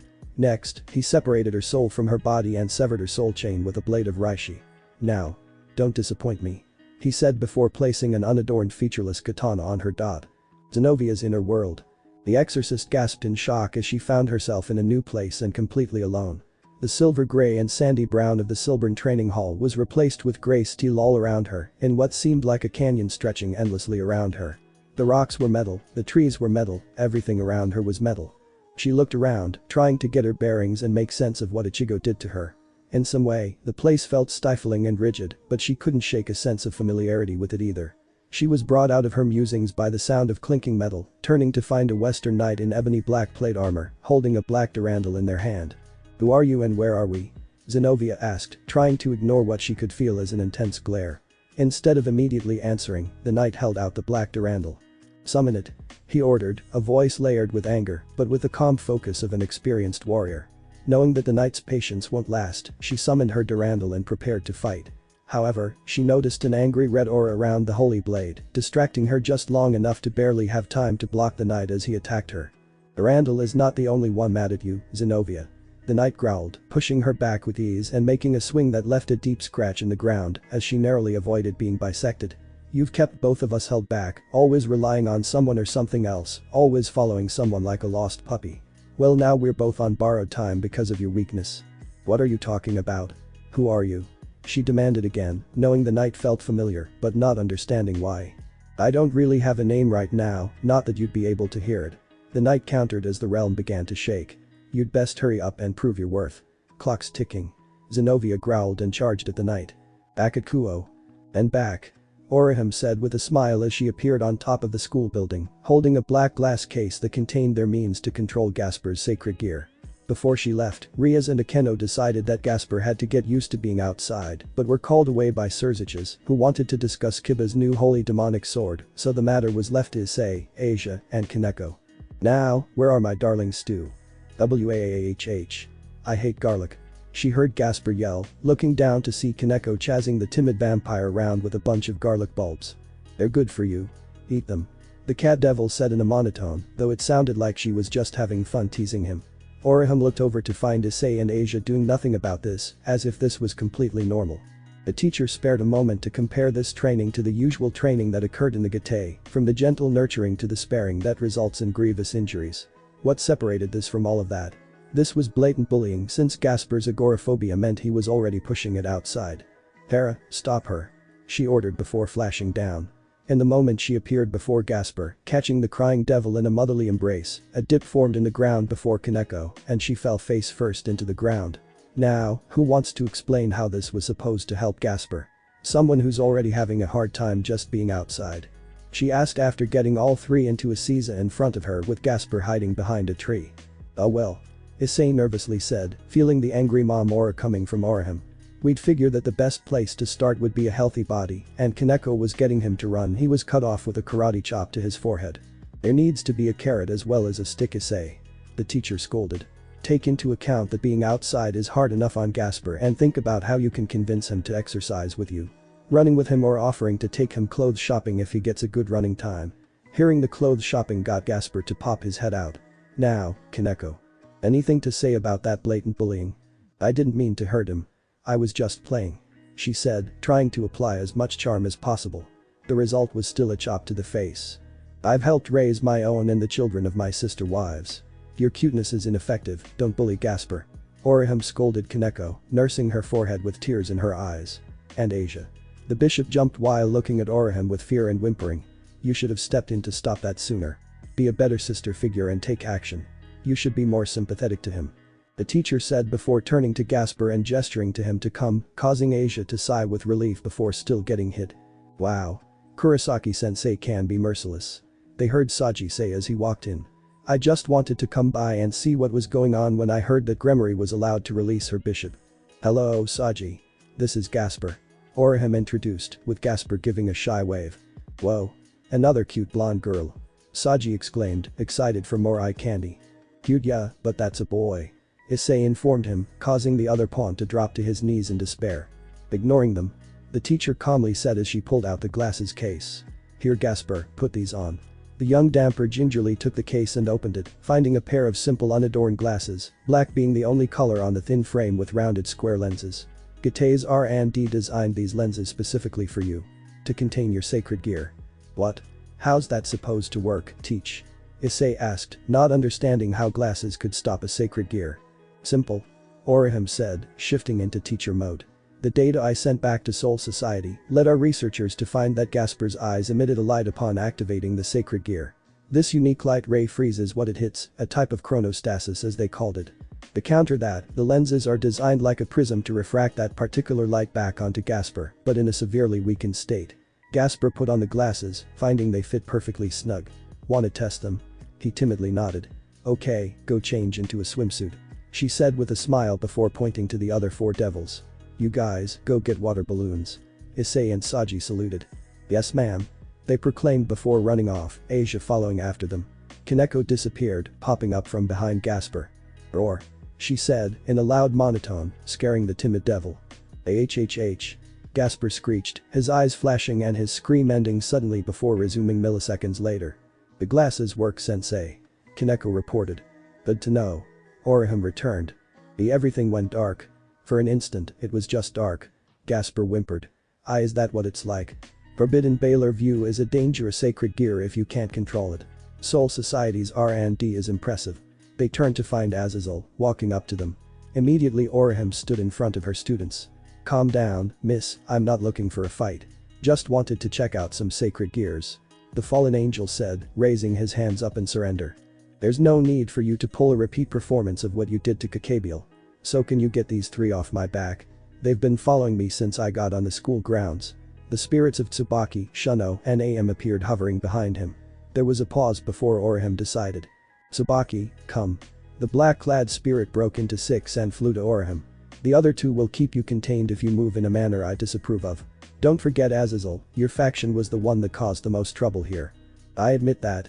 So let me offer an olive branch. He said as Issei and the others returned, surprising them with his presence but got ready to fight. Issei with his red gauntlet and Saji with a black chameleon-like thing on his wrist. That kid has the absorption line, have him attach it to the vampire to drain off some of Baylor View's power. Should make it easier to practice. My sacred gear could do that. Saji asked, making Azazel groan in disappointment. This generation. So out of touch with their sacred gears. Absorption line is a fragment of the Dragon King Vritra, who was known as the Prison Dragon. Being able to drain powers was one of his abilities. You could even attach a line to someone else so that the power would flow into them. Train it and you could create multiple lines. Saji looked down to his wrist-mounted sacred gear with newfound interest. Course the fastest way to train your vampire would be to suck Issei's blood. Oh, that reminds me. Oram said in a tone that completely killed the tense atmosphere. Saji, I still have some cookies I made to celebrate Gasper leaving his room. take them and share with the Citri peerage. Yes, sensei. Saji said excitedly. Awesome. Her cookies rock. Come on sensei. I'll eat the extras. Please.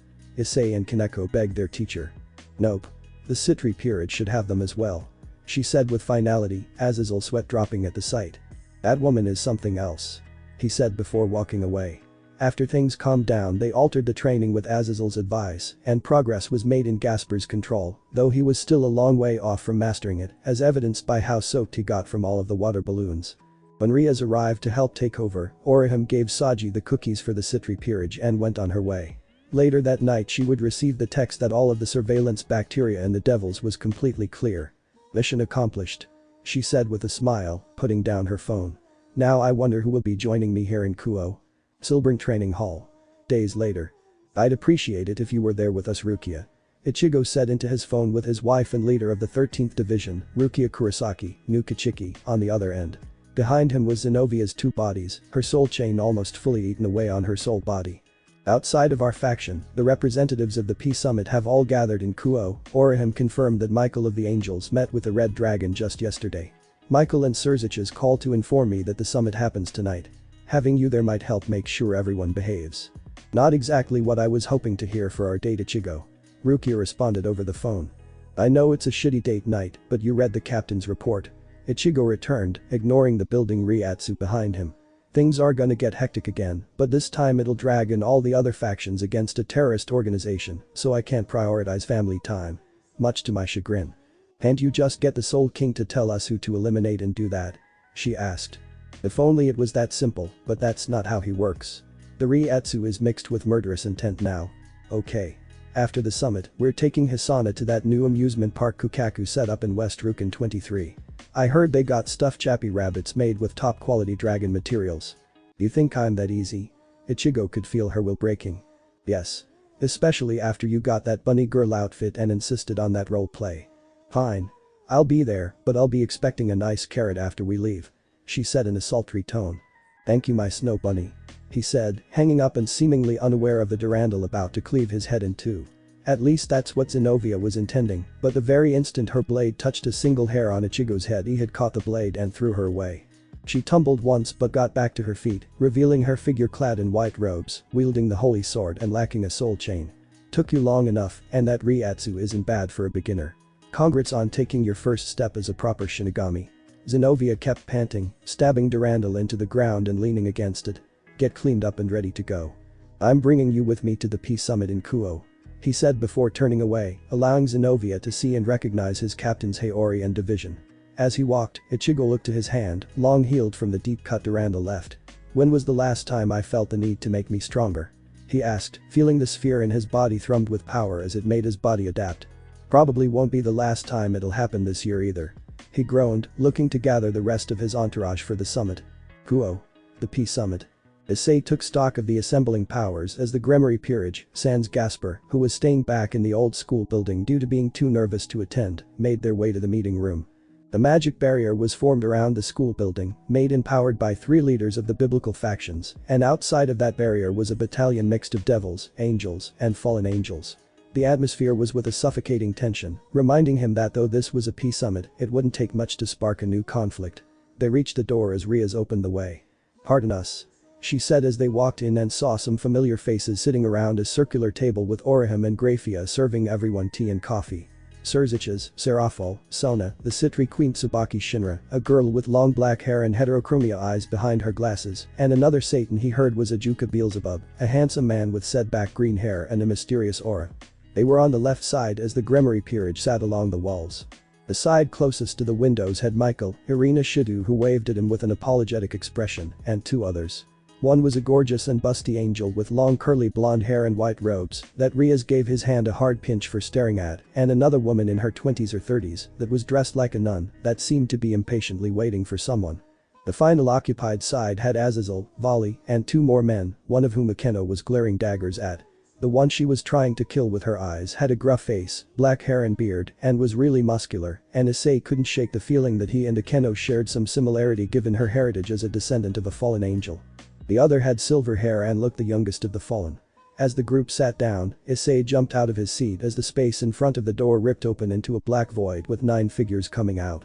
Apologies for the late arrival, Ichigo said as he came out first, followed by Ryu, Rukia, Zenobia wearing a Shinigami outfit but was the white and red of the academy uniform and carrying some briefcases, Tomo, Bambietta, Candace, Menina's Macallan, a giant of a woman with curly pink hair, and Loltada Lampard, a girl as small as Kaneko with short blonde hair, and Inga Lollipop. An odd combination of feudal samurai and modern military. The odd appearance distracted Issei just long enough before he started ogling Candace's skimpy outfit, but before Riaz could punish her pawn again, his head fed back with him grasping his forehead in pain. There were some last-minute things we needed to take care of. Hey Oram, Candace said with a smile. Been a while, hasn't it? Sisters? The spirit user said, rushing over to her family and hugging her sister wives before pulling Ichigo in for a deep. I miss this. She whispered as he hugged her back. As do I. He said with a sad smile, missing the days when they could just lounge about and play with the kids. Too bad Uryu didn't see us getting any time off soon. They released each other as Uryu ordered the Sternritter women to secure the building. Zenobia was staring at the nun in shock, helpless as she was pulled into a tight embrace. I'm so happy to see you're well, Zenobia, she said with a smile as she held the Shinigami in training, a hug Zenobia was hesitant to return at first, but smiled as she did. It's good to see you again as well, Griselda, she finally said. Everyone was brought out of their thoughts as they heard the curtains move shut with a bright green light around the parts that moved. Now, let's get a move on with this meeting, shall we? Ichigo asked as his group took a seat at the open section of the table. Presiding over this meeting as the neutral overseer, head captain of the 16 court guard squads of Soul Society, Ichigo Kurosaki. Representing the Living World unit of the Gate, Squad 15 captain, Uri Rashida. Quincy nodded. Representing the Soul Society, Squad 13 captain, Rukia Kurosaki. The petite Shinigami nodded. And representing the Yakai factions of Japan, Tomo Gozen. The Oni samurai nodded. Ichigo then looked over to Surziches, who nodded in understanding. Representing the devils, Surziches Lucifer, Seraphol Leviathan, and Ajuka Beelzebub. Satan said, introducing his group as Seraphol waved while Ajuka nodded. Next was Michael. Representing the angels, Michael and Gabriel. The lady angel smiled and waved. And representing the church, Griselda Quarta. The nun waved. Representing the Grigori, Azazel, Barakiel, and Shamhazi. Azazel lazily introduced as the big guy nodded and the smaller one waved.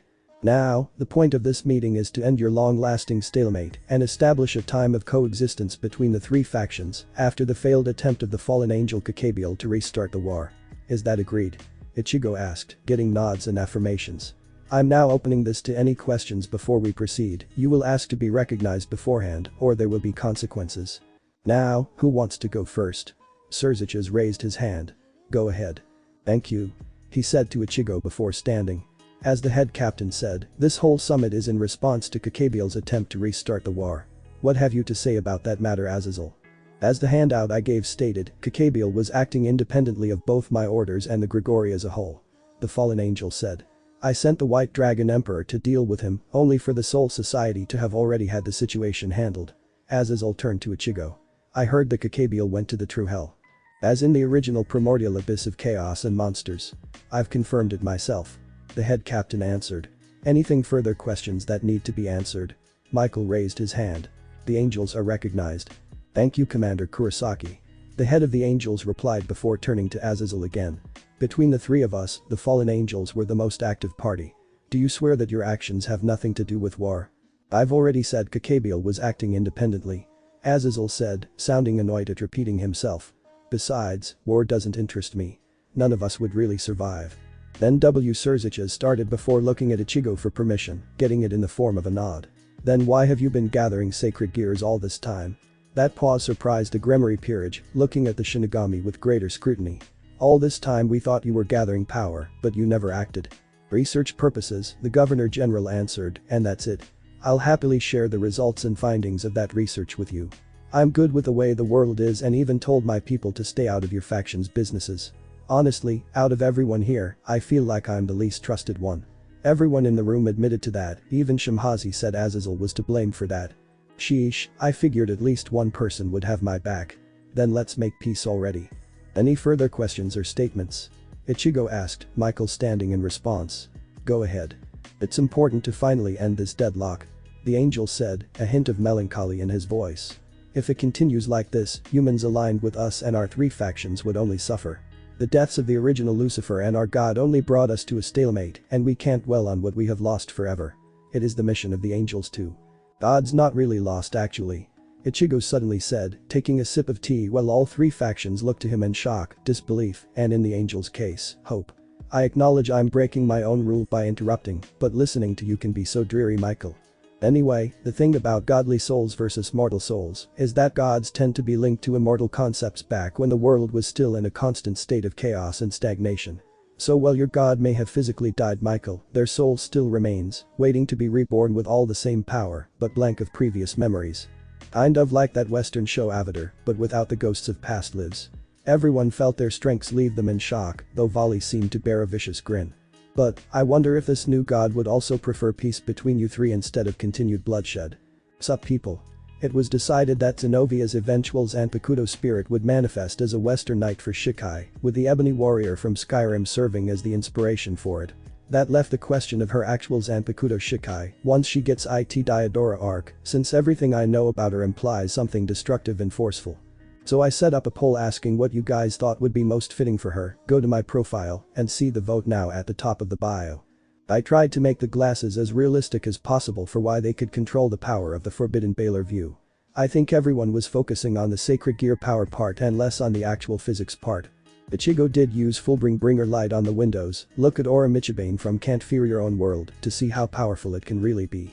The whole reincarnating gods thing does have precedent, as evidenced with Tiamat going from goddess to dragon king, and I like to think creator gods like the god of the Bible would be a bit more stubborn than to let something like dying stop them for good. Look at the Soul King and his ridiculous power set. He died because he let it happen. Anyway, the reason why I brought in more of the leaders of each faction will be elaborated on in the next chapter, since they won't be interrupted so soon. And here's why. Meanwhile. And there, last one in place. Candace said as she applied a round device on the outside wall of the school building closest to the old school, a dim flash of light washing over the building as it was subtly switched with an identical one located in the shadow side of Kuo. The current building was completely empty as the Peace Summit was being held in a separate dimension. You know. We could prevent this whole thing if we just captured that kid first. Nah. You heard the boss. Loltato said, standing atop the roof with all of the additional guards of the other three factions in full view. Let the enemy reveal themselves, better everyone comes together sooner than later because of it, we're not responsible for babysitting any of the devils, and don't reveal we have precognition. She recited, giving a Cliff Notes version of their briefing. Besides, it's been too long since we got to cut loose. Bambietta said with a vicious grin on her face, standing on a Reishi platform above everything. Every attack since that attempted kitty genocide has been too boring to really be called a fight. But didn't Ryu say that the majority of the enemy aren't much of a threat? Meninas asked, standing in front of the school building. Can we really call it cutting loose when only that white armored figure is a threat? Let's just be happy with what we get. Candace said, seeing a bunch of robed figures making their way to the school building. Playtime's coming. Her bored expression switched to an excited one. A magical glyph appeared above the school soon afterward, and the Quincy Cross medallions on their S glowed as everything around them was frozen in time. Alright girls, Bambietta said as she drew her sword, let's go. But, I wonder if this new god would also prefer peace between you three. Ichigo said, taking in the shocked expressions of everyone in the room, and you could see each mind racing. The devout quickly went from shock to elation, while the devils and the fallen grew concerned and worried. Let's make this clear, I know that God can be reborn. Not when or how to make it happen, only that it can happen. That didn't seem to matter much to the group, as he could see the start of a cacophonous argument right there as every leader opened their mouths. Before the first voice could ring out, Ichigo slammed an open palm on the table with a resounding crack that stole everyone's attention. Talk, like reasonable adults. Does knowing about God's rebirth change the purpose of this meeting? Or does knowing that suddenly mean that you would rather restart the war? They all became calm and returned to their seats. No. Though the angels will always serve our Lord, we personally do not seek war and conflict anymore, but we will if our Lord demands it. Michael said, giving the first truly happy smile Ichigo's seen on him, but earning uneasy looks from the devils and fallen angels.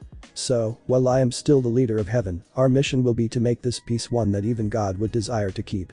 Michael declared with determined conviction and focus, a fresh change from the long-standing sorrow and despair that seemed to be his default expression. That same declaration gained similar approving smiles from the other factions. Love one another as I have loved you, a commandment that we of heaven and the church have failed to follow all too often. And we can trace the devil's prejudice back to the original Lucifer, wanting to be the antithesis of God's triad absolute good by becoming an absolute evil. Surziches added, thinking back to one devil he was certain was somewhere out there. Who decided that all the devils had to be like the original? We don't even ask for souls if it can be avoided.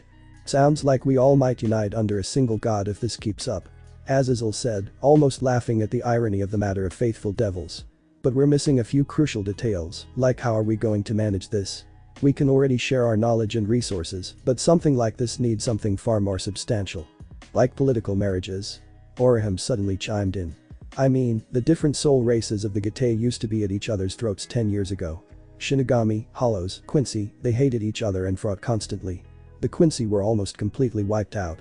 And then one guy was born that was a perfect hybrid mix, brought them under a united banner, and married at least 2 members of each race.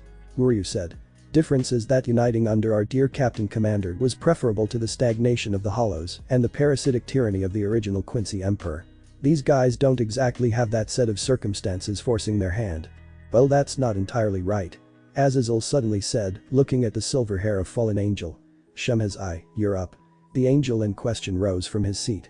Well, we of the Grigori have been gathering sacred gears, Longinus, balance breakers, and researching them all. We've discovered the existence of what can only be considered a terrorist group, attempting to do much the same, but with far more malicious intentions, by gathering the more troublesome members of every faction.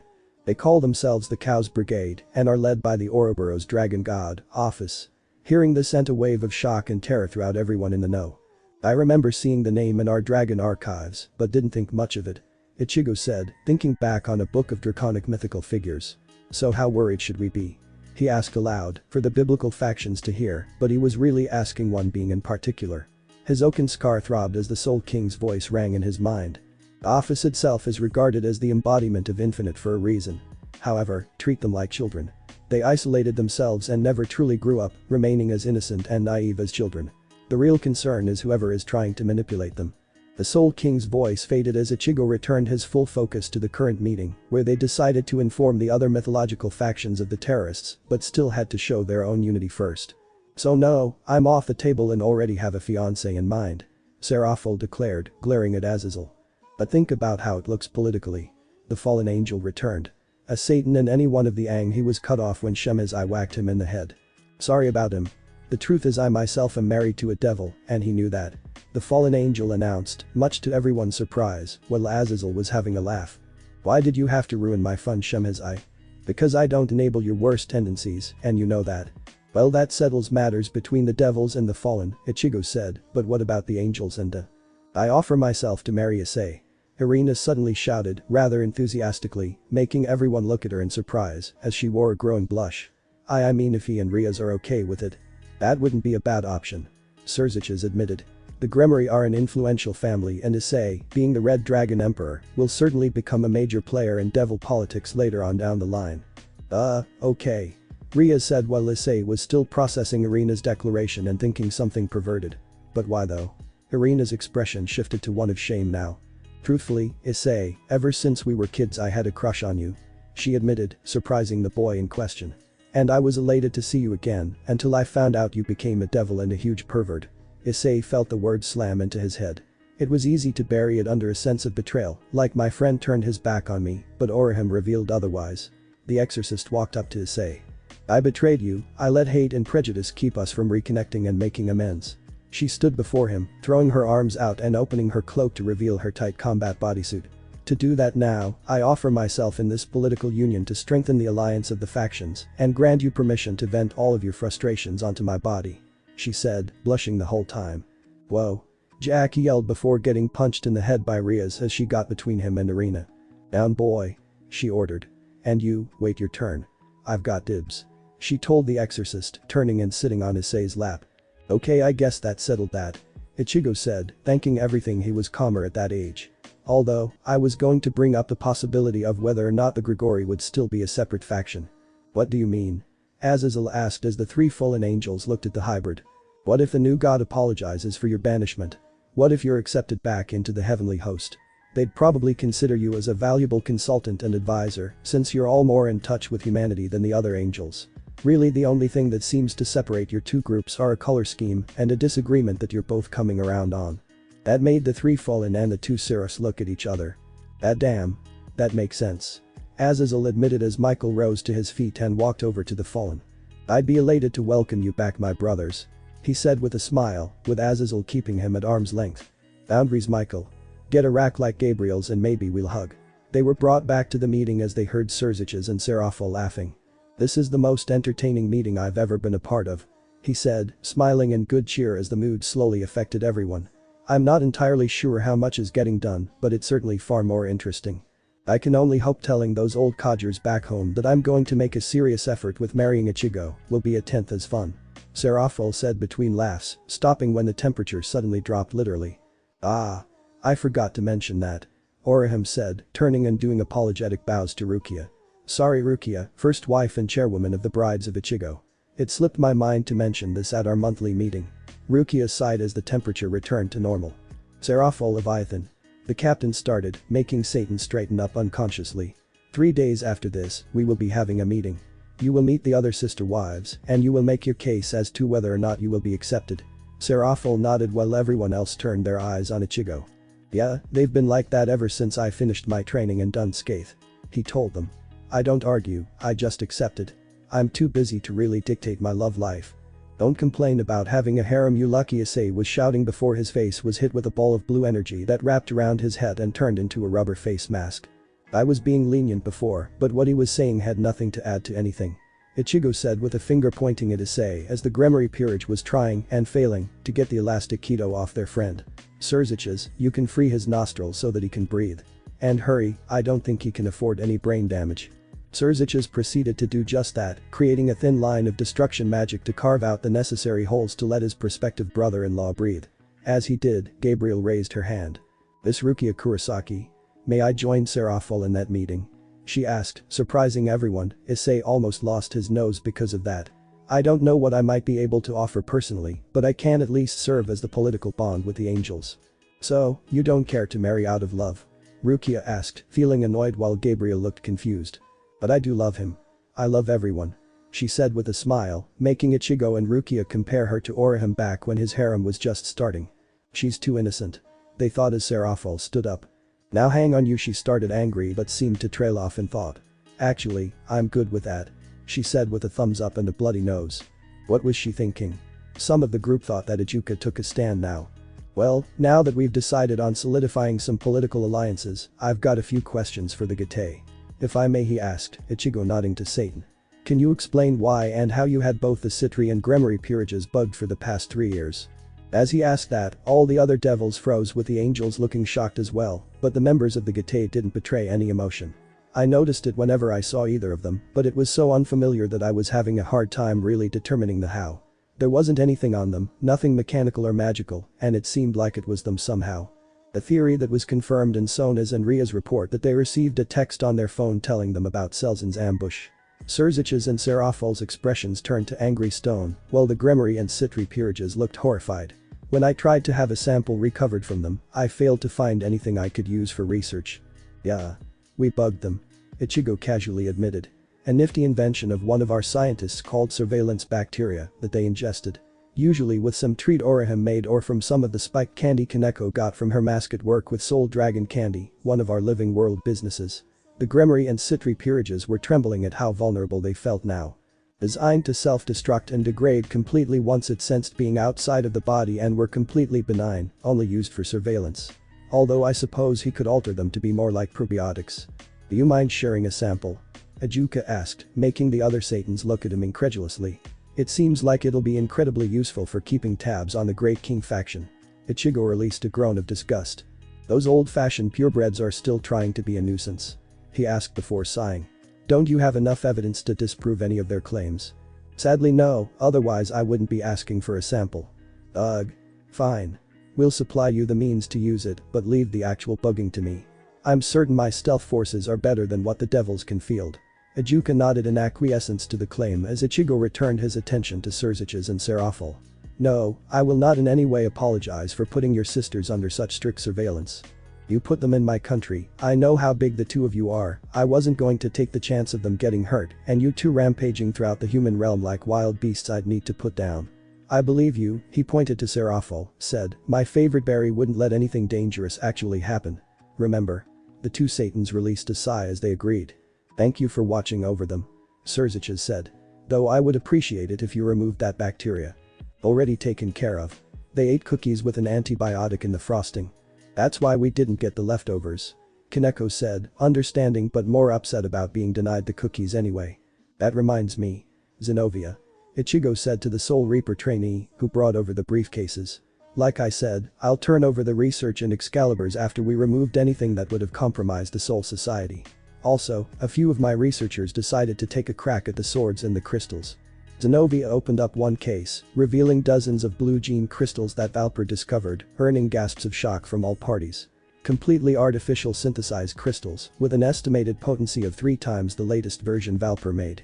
Not a single scrap of a gene was taken from anyone else to make them. Zenobia then pulled out another case, unlatched a side, and slid it open to reveal 3 sword pommels, pulling out each one to reveal an Excalibur that Kakabiel stole. She did the same with a few others, revealing more Excaliburs, regular fragments and mixed fragments. We may have gone a tad overboard. This is a very generous Ichigo.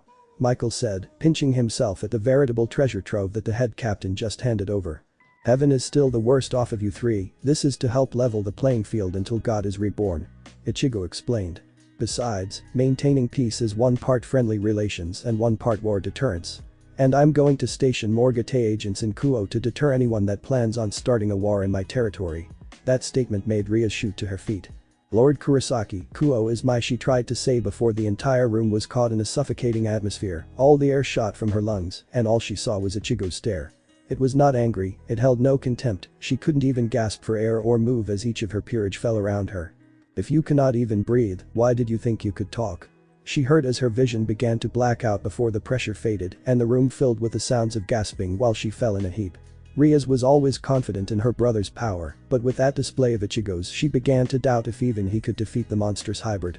Surziches, I just remembered you didn't tell me who you were nominating as the new overseer of Kuo. Lucifer flinched while Serafal and Grafia sighed. You didn't tell Rias she was fired, did you? Blah. Rias could only groan while Oram, Grafia, Irina and Zenobia helped them all back into their chairs. Her brother sighed as he could no longer stall. Rias, in accordance with our agreement with Soul Society, head captain Ichigo Kurosaki deemed you ill-suited to the position of overseer of the Kuo area and you have been dismissed. He finally said, the words feeling like ash on his tongue and refusing to look at his sister. Your replacement will be Sona Citri of the Citri household. You are still permitted to be in Kuo, but Sona is now in command. Sona stood, but everyone could see her trembling. I will do my BB best as OAV overseer. She said, still dealing with the aftermath of Ichigo's Ryatsu. There's one more question I have, Ichigo. Ijuka said.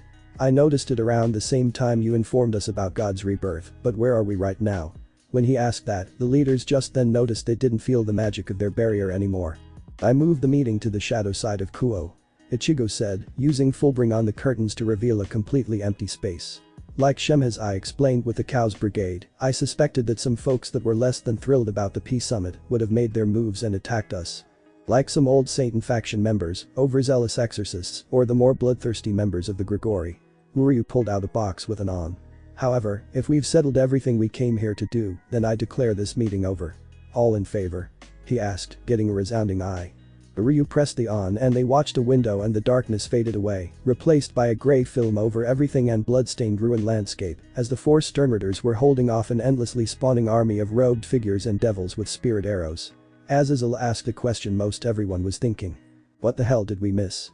Ryu pulled out a radio that was connected to earpieces with each Sternritter. Report. He ordered, getting a bit of static before Loltado's voice came through. Hey boss. After we sent you guys off, these robed figures showed up and appear to have taken the Vamp Kid to use his sacred gear to freeze everyone. Hearing that seemed to have kick-started the recovery of the Gremory group as they gasped and rose to their feet. Gasper. How dare they target my servant like this? Rias roared in anger with her red aura leaking out only to get an icy finger trailing down her neck, courtesy of Rukia. Calm down. You can't rescue your servant if you go in guns blazing and without a plan, no matter how strong your team is. The captain scolded as the report continued, the Gremory heiress forcing herself to calm down. Then this skank calling herself Y Leviathan, I could have gotten that name wrong, showed up demanding where you guys were. Deuteria Leviathan. Surziches said in disappointment. So they really are turning against us. Only thing we got out of her before the fight was some world domination bullshit. I managed to get the devil and angel guards out of danger since they were frozen, and the only real problem is that one bitch. Can I eat now? I'm starving. She asked, earning incredulous looks from everyone except for those that knew her. Uryu released a sigh. Let's try and capture the Leviathan if we can, kill the rest. Quincy ordered as he turned to Volley. You want to join me out there?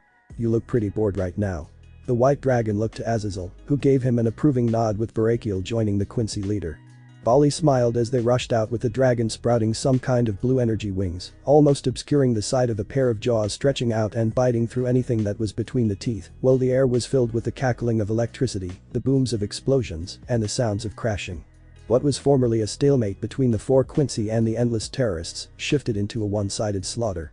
Okay, well they take care of that, do you want to save your little vampire? Ichigo asked the Gremory members to stop the horrific slaughter.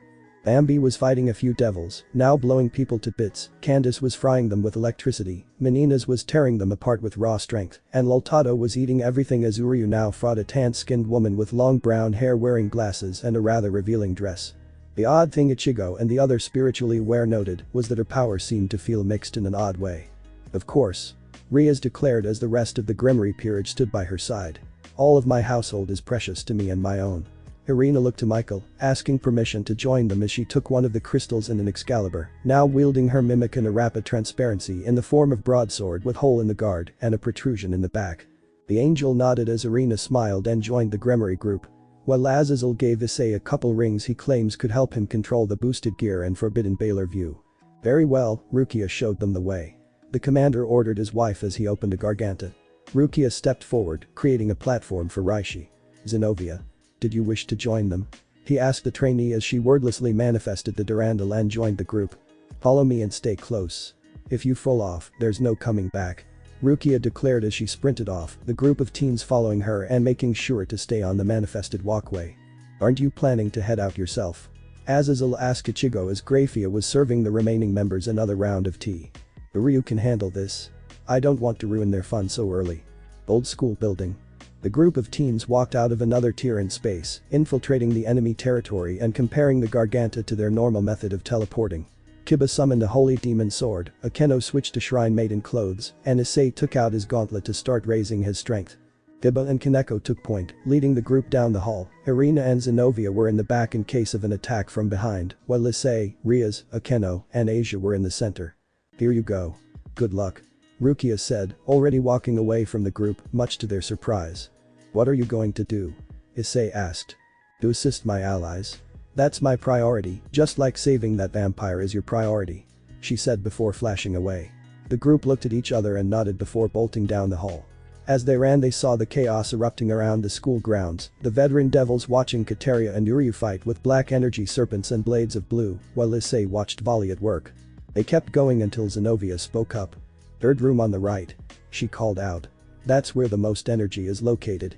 Choosing to trust their ally, Riaz ordered Issei to be promoted to queen so that he, Kaneko, and Kiba could make the entrance. They broke down the door but didn't enter, growling in frustration at seeing Gasper tied to a chair with a dagger to his neck in a room filled with robed figures. Senpai. Kaneko. He called out as the rest of the group showed up. Everyone. I'm sorry. He hung his head in despair and shame. Just kill me. I'm nothing but a burden. He begged, breaking the hearts of his household. You'd be better off with. Stop talking like that. Riaz ordered, having enough with losses for the day. You're my servant, my family, and I refuse to abandon you. All I do is cause trouble, so don't bother with, he argued back when suddenly the magician on his right was cut across the back, Irina appearing with a rapid transparency Excalibur in hand before thrusting the other forward as the Excalibur mimic turned into a spear and stabbed the other magician in the throat. The rest of the peerage were just as shocked before leaping into action. The magician stood no chance. Okay Gasper, let's get you out of that. Akeno said, stepping forward before noticing the spell at his feet. Ah, so that's how they were doing it, and there's a barrier that Gasper's powering. He can't move from this spot. The queen groaned as she got to work trying to figure out how to undo it. Please, just kill me and get it over with. The vampire begged again. If you don't, everyone will. Dude. Shut up. Issei roared out. You're one of us, precious friends of the House of Gremory. You can't ask for a more loving household and master than the Prez. We won't kill you or abandon you just because you feel like a burden.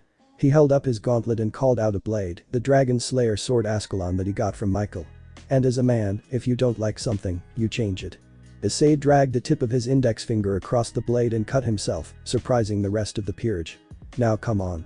Power up and let's end this together. Drink up. The dragon shouted before shoving his finger into the vampire's mouth. His body pulsed and his eyes flashed before exploding into a swarm of bats, overpowering and destroying the seal that held him in place. He reformed seconds later, with the time freeze fully dispelled. I know Azazel suggested it, but I didn't think it'd be that effective. Issei said as he pulled out one of the two bracelets while Asia healed his finger. Now Gasper, I don't want to ever hear you talk like that again. Rhea said, scolding the vampire. I want you to cause trouble, so I can scold you lots, then hug you even more. Because you're precious to me. She said before hugging her timid bishop. That hug was soon joined by Akeno and Kaneko, while Issei and Kiba just held his shoulders in solidarity. Now let's get out of Rhea's was cut off by the sound of thunder, causing everyone to rush to the window again, and seeing Ryu with his hands ablaze in Reishi, lightning striking around them, and Kateria falling to the ground, missing her wings and an arm. With Uryu. The Squad 15 captain watched him passively as the devil fell, burned and smoked from the lightning she was struck with. The fight was a non-issue for him, using the Almighty to stay ahead of every move she tried to make against him, and all the magic that was used saturated the area with Reishi that he took full advantage of. He led her around until Candace was underneath and then allowed her to believe she caught him by turning her arm into a tentacle snare around him, boasting that she couldn't be cut. That claim was disproved as he manifested a blade of Reishi that slid through her arm like a knife through water and later her wings, just to add insult to injury. But that done, Candace unleashed a high-voltage lightning bolt on the devil, stunning and frying her into unconsciousness, leaving her vulnerable for Loltado to gobble up. And successfully captured. Uryu thought as he drained the Reishi in the magic gate, disabling it while still maintaining the Almighty, waiting for the actual threat. Now, here he comes. He thought before flashing away, causing Volley to miss as he attempted to tackle Quincy. For the record, everyone in the Gate has the ability to sense spiritual power, which is the basis for most everything. He explained to the dragon, now clad in his white balance breaker armor, who he guessed was looking at him in excitement. I kept track of you as you helped fight the magicians, then punched out Barakiel. Not surprising honestly. What, can you see the future? Volley asked, not serious but enjoying the banter. I paid attention to you during the meeting. Uryu explained. You were excited to hear about God's return, you kept evaluating Ichigo every time Surziches and Michael showed him respect, but were especially excited when he showed off his Ryatsu to that Gremory girl, and Oriham told us about the last time she saw you. You aren't the first battle, but she's met, just a bit more subtle about it. Pretty clear you were the traitor that caused this attack. Volley had the nerve to laugh. What can I say, peace is boring, but I don't care for conquest like Kateria did. Neither does office. The dragon claimed as everyone started gathering in the courtyard. I just crave battle. How juvenile. I'm going to attack now. Block it. Uryu warned before flashing in front of Volley with a Jan made of Reishi in hand and the Almighty disabled. Volley was thrown off by the honesty of Uryu's move and moved an arm to block the moment he saw Uryu's red glowing blood vessels, grunting at the force pushed him back a little. I'm also guessing you're severely disappointed in Isaiah's arrival. Then how about this, I can arrange you to have a fight with Ichigo if you can push Issei to get stronger. Volley's mask betrayed no emotion, but the lack of movement told Uryu he had Volley's attention. And here's a hint on how to do that. With everyone else. I suspected, but didn't want to believe it. Azazel said, as the whole of the Peace Summit bore witness. They all gathered in the courtyard, the last of the invading terrorists slain, watching the battle. Barakiel informed them of Volley's betrayal and was being tended to by Asia as Uryu made a move that Volley blocked. Hey, is that Quincy going to be alright? No one else is going to die today. Ichigo said as if it was the destined truth. Besides, Oriham can patch him up. So I've heard. Are you sure that girl doesn't possess sacred gear? Azazel asked, gaining an interest in Soul Society's abilities. Yeah. Besides, sacred gears are boring.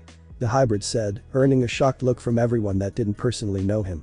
Volley then flashed as Uryu was struck by a beam of light, cutting off his arm, then kicking Quincy down to the group. Oriham had Ventus catch him, before letting him down and immediately restoring his arm. Sorry Azazel, but everything about this is dull. Volley called out. Peace between the factions.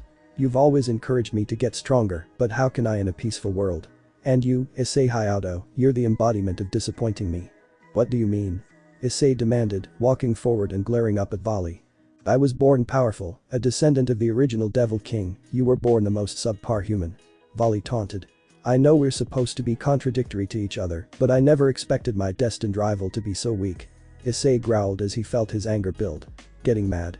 Maybe this might make you interested, become an Avenger. What are you getting at, Bali? I'll give you a reason to hate me with all your guts. I'll take away everything you love here and now because you can't stop me. I'll kill your parents, your friends, but first he paused, as if he couldn't believe what he was about to say. I'll take away the boobs of the whole Grimoire peerage.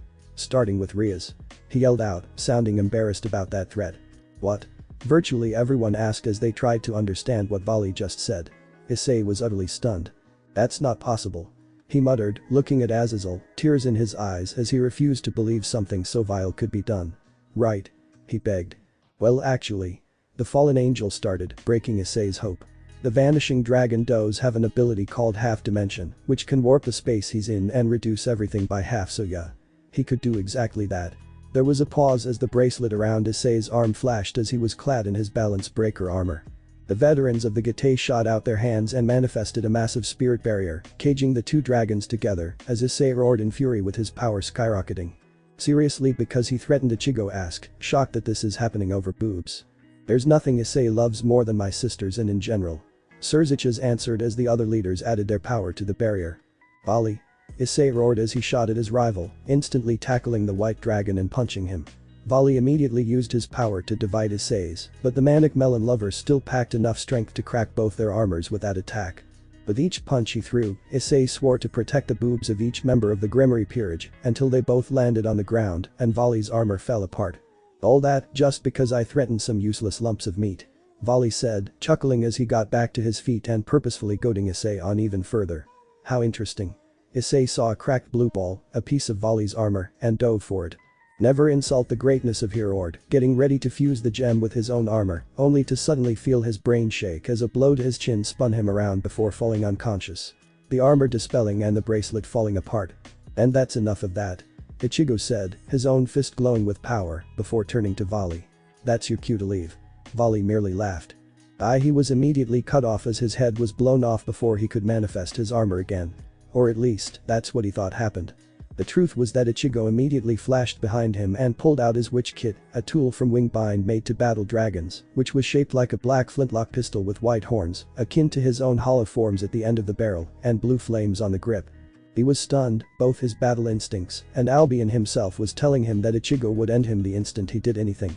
And considering the beating he took from Issei, he couldn't think of any way out of this that didn't end without him either dead or severely crippled. Bali.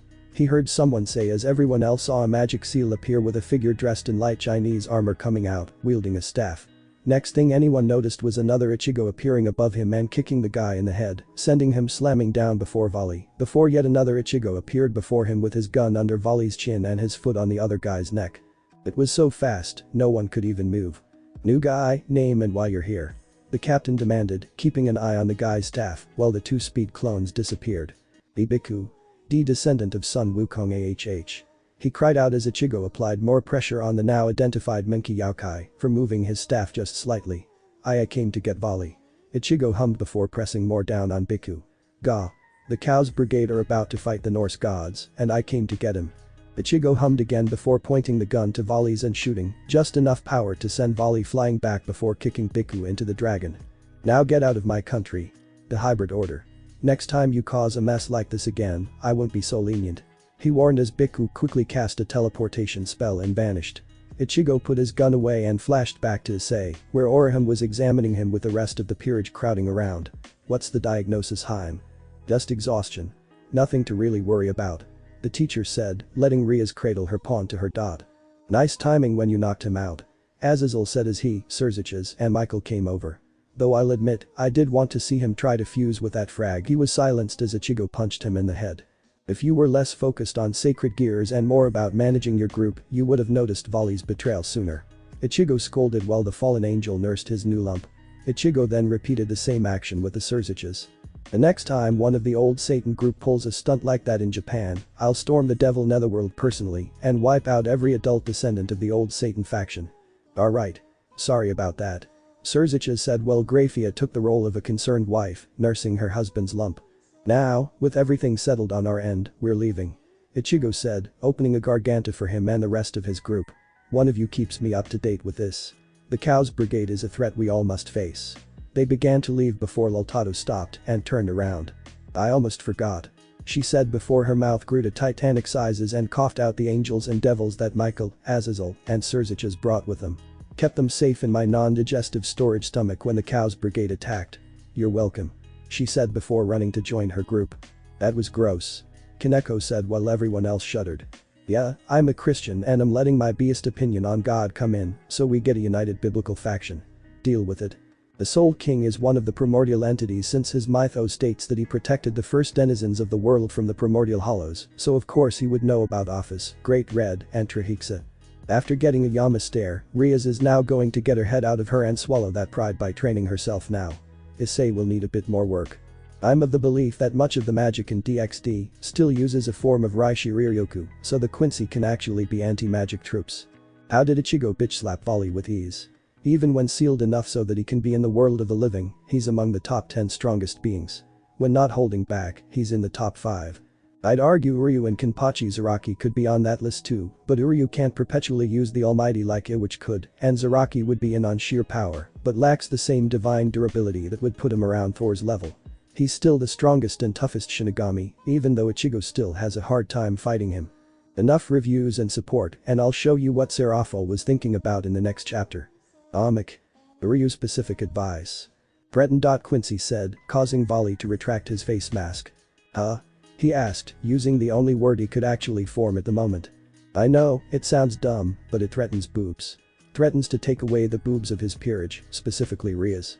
Threatening to kill his friends and family won't have nearly the same impact. There was a pause. Please say you're joking. I wish I was. Zenovia's new sleeping arrangements. Alright trainee. Karen called out, walking to Zenovia's dorm room in the Silbern Fortress. Time to get back to Zenobia had nothing to her room at the moment beyond a desk, bed, a closet filled with training uniforms, her Aswachi, and the Durandal, so Karen wasn't expecting much. But she wasn't expecting to find Zenobia cuddling with a large holy sword like it was a body pillow. Sorry I neglected to love you. She heard the girl mumble as she sleepily rubbed her face against the flat of the sword. This is actually kind of sweet. Karen decided. In a weird way. She let this go on for another 5 seconds before kicking the bed frame so hard it flipped. Zenobia woke with a shout as the bed fell on top of her. Bed up. Training starts now. Issei remembered something. The Gremory and Citri peerages were in the student council room doing the paperwork to officially name Sona as the new overseer of Kuo, with Orihim overseeing the process. After the fight, Issei needed a whole day just to be able to move again. Now that he was, Asia and Kiba were explaining what happened to Issei. And everything was settled peacefully. Thank God. Ah. Asia prayed before getting a sharp pain in her head, seeing that something set in Issei's head. AHH. He cried out, surprising everyone in the room. I forgot to talk to Michael about Asia. About what? The former priestess asked, reeling from Issei's outburst.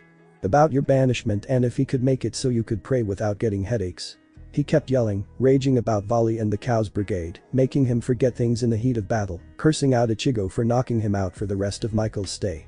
While he did that, Orihim took out her cell and texted this very matter to her husband. Ichigo's got a direct line to Michael. He said he'd ask for you. She said, after receiving a text back. I'm still mad about it. Issei returned. The good news is that they managed to push back the Cows Brigade, and Auden was willing to listen to me explain the full situation. Azazel said, talking to Ichigo through a similar projector that Michael and Serziches used and keeping the promise of informing Ichigo of the present situation. They agreed to attend a meeting of the various faction leaders when the time comes, an invite I'm extending to every other connection I have. I'm hoping to hear back from Olympus and Svarga soon. Zeus and Indra can be a real pain to deal with. Word of the Peace Summit, the resulting treaty being called the Kuo Accord, and the reveal of the Cows Brigade, was spreading throughout the world at a rapid rate. Pretty soon the mythical world would find itself embroiled in war, so it was vital to build alliances and weed out the potential threats as soon as they could. I passed through Greece 7 years ago when I was training, try mentioning me and see if that gets you anywhere. The hybrid suggested, idly wondering if Demeter and Aphrodite were still mad at him. Never got to India so I can't say I really know any of the major Hindu figures. That's when he felt his oaken scar pulsate as the Soul King spoke to him. Can't you circumvent Indra and just aim for any of the triumvirate? Stopping the Cows Brigade should attract Vishnu's attention at the very least, since he's the preserver and all, or am I missing something about that? Again, never met that group. Azazel put a hand to his chin as he thought. That might help to get that faction to show up, but would definitely make things harder with Indra. The angel admitted. He's not the strongest of that faction, but is still the leader and also a bit of an egomaniac. He once tried fighting the biblical god because he didn't like anyone else being called the ruler of heaven. That didn't end so well for him. And on that note, we should probably keep God's rebirth a secret from him. Still, we should do whatever to get them to attend. Ichigo argued back. Like I said, the Cows Brigade isn't something we can just ignore. If Indra chooses to ignore that, then he's a fool. Alright. I'll give that a try, but in exchange I want you to deal with Indra if he's going to be a nuisance at the meeting. Fine. Keep me up to date on any other attendees you guys think of. Also, when can Soul Society expect their copy of your Sacred Gear research notes? Ichigo asked, earning a somewhat mocking smirk from Azazel. I thought you considered Sacred Gears boring. To me, they are. Ichigo admitted with no hesitation. There's a difference between boring and non-threatening, and I didn't dismiss the threat they represent. At that, Azazel nodded in agreement. At least you're aware of their potential, even if you don't care for them. The fallen angel said with a smile. I'll be having one of my men send it to the Soul Dragon candy shop in Kuo. Thank you. See you again later. Ichigo said as he ended the call, the projection fading to reveal Uryu sipping away at some tea with eyes in the almighty state before blinking and returning to normal. What now? The captain commander asked as the Quincy leader set his tea down with a smile. Good news. Nothing we need to really prepare for. Uryu said, taking a huge weight off of Ichigo's shoulders. The only really major thing is a raiding game tournament among the current generation of young devils like Riaz and Sona. I see you attending since you ended up engaged to Serafal. Ichigo hummed in approval as Kagetora came into the room with a few dossiers, the personnel and volunteers that he was thinking of sending to Kuo. I also think I saw a dragon attacking you, but the more important thing was a familiar face. A student of yours that decided to misbehave. A few names crossed Ichigo's mind when Uryu said that, the Pendragon siblings and Jean, the child that inherited the spirit of the Maiden of Orleans. I suppose I'll be showing whichever brat that is some discipline then. The hybrid said, looking over the names on the files and what roles they'd be likely to play. A silence fell over the cousins as Uryu seemed to be waiting for something that Ichigo was stalling on.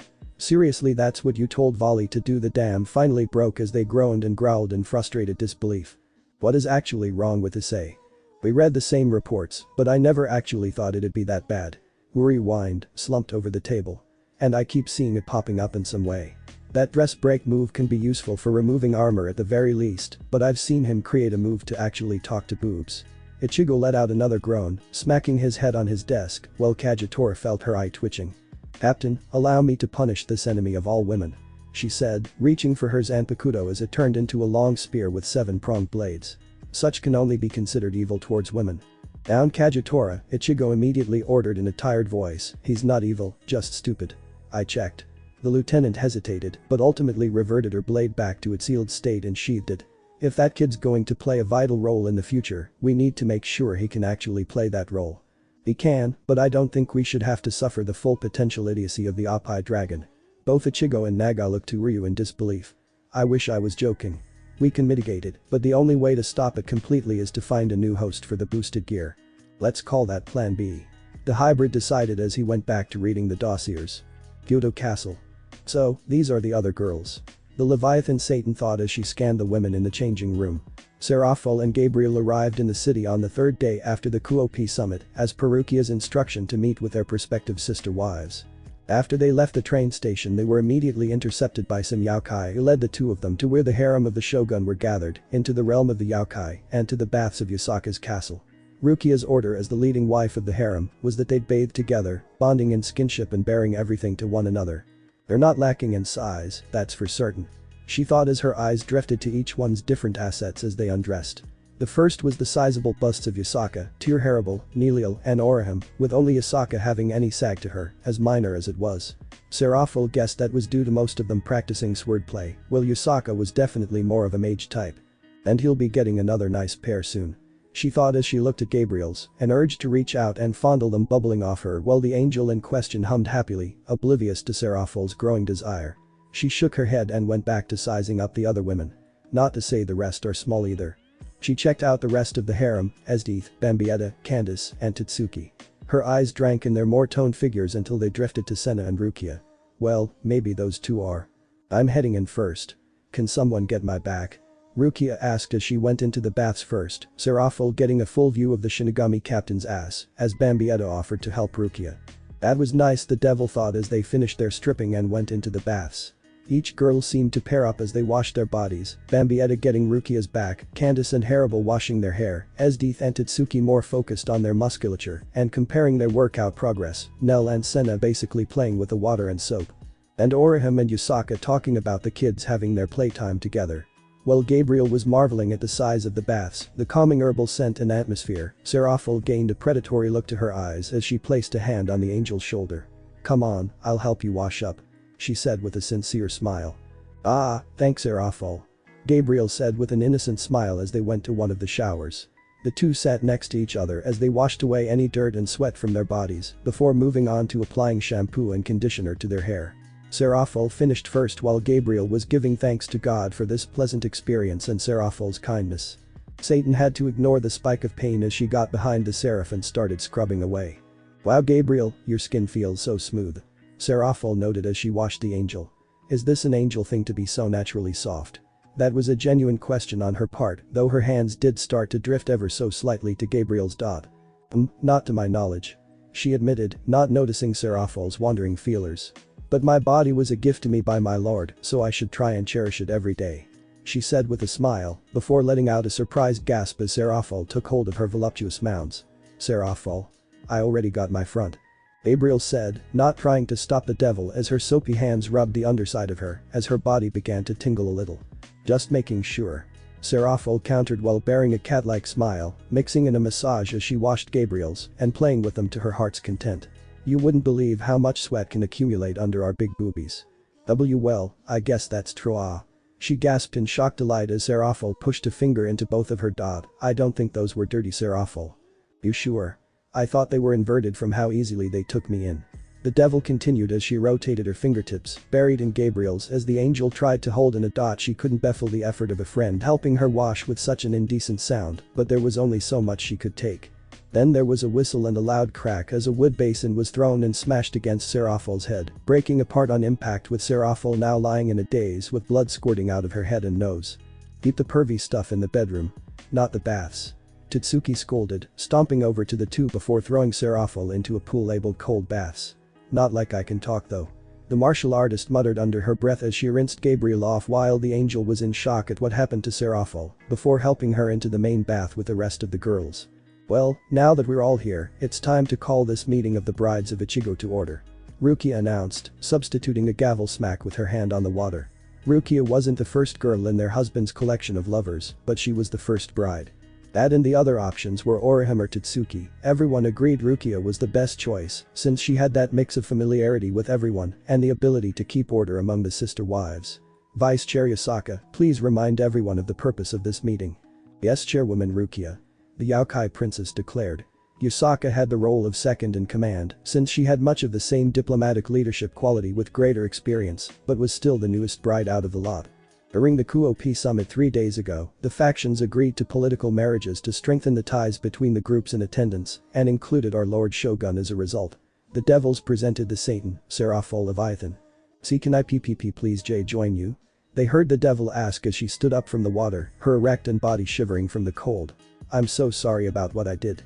Also, why is this pool so cold?" "Another 2 minutes at least you horndog," Tatsuki answered. "Besides, you should be thanking me. Hot to cold therapy does wonders for the blood flow and feels great. You threw me in the cold bath," she angrily returned, forgetting the chill for a moment. "I figured you needed a cool down first since you were so hot and bothered," Tatsuki teased with a smirk. "That being said, I'm not kidding about alternating between hot and cold. I'm getting in that bath pretty soon." Seraphil pouted but returned to the water and endured the polar plunge. "And the angels presented the seraph, Gabriel," Yusaka continued as that ended. Attention went to the angel who gave everyone a kindly smile.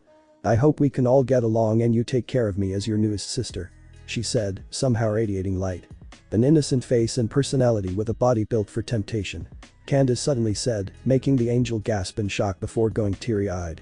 "Reminds me of you too," the Electric Quincy said, pointing to Nell and Orihime, both of whom pouted but couldn't protest since they remembered their forays into old debauchery. "Is my body actually sinful?" the angel asked, her light dimming as she hoped that her form wouldn't cause people to fall to sin.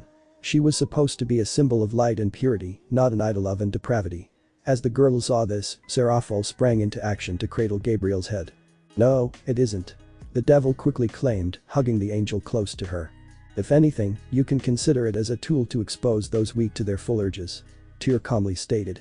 Whether they give in or not is the test you can perform. Then you can, in turn, make them repent by exposing their weakness and guiding them back with your pure aura. Really? Gabriel asked, her light getting brighter again. Yeah. You're so beautiful it actually makes me want to pray. Seraphol shouted as the angel looked hopeful. Do you really mean Seraphol? The devil nodded, making the seraph smile before taking Seraphol's hands. Then let's join in prayer, my sister. Seraphol nodded as the implications of what she said started to dawn on her, filling her with regret. Oh okay. She said before they were both splashed with water. Save that for after the meeting.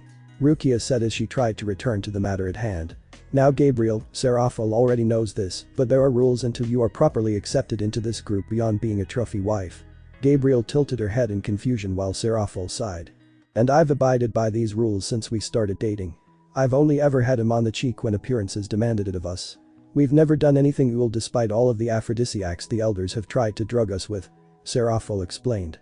You know, none of you even explained why this was necessary.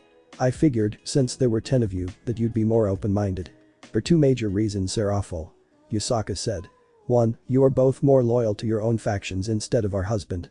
Even at the end of everything, if you were given an option, you would probably betray our trust if it meant furthering the devils.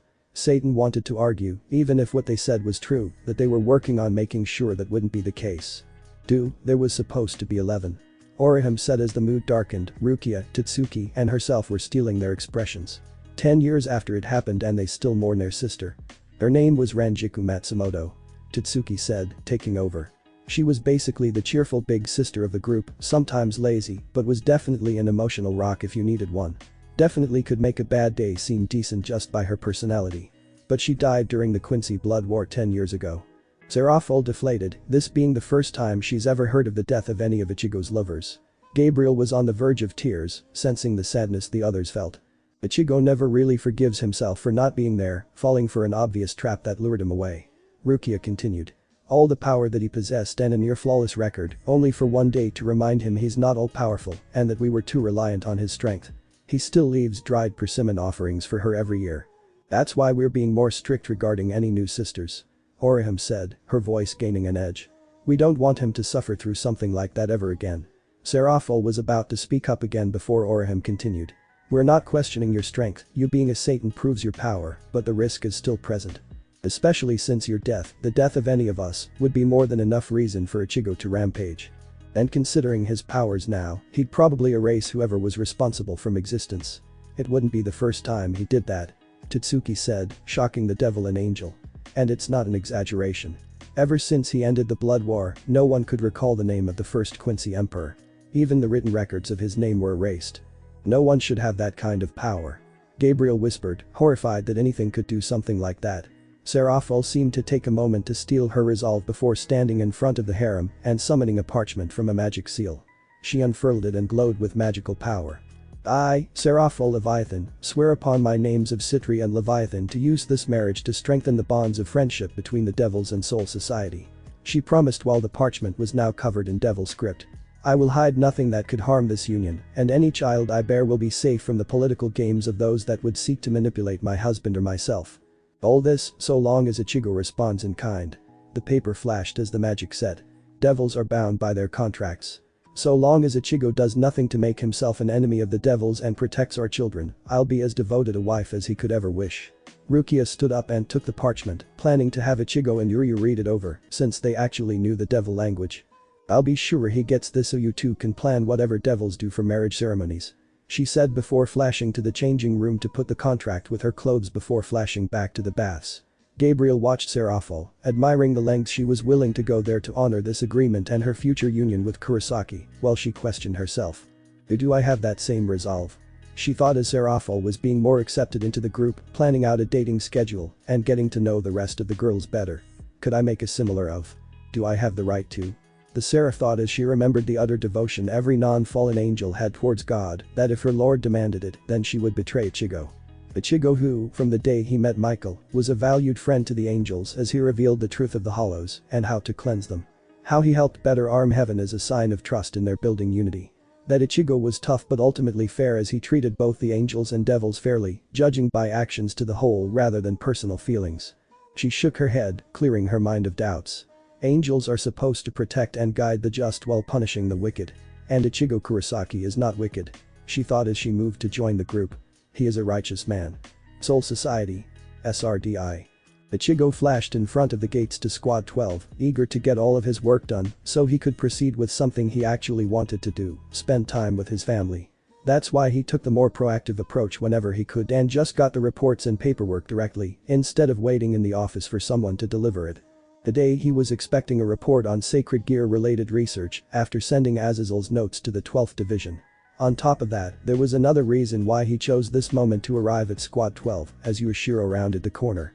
"Hey boss man. How's it going?" He shouted excitedly while other members of the 2nd Division brought along Kateria, bound and gagged with a dead look in her eyes. "You could have told me you weren't going to be in your office before I sent a messenger to your office with the written report. I'll look it over when I get back. Give me the Clef Notes version." Ichigo ordered as he and the Shihuin walked side by side into the Research Institute of Soul Society. Well, she was being rather tight-lipped about everything, so talking didn't work much. He said, sounding disappointed with his lack of success. "So we popped out some holy water and used some advanced interrogation methods. We managed to pry this odd energy out of her." He held up a glass canister that held a black snake that emitted a dark energy, and pretty much everything regarding the old Satan faction's numbers and secret supporters in the new devil government and some of the other factions that make up the Chaos Brigade. A group of mages, like the ones that attacked during the Kuo Summit. One consisted of humans that inherited the spirits of heroes. "Like the ones that helped us in the Quincy War?" Ichigo asked. "Achilles, Atalante, Medea, and Karna." "Yes, but this group also possesses sacred gears. Leader is some guy called Cao Cao. And then there's the Clipeth group and something about the true king before she went into this brain-dead trance," he said, pointing to the unresponsive devil.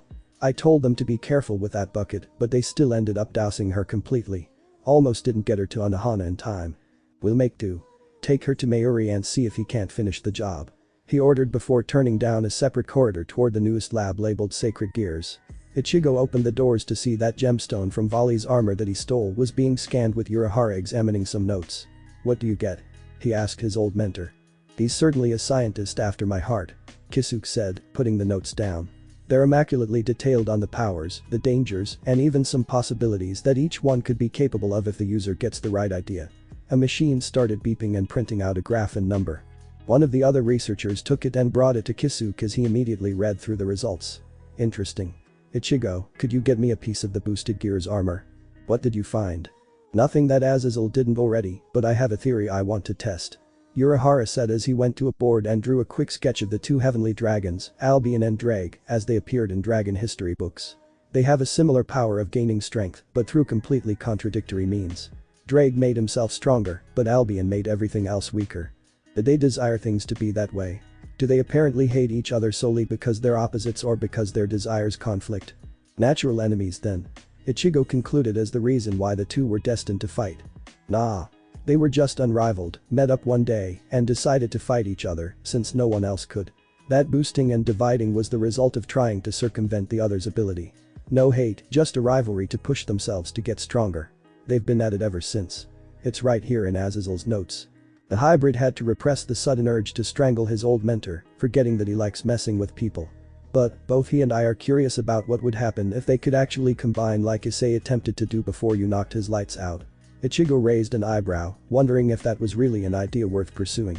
I mean he could, but brute forcing it would have very likely killed him if not shave off 90% of his devil lifespan. But I'm willing to bet that I could make it possible and relatively painless by comparison. Do you think you can easily merge together two completely antithetical powers? Ichigo asked, questioning the logic behind attempting this, even if it could help. It happened before, didn't it? Kisuke countered. How else could you be standing before me? Ichigo paused as he remembered that his soul was composed of contradictions as Shinigami and Quincy were opposites with how they controlled Reishi, while also possessing hollow powers despite being whole. Good point. I'll see what I can do. Ichigo said as he turned and flashed away back to his office. He still had a mountain of paperwork and a desire to take his wife and daughter to the amusement park in West Rukin. Kuo Academy. Room. These are our new teachers. Sona said, gesturing to the new additions to the staff. Azazel, who now wore a three-piece suit with the on-shirt untucked and the collar open, Tatsuki, who was wearing a red tracksuit with the jacket unzipped to reveal a white shirt underneath, and Yasutorochad Sato, who was wearing a white long-sleeved shirt with a few rose designs on it and black pants. Azazel will be teaching chemistry and joining Oram as the orc's advisor, Miss Tatsuki Arasawa, who will be teaching gym, be the student council's advisor, and co-advise the new mandatory combat training club with Mr. Yasutoro Sato, who's teaching music. The devils of the Grimoire Peerage were surprised, but Riaz felt her eye twitch. And they're here for the extra security, courtesy of Soul Society. Grimjo, Bazard Black, and Jackie Sato. She pointed to the group on the opposite side. As B was still wearing a punk-style variant of the Quincy uniform, with his red mohawk on proud display, while Jackie was a black woman wearing tight pants, a grey shirt with a black jacket, shoulder-length black hair, and heavy-looking knee-high boots. "Sona, what's with this?" she demanded, pointing to Azazel. "I know everyone else is here because of Ichigo's orders to up the Gate presence here, but what's with him?" Sona calmly adjusted her glasses. Well, former overseer Riaz, the Crimson Devil, felt another twitch at being reminded of her demotion. Azazel happens to be our most learned asset when it comes to sacred gears, and Lord Surziches agreed he'd be an invaluable aid to helping all of us strengthen our sacred gears. Or are you going to complain? Riaz growled while Sona held a smug smile, enjoying the teasing of her rival. And the mandatory thing? Riaz managed to say, being further annoyed that they'll be forcibly commandeering her peerage's time. She admits she needs to get stronger, but there's a difference between doing something by choice and being forced to do it. This Tatsuki is a karate master, being a martial arts instructor for new recruits in Karakura town, and Mr. Sato was a punk-turned world-class boxer. They'll help us cover our regular fighting skills that, frankly, we've been neglecting. Sona answered while her glasses gained a menacing glint. There are no exceptions. I expect everyone of both peerages to attend. But on the bright side, Lord Surziches informed me that Devil Kind can once again expand our operations beyond Kuo. An extra gift from Lord Kurosaki after bugging us and managing to end the three-way war between the biblical factions. I'm getting a sense of favoritism going on here. Riaz complained. Also, Surziches has ordered that your peerage will be living together. Same with mine. Sona informed her, again shocking Riaz, who could only sigh. After watching Issei and his fight with Vali, he realized how important close contact among the members of a peerage can be. This was a decision I was against, but Azazel and Ichigo agreed. Something about the bonds of friendship and such strengthening sacred gears. I'll need to renovate Issei's house. The Grimoire heiress groaned, not looking forward to fighting with both Asia and now Akeno for Issei's attention. Again, I like DXD, but Issei's boob obsession really grates on my nerves. I know he's made them into useful skills, but only against women and solely because he's a perv. To fix that, he's getting laid. At some point in this fic, I'm getting him laid. But first, fixing his Rainer trauma. Gabriel's probably going to be the hardest love interest to write, since we only have theories on what can really cause angels to fall, but I'm working on the concept of the first commandment. No other gods before me, or as my local priest puts it, anything more important than loving God and one another. Like prioritizing selfish desires over helping others. I include Fate characters, not Fate rules. None of the worst of the Fate lore happens in this series. As a result, Rin and Sakura grew up together as siblings, and Ilya wasn't heavily modified to critical levels. Let's just say that their parents were killed by some means and move on. Amic. Family time. It's good to see one's family being happy. Ichigo said with a smile, watching as Rukia and their daughter Hasana put on matching chappy hoodies and freaking out over the soft and cuteness of the design. Agreed, said the person to his right. It's definitely important to get all of one's work done so they can enjoy spending time with their family. Ichigo continued while the other person once more agreed. And it's certainly irritating when someone else knows this, but in anyway. Indeed. So why the hell are you here? Ichigo quietly roared at his brother-in-law. Like you said, spending time with family is important. The Kuchiki had answered calmly, while carrying a ton of plushies and clothing purchases, while his sister and niece spent his money on more stuff. Besides, I'm paying for everything. You're Hasana's teacher and they live in the Kuchiki manor. I want to be involved in my daughter's life in Byakuya. The other captain said nothing, not wanting to admit the move on his part. That's just how much he loved spoiling his niece. As soon as we put Hasana to bed, I'm going to plow Rukia so hard she'll scream, and I won't care if you're in the next room. I wouldn't mind another niece or a nephew. Byakuya added, making Ichigo sigh in defeat. Later that night, because he promised. Hop. Hop. Rukia panted out, wearing a pink bunny girl outfit with her out and her arms and legs wrapped around Ichigo as he furiously thrust into her. Chappie loves her treat. Hop. He held her by hair as they stood with him bouncing her on his dot. My little bunny oven is hot and empty. Fill me up. She ed out, fully aware her voice was echoing throughout the Kuchiki manor, but didn't care as Hisana was put into a deep sleep with Kido.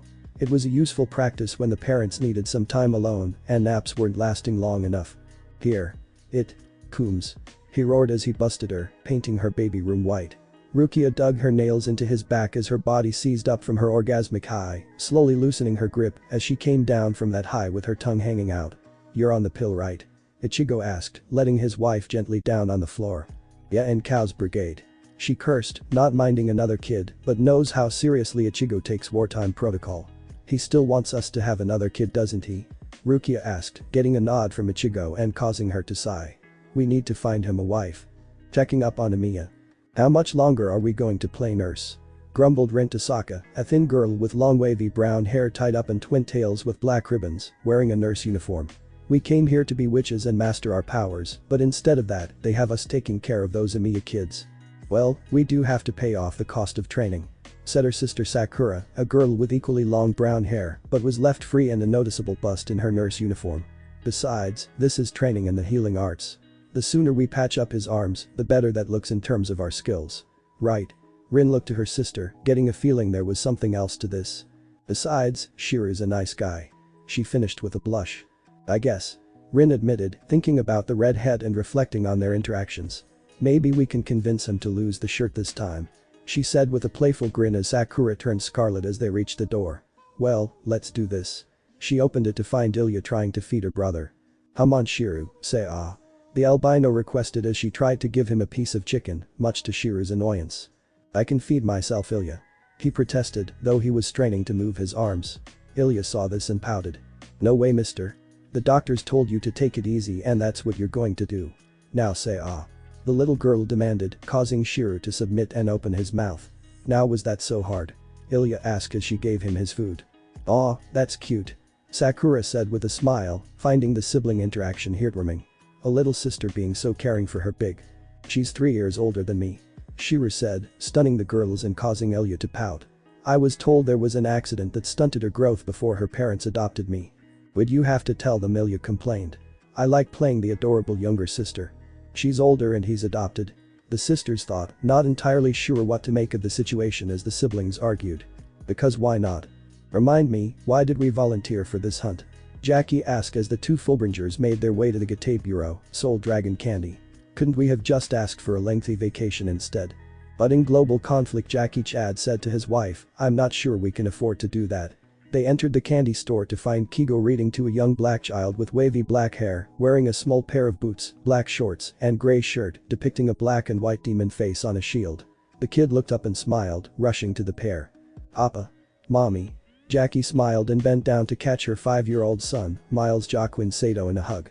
Seeing their kid was enough to make everything brighter as all of her earlier irritations just washed away. Thanks for watching this video.